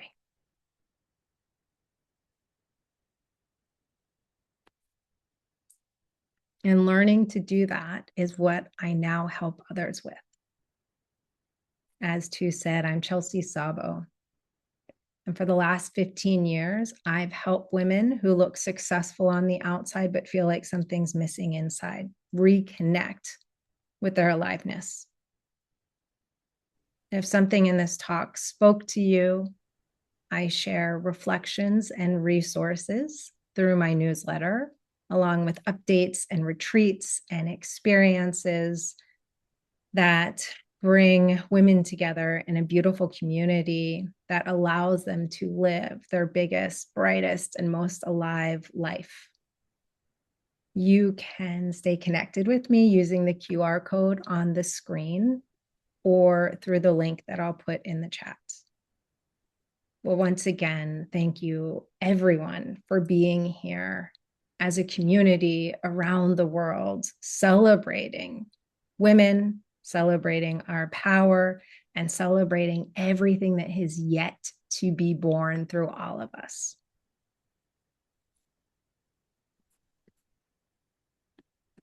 I'm just gonna. Thank you so much, Chelsea. Amazing. And that's what a kind of very empowering story that you share. And I feel aligned with that. So Chelsea just showed us that when you stop making decisions from fear and start leading from alignment, everything shifts. So everyone, please give Chelsea your love by sharing in the chat what one thing you take away from Chelsea's stories. Our next speakers, I want you to picture this. Tattoo, curse, and crowd. That is our next speaker, and she is everything. Melissa Veroni Prince is the inaugural and only Miss Italy World Universal 2021 and 2022, a title that she carries with purpose, not perfection. A trauma therapist, international speaker, and unapologetic advocate for truth, pleasure, and healing. She challenged outdated idea of what a queen should look or sound like. With the tattoo, pleasure, curves, and crowds, Melissa leads with both grit and grace. Is the founder of Keep and Eat Real Solution. She has had thousands of reclaims their power after narcissistic and emotional abuse. She believes every woman wear a crown. Even if life had tried to knock it off, put it back on. Please help me to welcome to our virtual stage Melissa Veroni Prince, Crowns and Scars. Crowns and Scars, Melissa Veroni Prince. Please take it away, Melissa. Thank you. Despite my queenship, I might need your help to share my screen. Hold on. Yes, you can share now. Sorry, we're having a little bit of weird weather. Do you see my screen? It started showing. Not yet. Okay. And I'm just trying to pull up my notes. Sorry, we have really Yes, we weird can see weather your here. screen. Yeah, we can see your screen. A beautiful Melissa with her And do you see crowns two or and just one? just one. Yeah. A beautiful Okay. picture of Melissa, crown, and scars. All right. Yeah, you're good. And is that the screen we still see? Sorry, Yes, it's just that's freezing the on my screen we end. still see. Okay. Yeah, All right. please go ahead. All right. All right, ladies, before I begin, I would like to actually do an activity with you. If you have a piece of paper, that would be great. Sorry, do you see this one right behind me, the notes? No, we don't. Okay. All right. Before I tell you anything about myself, I would like you to grab a piece of paper. You can use your phone, whatever works. I know we all use things differently. And I want to dive into some deep stuff.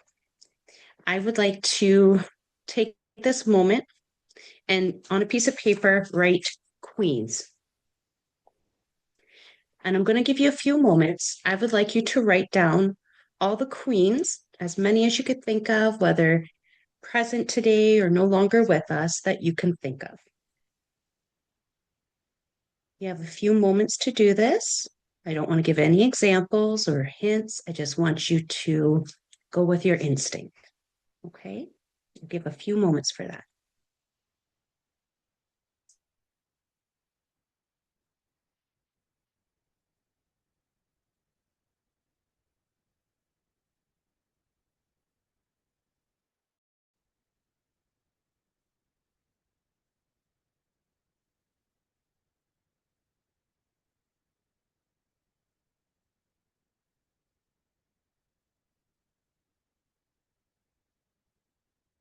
Don't overthink it.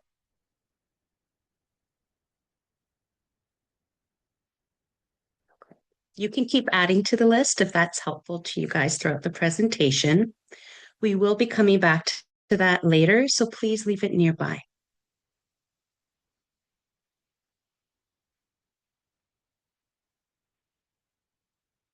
Oops. Sorry, the internet.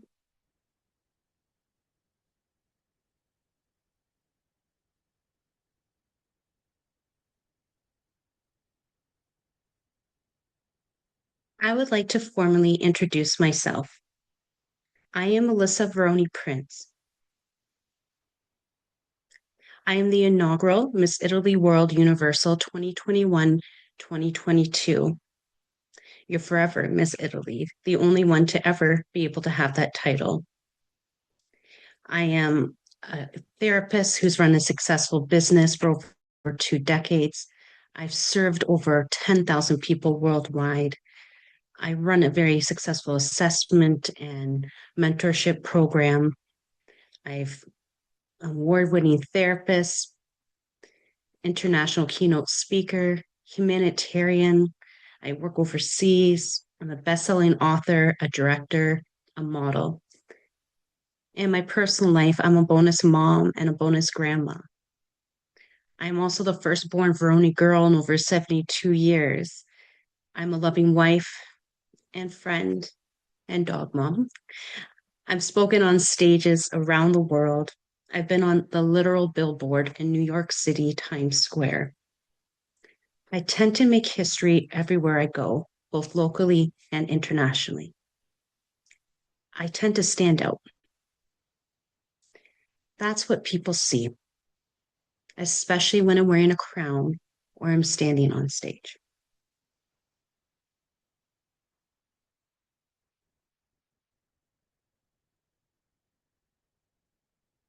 But what people don't see,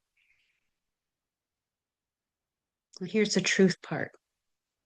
No one hears the things that we don't post on our posts, and very few people see that none of that came from confidence. It came from surviving hurt, pain, and honestly, a lot of times, fear.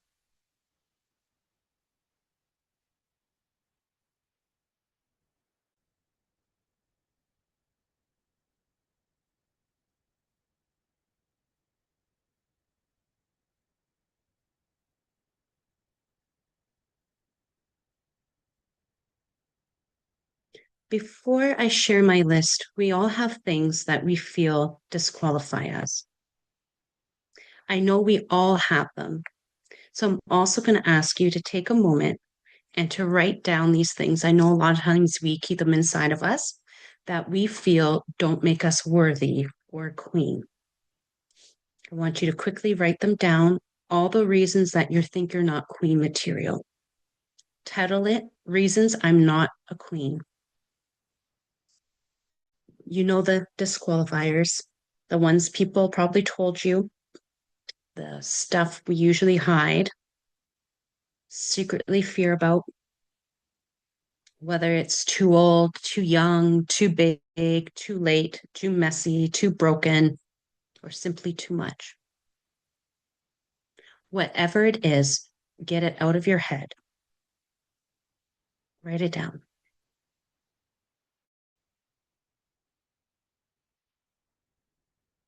I know it's hard to think about that.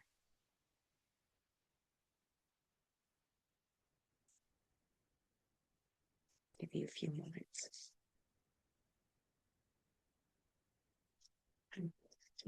Hold on to that paper. We'll be coming back to it later as well. Thank you for completing that list. I know it can be hard to do that, and we often keep these things hidden, hoping no one notices. It is really perfectionism, pardon me, at its finest.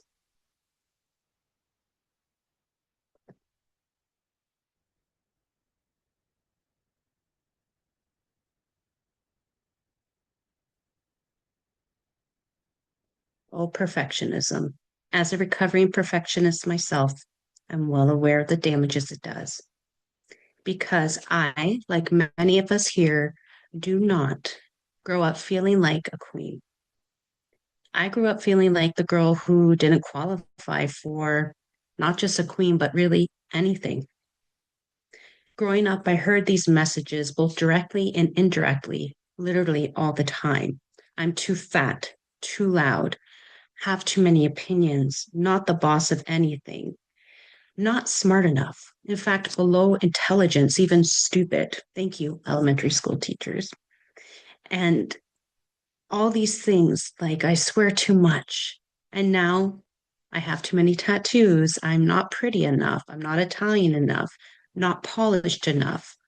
Behind all of this was decades of pain, never fitting in, childhood abuse, raising my siblings when I was still a kid, unmet needs, learning disabilities, autoimmune conditions, chronic pain, health conditions and issues, infertility, intimate partner violence, surgeries to save my own life, crippling debt, fraud, crime done against me, someone even stealing my business, being gang jumped, mental illness, suicide ideation, grief, pain, a sociopath stalker stalking me for over 2 decades, being in hiding, losing my mother and the relationship I so wish we had, a deep-seated sense of loneliness,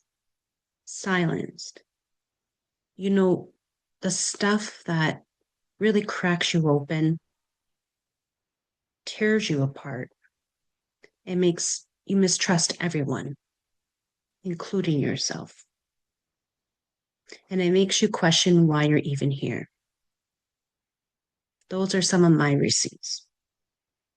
The price I paid to be here, and the scars, while many, they are reminders. For years, they told me I didn't matter, I don't count, I shouldn't have a voice, I couldn't, I wouldn't, I was disqualified. Honestly, the furthest thing from how a queen truly is.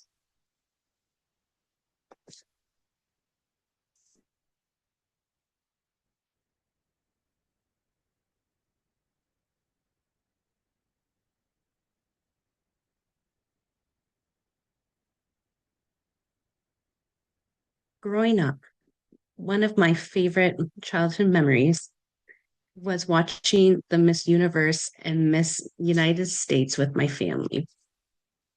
I know it's a bit odd. It was the only time that things weren't bad. But those disqualifiers and watching this furthered my mindset and instilled in me that by watching these beauty pageants, I wasn't enough. So, despite everything, one of my favorite childhood memories was actually watching this. The whole Veroni household, if you can imagine this, sitting together, watching it every year, donuts in hand, scorecards in the other, rating what we think should happen. We sit there judging the stereotypical beauty queens, perfect bodies, flawless hair, impossible calves, brilliant smiles, all walking in heels that you knew were killing their feet. My papa, which means father in Italian, would make a game out of it. We'd pretend to be judges. Who makes the top 10? Who makes the top 5? Who wins? Donuts in hand, debating like it actually really mattered. And my little brother Dominic, he picked every single one, every single time. We'd always have as many on there as there was on stage. And he still does it. He could never decide. But I could. As I grew up, I started seeing pageants as outdated, maybe even a little ridiculous. But I still love the family part.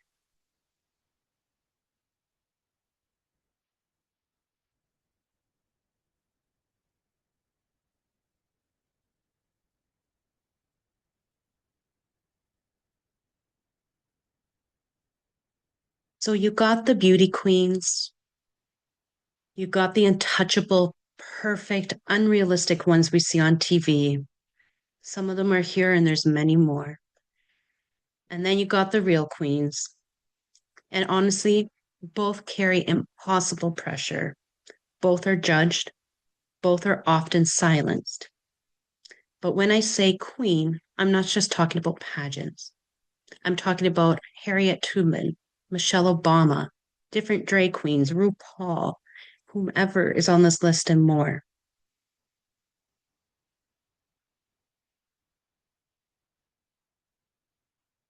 I'm also talking about these amazing queens. All the queens have power. Oh, sorry. I don't know why my computer's jumping. I'm so sorry. All of these queens have power. Oh, God. Here we go. Sorry about that, guys. Like I mentioned, all of these queens have power, but truthfully, we don't really hear about them as much. They're the real queens. How many of them have you heard of? These are women who led, protect, showed up. They might be messy, they might be real and powerful and perfect in their own ways. That's queen energy, not perfection, power with heart.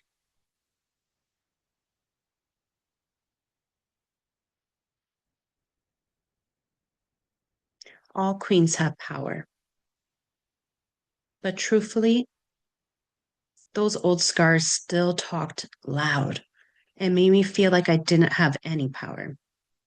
They made me question everything. Even when I belonged there, they made me feel like I didn't. So I did something no one else did. I was asked to be part of a community, a wonderful community, and have the honor of representing my own culture. But because of these scars that were so loud, I actually did not think I deserved it, despite many people saying I do. In fact, I probably even annoyed them with the amount of questions I've asked. I actually asked for permission. I sat down with my papa, my zio.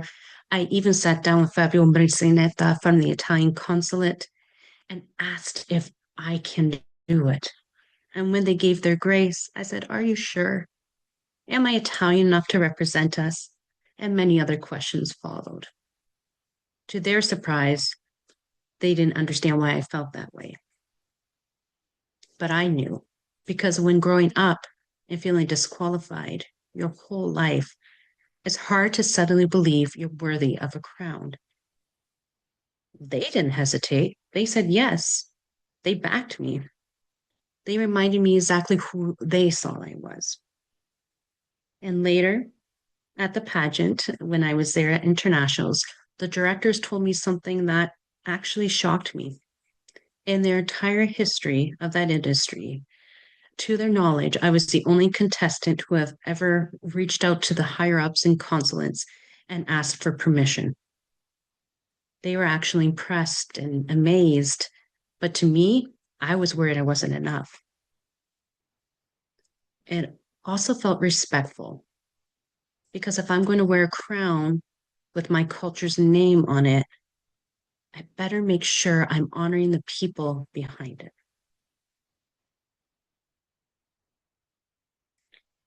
So despite all my fears, I went to internationals. All the uncertainty, all the pain and the confusion, right after surgery I had my team there lifting me up. Here's a picture of my husband. I went to internationals, didn't think I'd make it. I went there not to win, just to actually try it, to make friends, to see what other women are doing, and honestly, to do something that scared me. This is something I often tell clients I serve to do, and so I'm like, I should try it as well. I showed up to the rehearsals, the appearances, the whole shebang. It was a lot. All the pain, the surgery, post-surgery, but despite all that, the loudest and hardest thing were the disqualifiers in my head screaming at me that I wasn't worth it. With every runway practice I did or any other efforts in the pageant world, they were there. And then came competition night.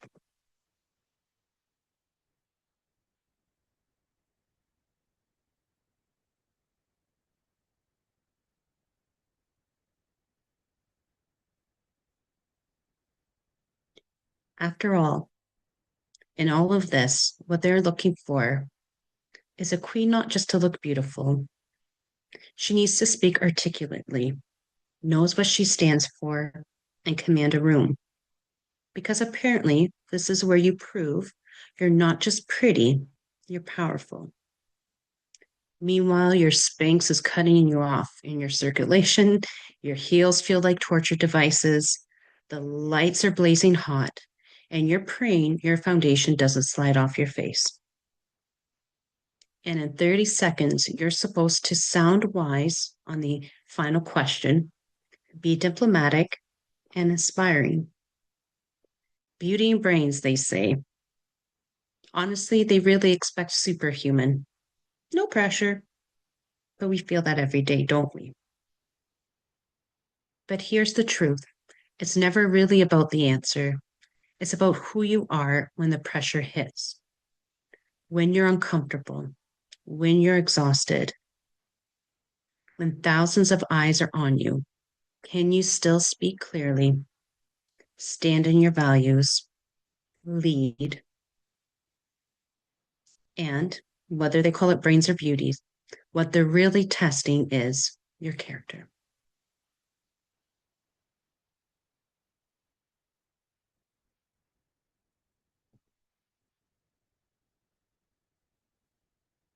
The esteemed judges asked me on that day. I surprisingly made it through the top 5. I actually wasn't even planning for it. I won't lie, I never even paid attention because I really didn't think I was going to make it that far. So then I found myself with the esteemed celebrity judges there in front of hundreds of people asking me, why do you deserve to win over other finalists here today? I said, deserve? And in my mind, I'm like we're fighting over the last seat of a lifeboat? Didn't make sense to me. Trying to regain composure, I looked into the audience, and there were women there translating refugees that I met earlier that week at the hotel. Here's a few pictures of them. They were amazed to see what all of our finalist sisters were doing, something that isn't even allowed in their country, something they never even thought about. They were smiling at me, seeing me, and I remembered it was never about me, nor should have ever been. So like a true queen, I spoke my truth and said, I don't. I'm not better than anyone else. The women here in the front row, the ones translating for the refugees, deserve this crown more than I do. I just happen to have a microphone.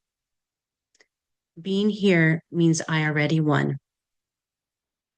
While my competitors, who were sweetly called our pageant sisters, explained why they deserved the title, I actually chose not to.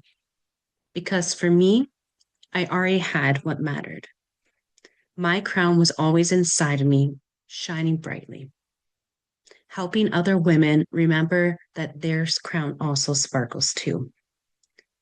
And somehow they crowned me second runner-up, still shocked to this day. And here's a picture of that. Lisa, we have about 3 minutes left. Yeah, I'm almost done. Thank you.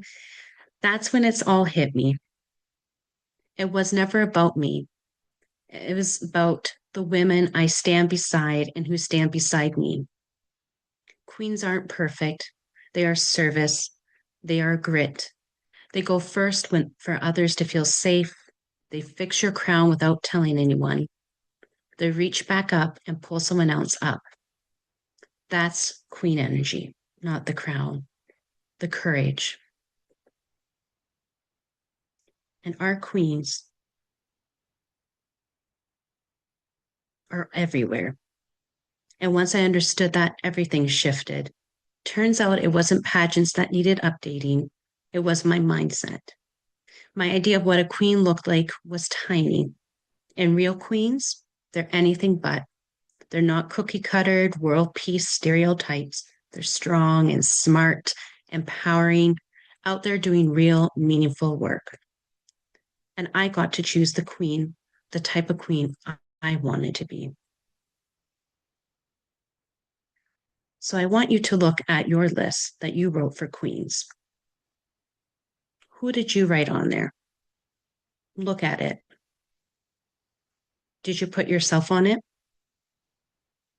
Most women don't. But the truth is, you are a queen. Everywhere I go, I don't meet ordinary women. I meet queens, tired queens, single mom queens, starting from the scratch queens, everything but queens. Every single one.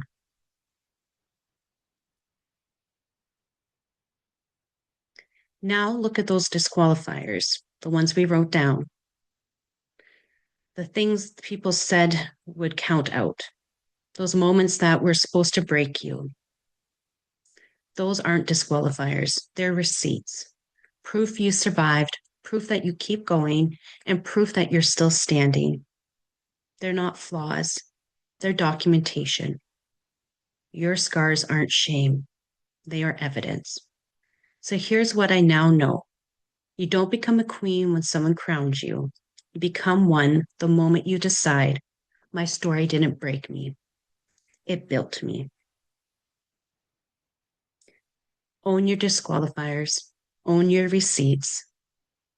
Now take that list of labels someone tried to give you, tear it up, put a big X on it, whatever works, because those disqualifiers don't own you. You own them. Own your receipts, and most importantly, own your queenship. Hold yourself up and another woman up as well too. Happy International Women's Day, my fellow queens. Thank you so much, Queen Melissa. Thank you for a powerful speeches. Yes, every woman wears a crown. We are own queen. I completely agreed. And even if life try to knock your crown off, put it back and be your own queen. So drop in a chat what resonated with you the most with Melissa's speech and what hit home. I would love to see it.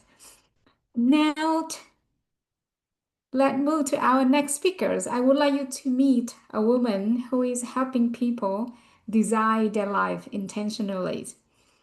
And she is someone who I think is going to completely surprise you. I mean, in the best possible way. Carol Brenner. Carol is a trained and experienced in Montessori's public and university education, with a master in teaching Shakespeare. She created a curriculum for all ages teaching 12 key superpowers found in Shakespeare play, helping students develop creativity, confidence, mastery, and moral strength, as well as better language skills. Carol applies the bar timeless wisdom to today's personal and business challenges. She believes the plays are a roadmap for the soul's journey home. And they show us how to navigate change, conflict, and leadership with power and grace. Everyone, please help me to welcome to our virtual stage, Carol Brenner. You are not your circumstances. You are not circumstances with Carol Brenner. Carol, please, can you turn on your camera?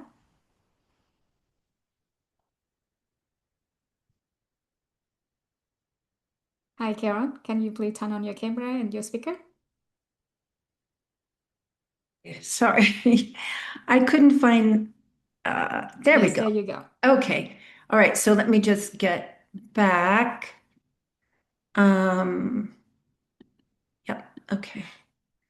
And there, how's that? It's good? Yes, everything is great. Please carry it away. All right, thank you. So thank you so much for inviting me to be here today. I'm excited. And what I would like to do, since every speaker today has talked about circumstances and how important it is to transcend our circumstances. And I'm going to take the lens out a little bit. Instead of looking at things from a personal level, I'm going to ask us to step back and look at some key characters from the Shakespeare plays who can demonstrate to us how they transcended or didn't transcend their circumstances. So we're going to have some fun here.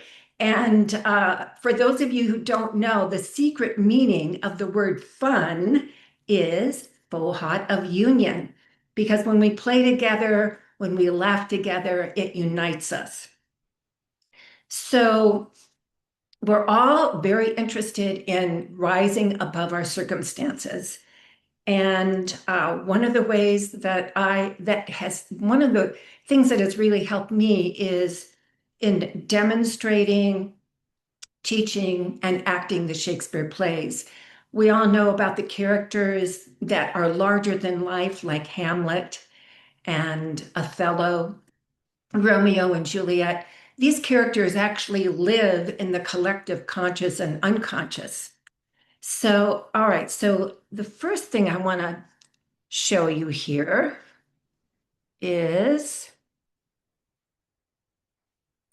okay, this is an infographic that I created, and I know you can't read it very well because it is small, but I'm offering this to anybody who would like it. At the end of the program, you can send me send me an email, and I will send it to you. But what I've done is I've created 6 psychological stages in the Shakespeare plays that are common and indicative for all of us, transcending ourselves, transcending our circumstances. So I don't know, you may not know, but Shakespeare, he may have been the first self-help guru. He had such a sharp insight into psychology, and he had access to this amazing storehouse of wisdom.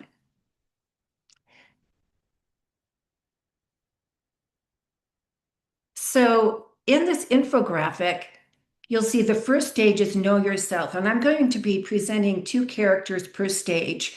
The first character that I will present will be the character that did not do so well in transcending his or her circumstances, and the second character will demonstrate the success of that. So you'll see here in this infographic that know yourself is the first stage. We have to know ourselves. We have to know who we really are and what we want out of life. We have to have a strong identity. And then once we have a strong identity, then we can begin to reach out and really interact and relate to other people. And we know how to share our gifts, and we can share our gifts and our talents and ourselves without losing ourselves. So that's what this chart is about. So let's move on here and look at some of these characters. Now, life is a journey. I think we all agree on that. And Shakespeare saw that it was a psychological journey.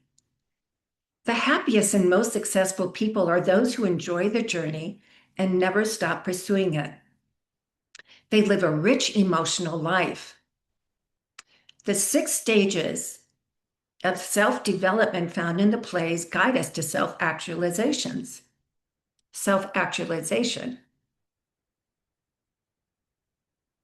So the first stage is know yourself.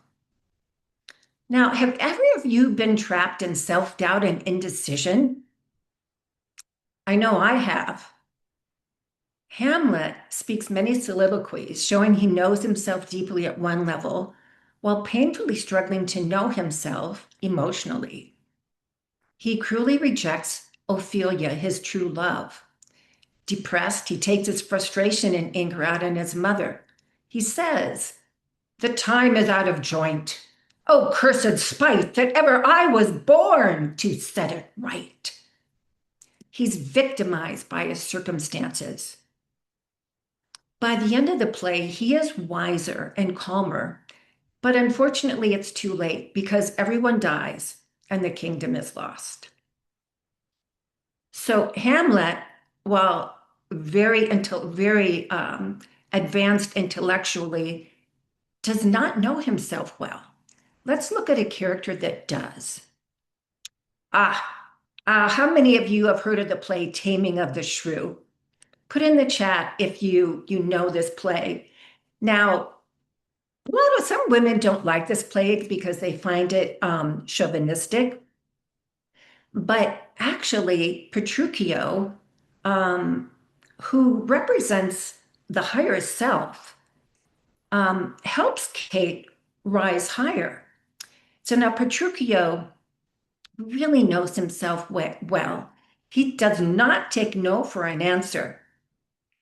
He is determined to find a wealthy wife, and he decides that Kate is the one for him.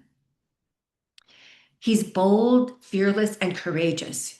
He has intellectual and emotional self-knowledge. This gives him insight to know what he wants: a wealthy wife. He has the fire to pursue her and achieve it. He overcomes all doubts, fears, and misgivings of his friends, Kate and her family, bringing happiness and peace to all. When warned of Kate's temper, Petruchio says, "Have I not wrestled lions, battled storms at sea, and faced cannon fire? Why should I be afraid of a woman's scolding tongue?" He sees the challenge as sport or conquest, a test of courage, wit, and mastery. He tames Kate by mirroring her fury.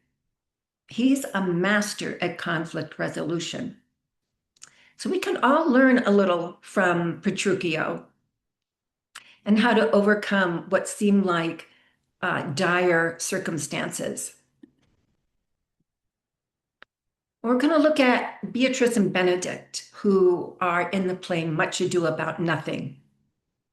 By the way, there's a great movie, Much Ado About Nothing, by Kenneth Branagh, if any of you are interested in finding out more about this play.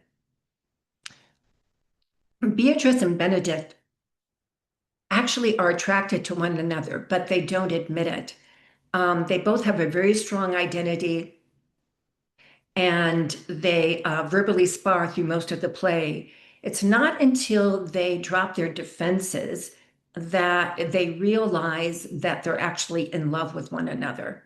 Now, this particular stage, that first stage we looked at, is know yourself. Now, this stage is beyond the self, where once you know yourself, you can reach out. You can share yourself with others. You can form, personal relationships, social relationships, and so forth. But Beatrice and Benedict, they didn't do so well with that for a while. Eventually, they caught on.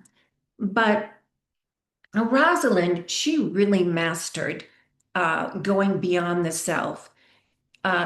She connects with everyone, nobles, shepherds, fools, and lovers, because she leads with warmth, humor, and empathy. She brings out the best in all. Now, what is her secret to getting along with all these different people from all these diverse walks of life? It's curiosity without judgment, emotional intelligence at its best. Rosalind's a very interesting character because she's exiled. She's basically kicked out of court by her uncle, who has already stolen the dukedom from his brother. And so he kicks out Rosalind, his niece, but she changes her identity. She changes her identity into a boy. She reinvents herself and has fun doing it. She's a great example of a woman who just reinvented herself overnight. It sounds like some of you, as I was listening to these talks, you've done the same thing. Like, I'm thinking of Lady Jasmine.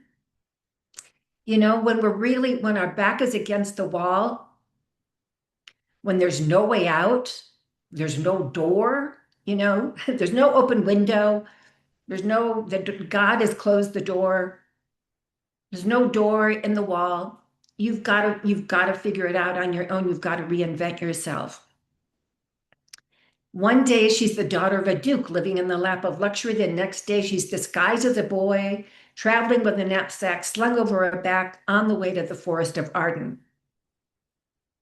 So she was banished. Now, most of us have not been banished from court, but we've all been banished from something: a marriage, grandchildren, your tribe, a career. Maybe you've had a health challenge. We don't choose these moments, but we do choose how we meet them. Rosalind teaches us that resilience is not endurance, it's imagination, creativity. While she's in the forest of Arden, she, as I said, she makes friends with everybody. While she's in the forest of Arden, her lover, Orlando, just happens to be there. But she doesn't know that. And she's dressed as a boy, so he doesn't recognize her. So she gets a chance to test his heart, to find out if he really loves her, because she pretends she's Rosalind while she's actually dressed as a boy. And she tells him to come woo her, which he does, not knowing that it's Rosalind, but he pretends it's Rosalind. So she turns this adversity, this, beautiful, noble woman who's thrown out of court, goes to the forest. She turns the adversity into connection and self-knowledge. She turns exile in the forest of Arden into community. So she is a master at community building. She guides each character towards self-understanding, transforming confusion into harmony. So she's a master team builder, master community builder. And if I were Rosalind, I'd say, don't wait, don't beg, carve out a new door. Don't wait to be rescued. Don't, play the victim. Don't resent, don't complain. Reinvent yourself with courage, creativity, and trust. And remember, strong people are revealed through pressure. Use wit and strategy to create a new door and a new life. All right, be true to yourself. So we've got know yourself, beyond the self. Now we have to learn how to be really true to ourselves and not compromise. I can't remember who was talking about it, but it was like giving yourself permission to do what you really want to do and be who you are. And for me, it was like, say no to people I really don't want to interact with, or I don't want to really get close to. Unfortunately, Ophelia in the play Hamlet was not true to herself, and it cost her everything. Have you ever felt pressure to do or be something you're not? Sometimes it's family, friends, or society, or a group you belong to. Ophelia's failure to follow her heart and inner voice leads to her death. Her father commands her to reject Hamlet's love. So Hamlet, remember the play Hamlet? So Ophelia's in the play Hamlet, because I talked about Hamlet in the beginning. So she's in love with Hamlet, but her father says, no, he's a star out of your realm. You can't be with him. So she obeys, but loses a part of her soul in the process. Later, when her father is murdered, she loses her mind and succumbs to drowning. And that's what you see here. We're going to go to Cordelia. We're still on being true to yourself. So Cordelia is here with her sisters. Now, Cordelia tells the truth no matter what. Her sisters lie and flatter their father, King Lear. And this story, these characters take place in King Lear.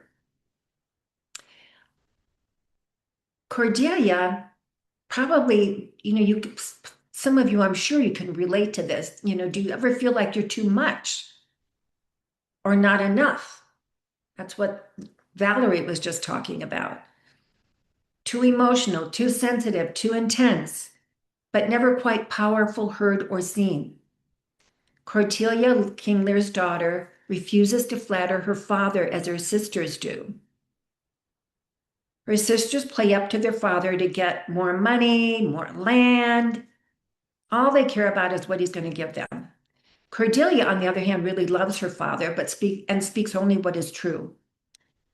Lear wants flattery, so he disinherits and exiles her.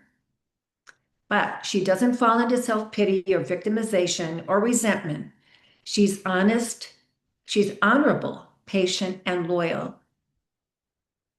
She knows that she truly loves her father, and she waits for the right time, the right cycle to resolve their differences or to resolve the confusion.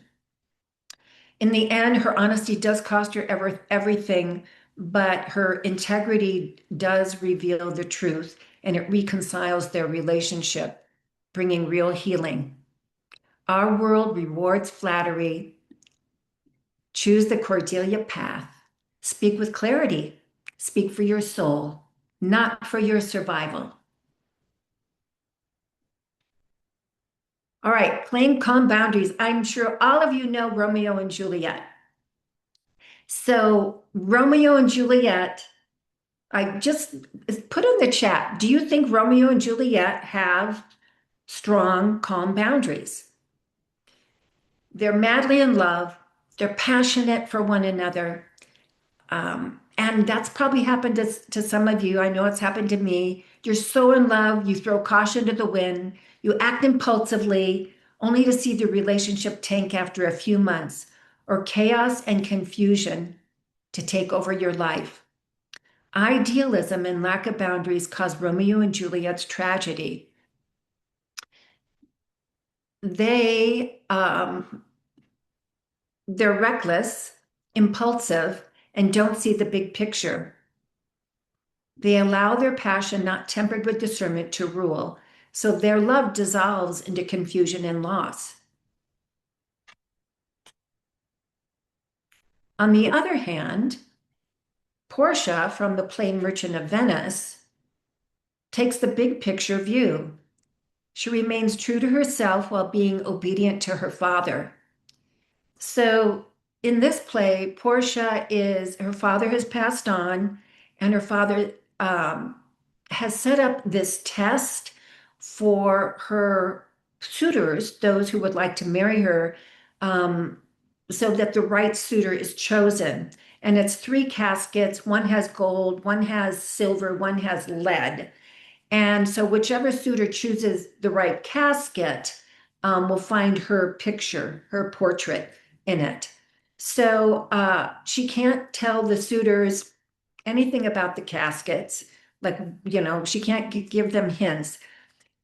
So she uses her wit and her strategy to guide ill-fated, undesirable suitors away. And here you see her with one of her undesirable suitors, where she's being very gracious, but guiding him away from choosing the casket where her portrait is. So she finds a way to actually guide her true love, Bassanio, to the right casket. And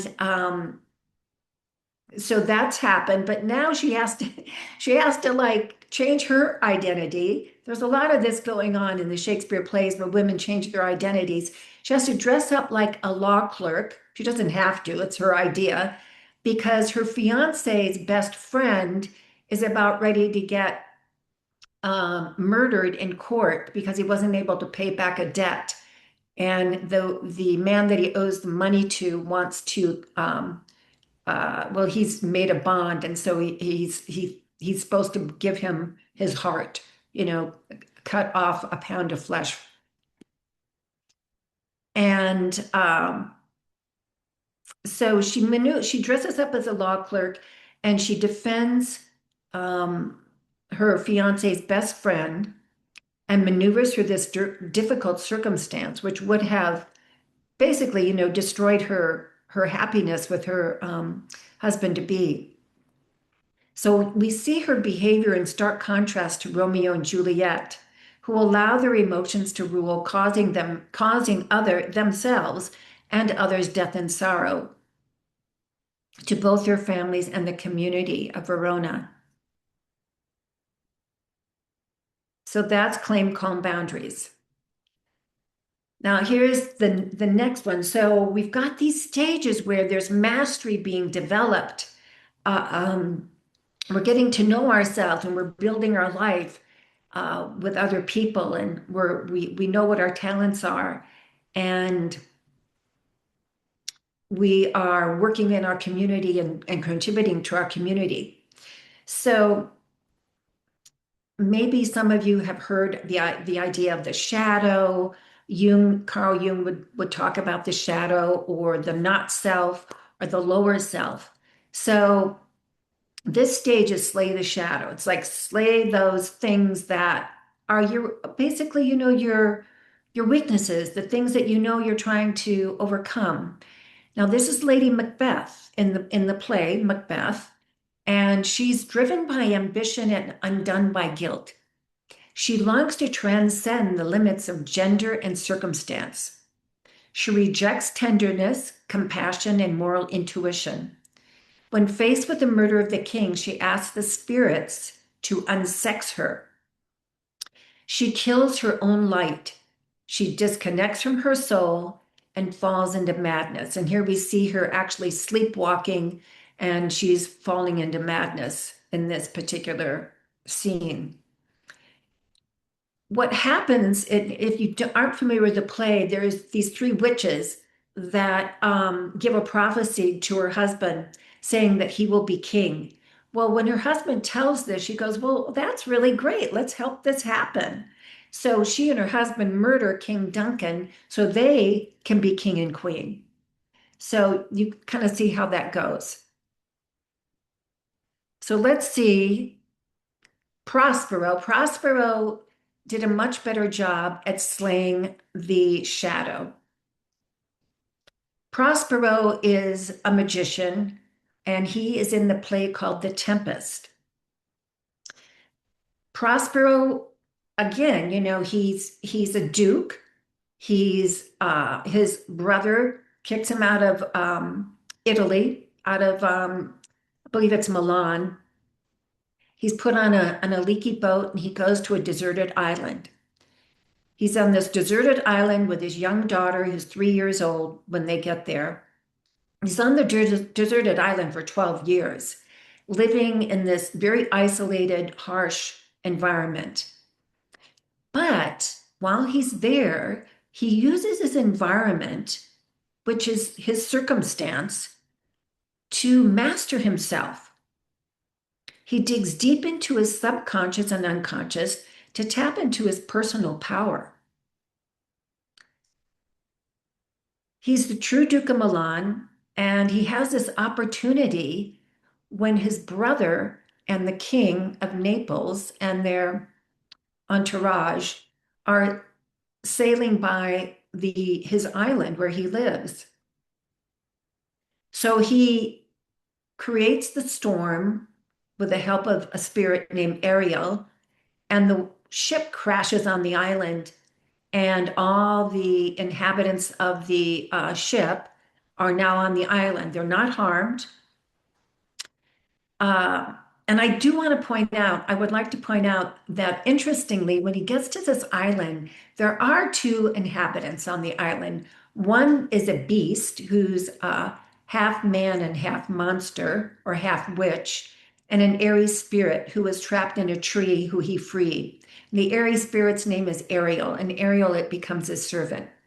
So Prospero stirs up this storm to take revenge on his enemies. He wants to get back at them. They've really made his life difficult and painful. So what does he do?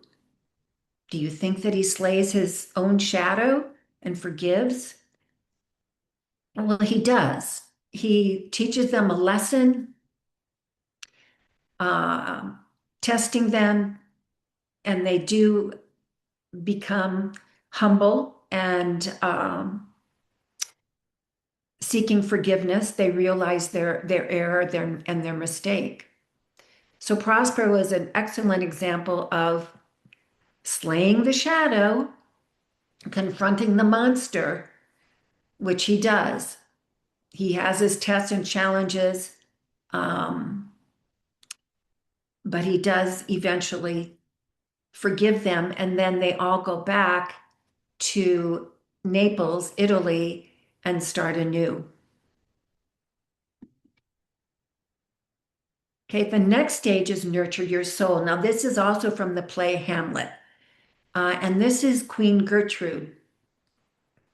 So Queen Gertrude in the play is married to King Hamlet, but King Hamlet is poisoned while he's sleeping in his garden.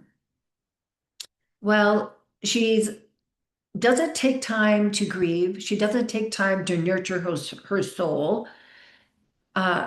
She ends up marrying her husband's brother, Claudius. Only too late, she finds out that Claudius is actually the one that murdered her husband, King Hamlet. So here she's insecure, she's lonely, she doesn't want to be alone, she doesn't want to suffer, and so she marries the very man who murdered her very own husband, who was her true love. So she took the easy way out of her circumstances, believing a new husband was the solution, but instead it brought her downfall and the downfall of the kingdom. On the other hand, Prince Hal in King Henry IV, while in this play, he's playing the part of the ne'er-do-well, a real bad boy. Because now he's the prince, he's Prince Hal, he's the next in line to be king of England. But while he's playing the bad boy and hanging out with Falstaff, and you can see Falstaff, he's a drunkard, he's rowdy, he's indulgent, he's a thief, and he's a very bad influence on Prince Hal. But Prince Hal is learning about common folk. He's learning about human folly. And so while it seems like he's completely and totally rejecting his role as the next king of England, he's actually integrating those parts of himself that had been rejected, that he wasn't able to explore. So he gives himself permission to live this kind of a life temporarily. You see, Prince Hal grew up in a very privileged world of royalty, and he's refusing to live up to his father's expectations. But he just wants to taste human weakness and joy. And while he's doing this, he learns empathy and humility among the common folk.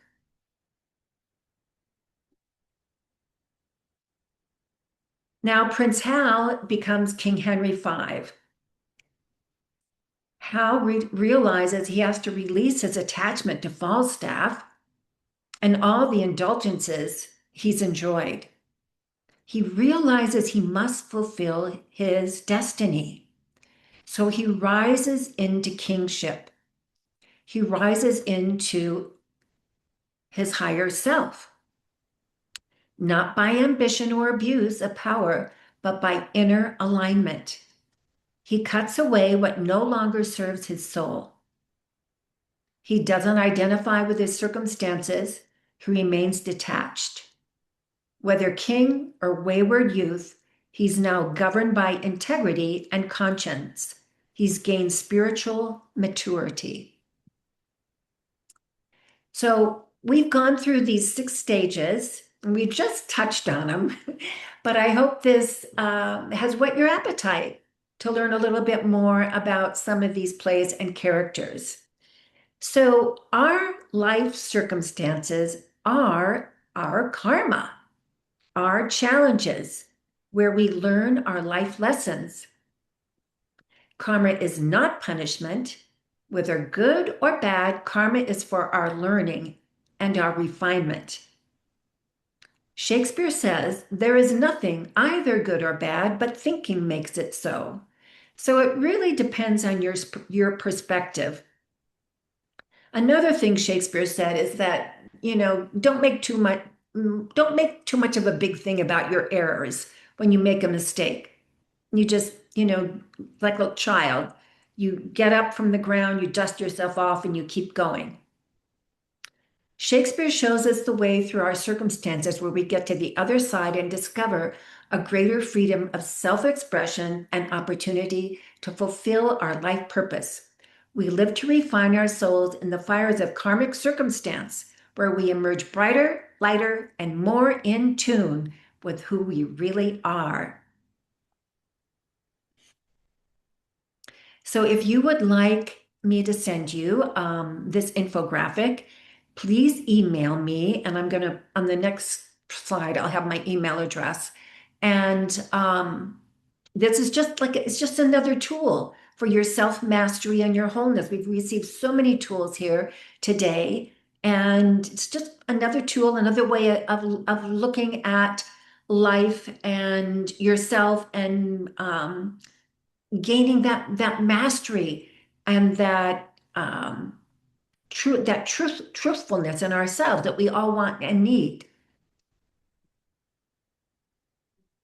So I'm known as the Shakespeare Guru, and you can find me on Facebook under Shakespeare Guru. You can find me on LinkedIn and YouTube under Shakespeare Guru. And that is my website, carolbrenner.com. It's still a work in progress, but it is up there. And that's my email, carol@carolbrenner.com.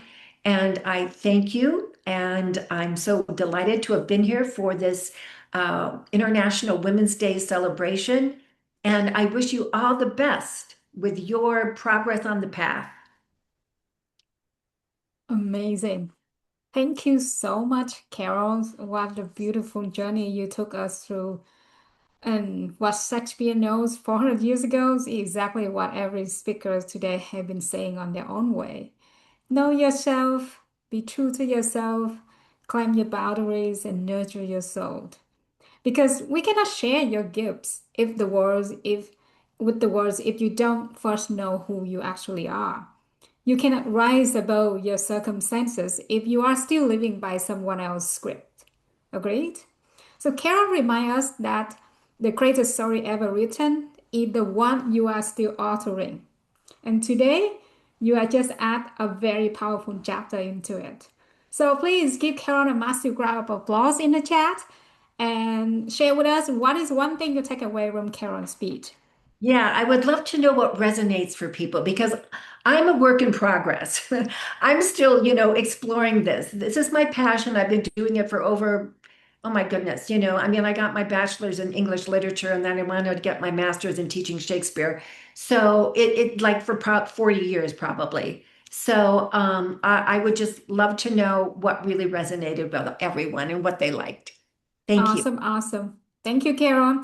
And that, my friends, is a wrap of the Fearless International Women's Days World Summit 2026.